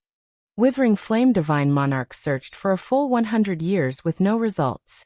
In the end, he angrily returned empty-handed. It had been a long time since Wu Kuang last appeared, so there was no saying whether he was even alive or not. In any case, more than 200 years had passed since the last time he showed his face, and was chased by withering flame divine monarch. After listening to the explanation, Yang Kai had a strange expression on his face despite knowing that Wu Kuang would not live a quiet and peaceful life. When he brought Wu Kuang to the shattered heaven, he knew that the latter was bound to stir up a storm. Nevertheless, he never imagined that Wu Kuang would be so reckless as to provoke the three great divine monarchs. Even so, most of the cultivators in the shattered heaven were criminals, so with Wu Kuang's wicked personality and his heaven-devouring battle law, he couldn't show mercy in this place. Of course, Wu Kuang was no fool, so he knew his limits. The disciples from the cave heavens and paradises would often come to the shattered heaven for life experience and training, but even if Wu Kuang encountered them, he would not attack them. He knew that nothing would happen to him if he killed the local cultivators in the shattered heaven, but he was bound to suffer if he provoked the ire of the cave heavens and paradises. More than 1,000 years ago, Yang Kai fled from the shattered heaven and escaped into the shattered ruins when he was chased by bright sun divine monarch Qingyang. On the other hand, Wu Kuang was chased by Ku Yan and fled into the shattered ruins around 300 years ago. Their experiences were rather similar. As for Wu Kuang's absence for the past 200 years, the man surnamed Wu speculated that he had died. On the contrary, Yang Kai did not believe that speculation at all.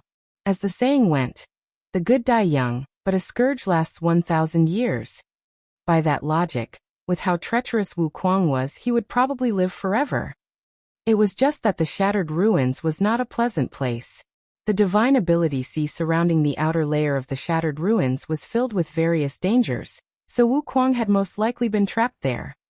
As Yang Kai was thinking such thoughts, a blood river surged and swept across the barren territory battlefield. The blood river wrapped around a feudal lord, churning violently with an extremely corrosive nature. Caught in the blood river, even the feudal lord could not endure. It didn't take more than a few breaths for his body to dissolve and black ink strength to dissipate. The blood river then fearlessly devoured and refined the body of the feudal lord, growing even stronger after receiving this nourishment.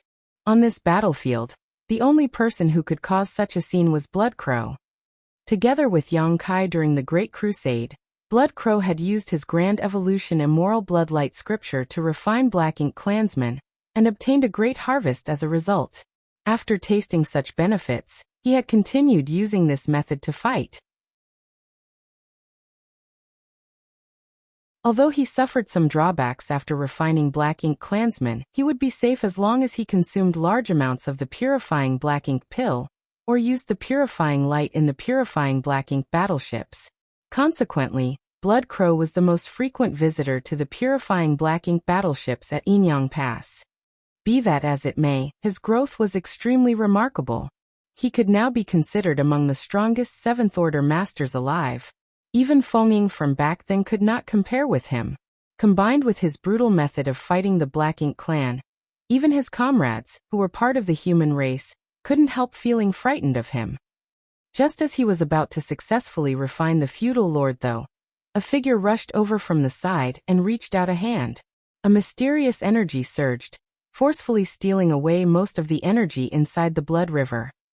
Blood Crow was furious. Turning to the side he roared, "Wu Kuang, can you be more shameless?" Wu Kuang snorted with laughter. "You've eaten too much. Be careful, or your belly might burst. This king is simply helping you out.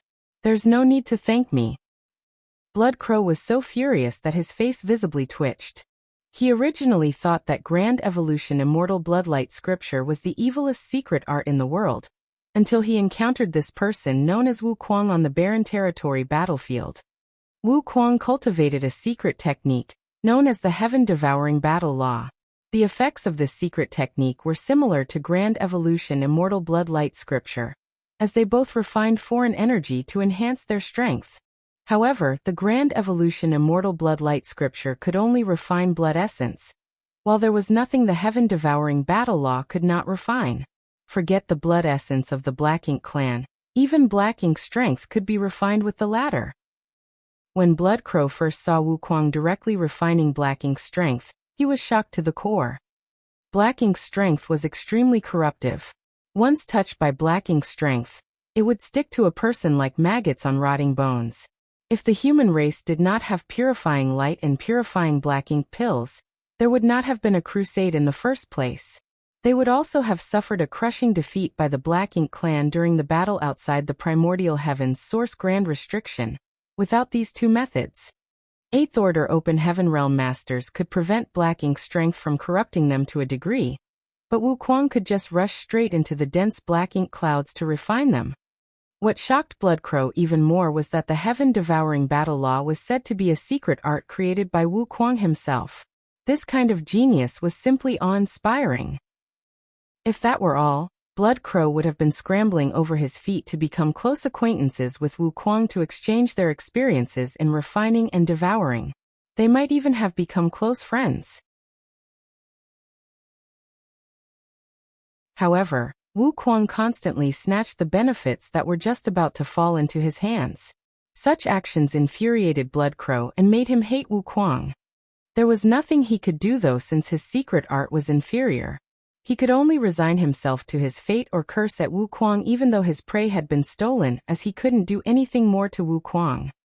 Thanks to the powerful devouring nature of their respective secret arts, these two were considered apex Seventh Order masters. They also made a name for themselves on the barren territory battlefield, standing out from even the top Seventh Order masters from the cave heavens and paradises.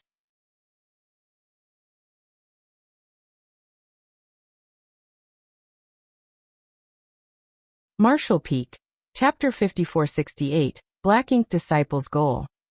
However, Bloodcrow had enough self-awareness to know there could only be one outcome to a duel between the two of them. He would be completely devoured by Wuquang, and turned into nothing but a pile of bones. When it came to devouring energy, the Grand Evolution Immoral Bloodlight scripture paled in comparison to the heaven-devouring battle law. At the moment, both Wuquang and Bloodcrow were under the jurisdiction of the Great Evolution Army. They served as Division Commander Feng Ying's right-hand men. Wuquang's appearance in barren territory was the result of a series of coincidences. A while back, he had offended one of Ku Yan's men, and Withering Flame Divine Monarch personally came forward to kill him. Wuquang had no choice but to flee into the shattered ruins in the hopes that the dangers there would help him escape Ku Yan's pursuit. Wuquang was an intelligent fellow, so it was not surprising he could think up the same strategy that Yang Kai once used. Wuquang broke into the shattered ruins and was caught in the Divine Ability Sea, but he was actually more fortunate than Yang Kai.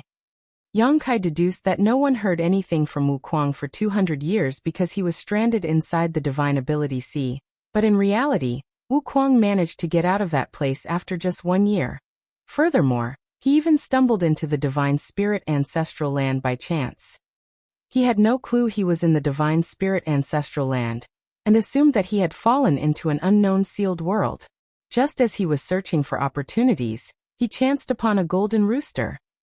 That golden rooster was innocent and naive. He had apparently lived much of his life in the Divine Spirit Ancestral Land, and was unfamiliar with the sinister side of humans. In fact, he even excitedly approached Wuquang, an unfamiliar face. Wuquang, a lawless person through and through, immediately started getting ideas when he noticed that the golden rooster seemed to possess a divine spirit bloodline, but was still just a fledgling. While he had devoured all kinds of beings in his life, Wuquang had not tasted a divine spirit with power equivalent to a master in the open heaven realm before. There was a high chance that his power would soar to greater heights if he could consume this rooster. With this mind made up, Wuquang decided to act immediately. He used his heaven-devouring battle law to try and devour the golden rooster, but just as he made his move, a much bigger golden rooster appeared. Wuquang finally realized that an older golden rooster had followed the little one, and the older one's strength was akin to a peak 8th Order Open Heaven Master. Once again, Wuquang cut a sorry figure as he fled. In fact, he would likely have met a disastrous end if the commotion had not drawn the attention of Shanqing Luo, who was cultivating nearby. The two were shocked to see each other as neither expected to run into an acquaintance from the outside world in this place. Shanqing Luo acted as a mediator, and Wuquang was able to set aside his pride and sincerely apologize. After finding out that Wu Kuang was an old acquaintance of Yang Kai, and since Great General had not actually been harmed, Miameng decided to let Wu Kuang off the hook just this once. Thus, things were settled just like that. However, Miameng did give Wu Kuang a harsh warning. She would not show any mercy if he ever tried to approach her child again. Naturally, Wu Kuang gave his word, for what that was worth. After talking to Shanqing Luo, Wu Kuang finally realized that he had ended up in Divine Spirit Ancestral Land. Shanqing Luo was not the only one here either. Su Yan, Zhu Qing, and all the others from Void Land who had divine spirit sources and bloodlines were all cultivating here, and had been for several hundred years. Ordinary humans were not allowed to remain in Divine Spirit Ancestral Land. So Shanqing Luo reached out to Su Yan and the others. They were all discussing sending Wu Kuang away when the Black Ink clan captured the No-Return Pass, and the war erupted in the Barren Territory. The Dragon Clan and Phoenix Clan sent word for the Divine Spirits in Ancestral Land to come to their aid in the Barren Territory. When the Divine Spirits received this message, they rushed to the No-Return Pass at once with the 4 Phoenix Pavilion and Kuan clan at the helm. Wu Kuang decided to tag along to witness the excitement. For the time being, he dared not return to the Shattered Heaven, so he figured he might as well join the fun on the Barren Territory battlefield. Due to their connection with Yang Kai, the others apart from the Divine Spirits from the Ancestral Land, such as Su Yan, Shanqing Luo, Lu Yan Jiufeng, and the others from the Star Boundary were all taken into the Great Evolution Army under the command of Old Ancestor Xiao Xiao. Once the group arrived at the Barren Territory battlefield, Wu Kuang took to the place like a duck to water. He could unleash his heaven-devouring battle law here to the fullest without anyone condemning him, allowing his cultivation to rise rapidly. He felt as if he had been born for battlefields such as this. Black Ink strength, something that all humans feared and reviled, was actually the greatest supplement he could obtain. In this place, Wu Kuang developed a kind of kinship with Blood Crow, who cultivated the Grand Evolution Immortal Bloodlight scripture. He took good care of the latter, so much so that anyone who saw his actions would be moved by him. In a good way, of course. Of course, Yang Kai knew nothing of Wu Kuang's eventful escapades. After giving his instructions to the senior brother and junior sister of Heavenly River Palace, he passed them a large number of purifying black ink pills, and informed them that anyone who was corrupted by black ink strength, but had not turned into a black ink disciple, yet could consume this pill to drive the black ink strength out of their body. The woman had experienced this herself and so greatly valued these pills. She accepted them with a grateful heart before both she and her senior brother vowed that they would do as Yang Kai requested, and ensure that his instructions were carried out to the letter. It was only then that Yang Kai took his leave. "Are you not heading to Barren Territory?" Ji Lao Sen quickly asked when he noticed that Yang Kai seemed to be heading in the wrong direction. Yang Kai shook his head. "Something's happened in the Shattered Heaven. Black Ink disciples have shown up here, so I need to investigate their movements and check where they came from. I will have to trouble you with something though, Brother Ji." "Do tell."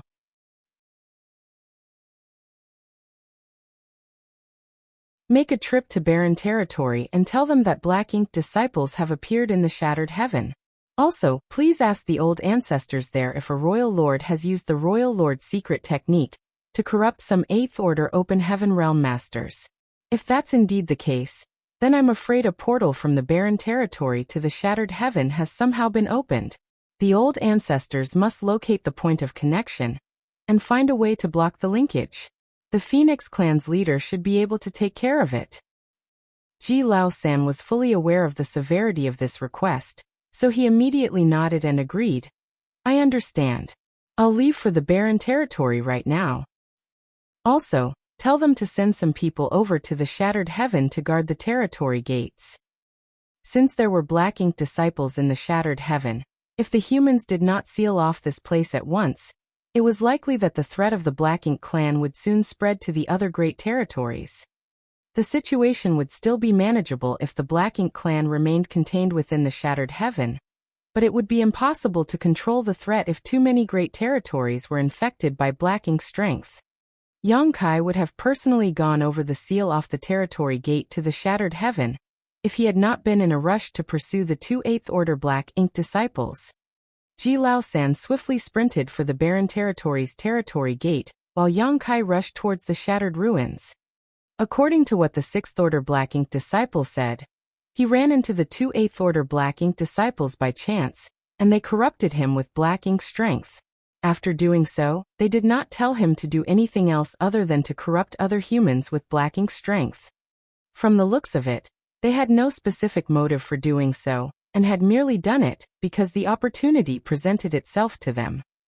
It was likely that there were others in the shattered heaven who were in the same situation as that Sixth-Order Black Ink disciple, but it would be hard to pinpoint them if these Black Ink disciples did not expose themselves.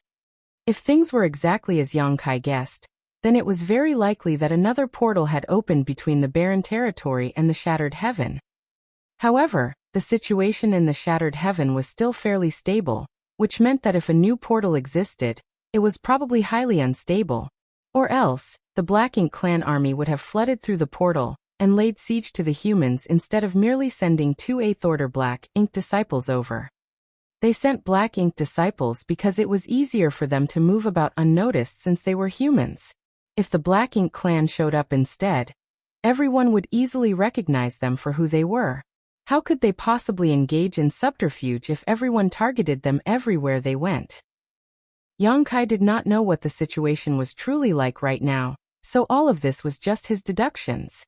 He was even more curious to find out about the purpose behind the appearance of the two Black Ink disciples. Although they were heading towards the shattered ruins, there was very little chance that they were aiming to get to the Divine Spirit ancestral land. There was nothing of value to them there. However, a thought flashed across Yang Kai's mind, and his expression turned grim at once. He finally realized what he had been forgetting all along. Divine Spirit ancestral land. Black Ink sealing land. That Black Ink giant spirit god. Yang Kai would not have given it much thought if it had not been for the precedent set by the Black Ink giant spirit god which appeared on the late ancient era battlefield. That Black Ink giant spirit god from the late ancient era battlefield had clearly already died, though his body remained indestructible, and even retained the will to slaughter his enemies. However, the Black Ink clan used some sort of method to bring it back to life. As a result, outside the primordial heaven's source grand restriction, the two Black Ink giant spirit gods attacked the human race army from both sides and caused their defeat. The Black Ink giant spirit god in the Divine Spirit ancestral lane had been dead for many years, but its body remained. Since the Black Ink clan could awaken a dead Black Ink giant spirit god from the late ancient era battlefield, why would they not awaken the one in the Divine Spirit ancestral land? If the two Eighth-Order Black Ink disciples had come with that goal in mind, there was only one possibility. They wanted to reawaken the Black Ink giant spirit god at Divine Spirit ancestral land. Yang Kai felt goosebumps all over his scalp. A giant spirit god was too powerful of an existence. Even if over a dozen old ancestors joined forces, they might still fail to lay a finger on a giant spirit god. Although the Black Ink giant spirit gods were created by Mo, they were essentially on par with true giant spirit gods. Just their massive size was enough to easily unleash heaven-destroying, earth-shattering power. Had Mo reached the realm of being able to create living beings? The fabled creation realm? If the Black Ink clan had the power to awaken and unleash the Black Ink giant spirit god in the Divine Spirit ancestral land, the humans were done for. No one but a giant spirit god could stop a Black Ink giant spirit god.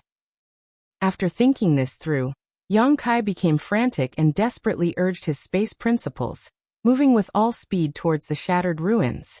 In half a month, he arrived on the outskirts of the Divine Ability Sea.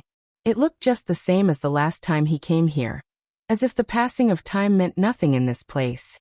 The situation at this Divine Ability Sea was similar to the late ancient era battlefield, but the one there had been left after a great battle, whereas the one here was specifically created by humans. The last time Yang Kai was here, he did not understand why there was the Divine Ability Sea here, until he saw the Black Ink giant spirit god. The Divine Ability Sea was a barrier against the Black Ink giant spirit god, acting like a cage to keep it imprisoned.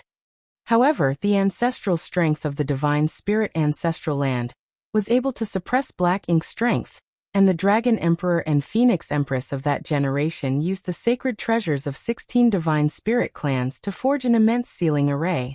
After countless eons, the ancestral strength had worn away all of that Black Ink giant spirit god's power, leaving nothing but an empty shell behind. This was the reason why Yang Kai did not consider this possibility until now. He secretly hoped that the two 8th Order Black Ink disciples' motives were not as he deduced as he dove straight into the Divine Ability Sea. He was only a 6th Order Open Heaven Realm Master the last time he came here, so he and Xia Lin Lang went through great pains before they stumbled into the Divine Spirit Ancestral Land. Now that he was an 8th Order Open Heaven Realm Master, Yang Kai was over 100 times stronger than he was back then, so he simply forged ahead boldly.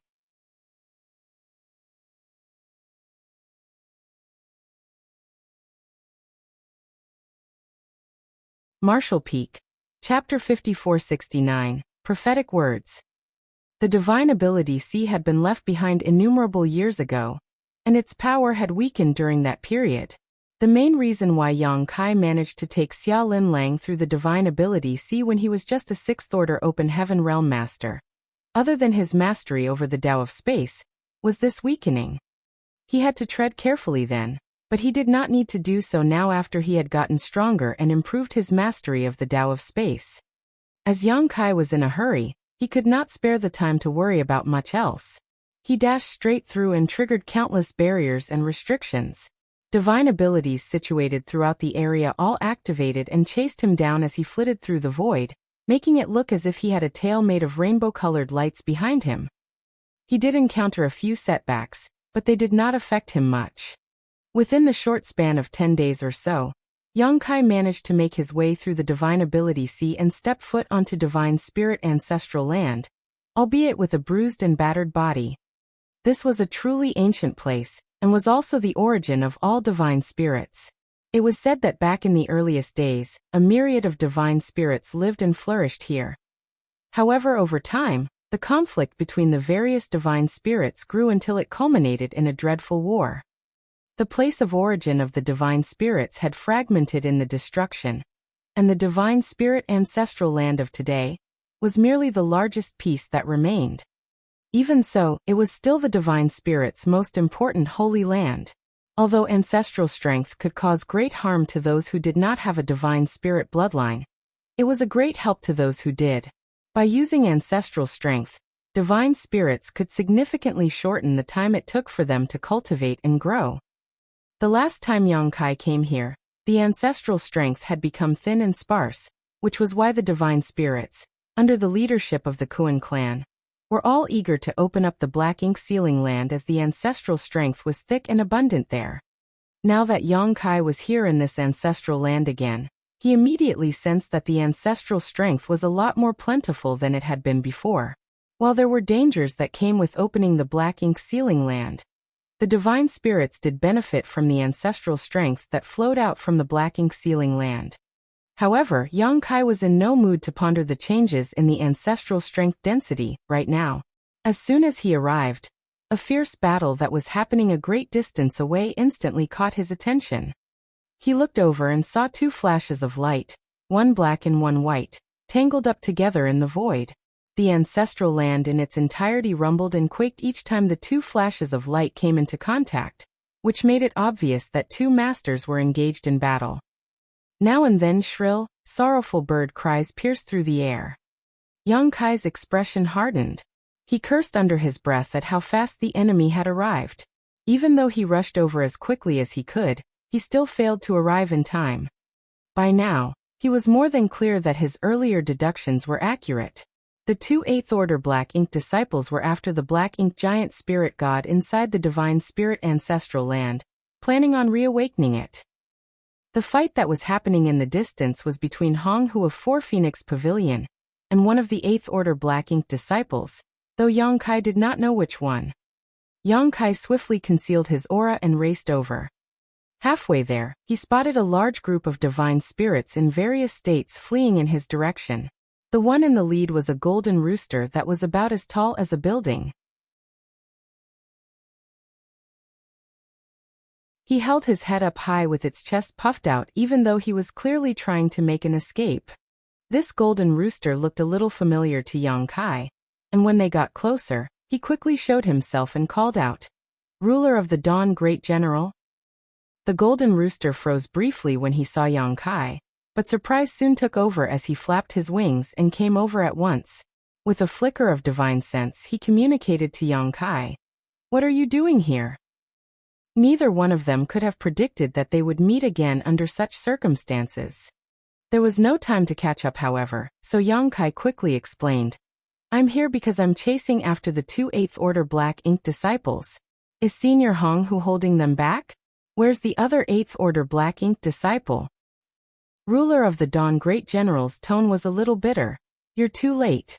The 2 Black Ink disciples infiltrated this place and snuck up on Senior Kuaneo, who was standing guard here, leaving him gravely injured. Then one of them stayed here to stop Senior Hong Hu while the other went into the demon sealing land. I don't know what he's trying to do there." Yang Kai's heart sank. He saw Hong Hu battling against an 8th Order Black Ink disciple, and assumed that the situation was not quite so dire yet, but unexpectedly, things had already reached the worst-case scenario. Ruler of the Dawn, great general hurriedly explained the current situation. A fierce battle has broken out in the barren territory, and most of the divine spirits have gone to help. Senior Hong Hu and Kuaneo stayed behind to take care of us young ones, but now we can't even tell if Senior Kuaneo will survive his wounds. I'm leading the young ones as far away as possible to hide. Come with us." Although he was huge in size, Great General was still considered a child when viewed in the light of the divine spirit's prolonged growth period. It was the same with the other divine spirits behind him. Yang Kai could sense that even the strongest among them was only equal to a 5th Order human master, incapable of helping much on the battlefield. This was why they had been left behind under the care of Hong Hu and Kuaneo. This way, even if some of the divine spirits who went to aid the humans in the barren territory were sacrificed, their bloodlines would continue.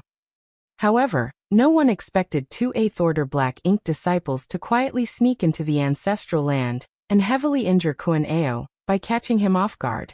Hong Hu noticed the commotion and rushed over to stop them, but it was already too late. One of the 8th Order Black Ink disciples stayed behind to hold Hong Hu back while the other seized the chance to infiltrate the demon sealing land. Yang Kai shook his head. "I came here to deal with the 2 Black Ink disciples. Hurry up and leave, all of you."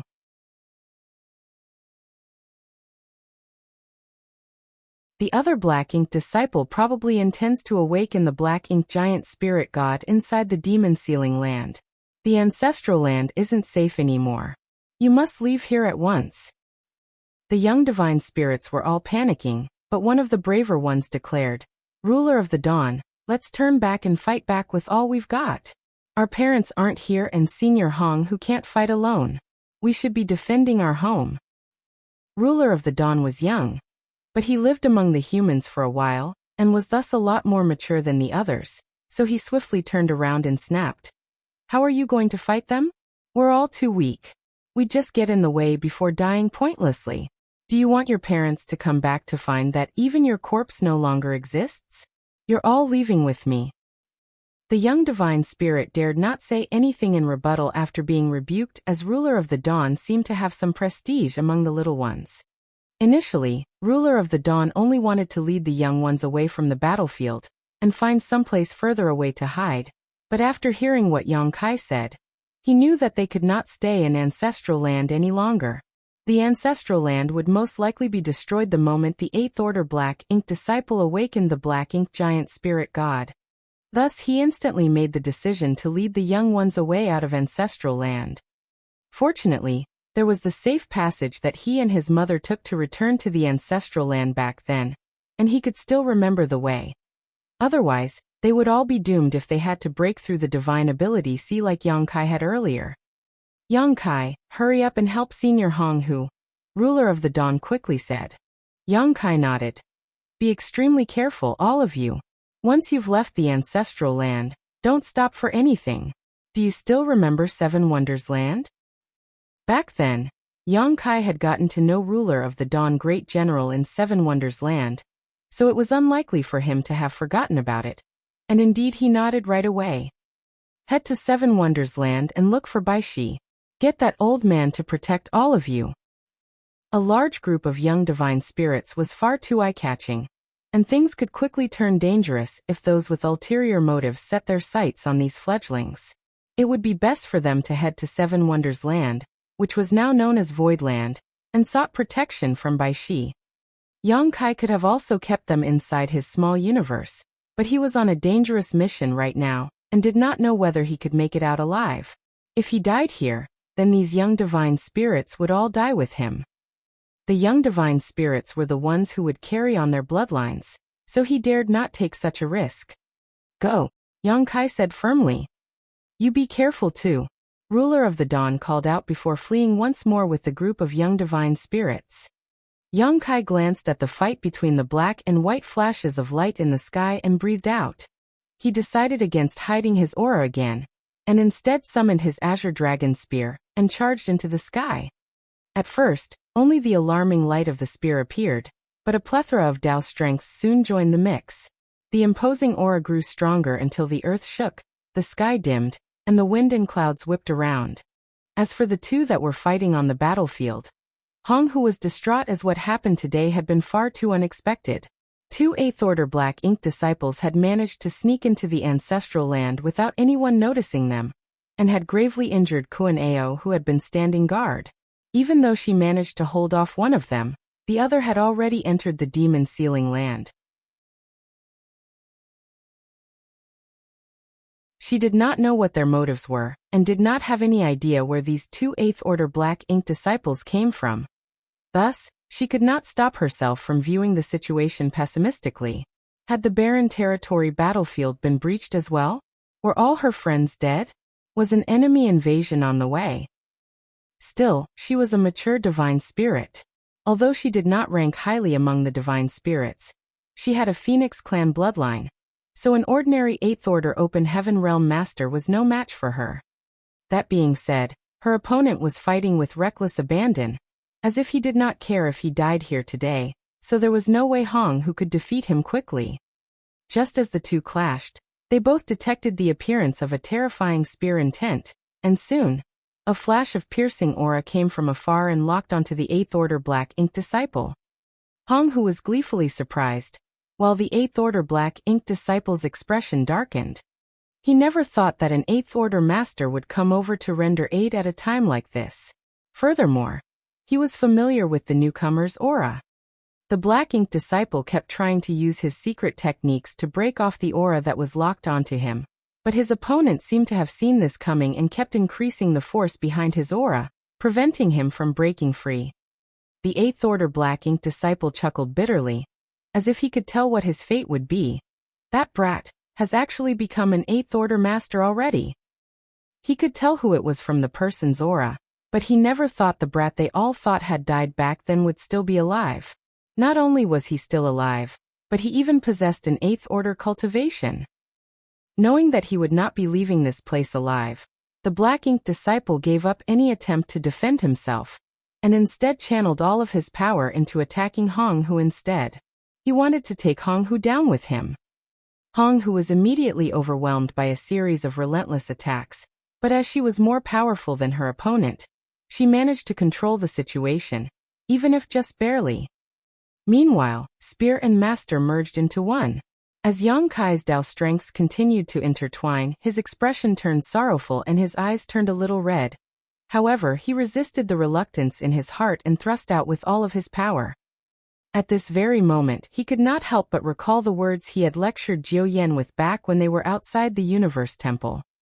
On that battlefield, countless soldiers had been corrupted by Black Ink's strength and ended up serving the Black Ink clan, as they fought against those who were once their fellow brothers.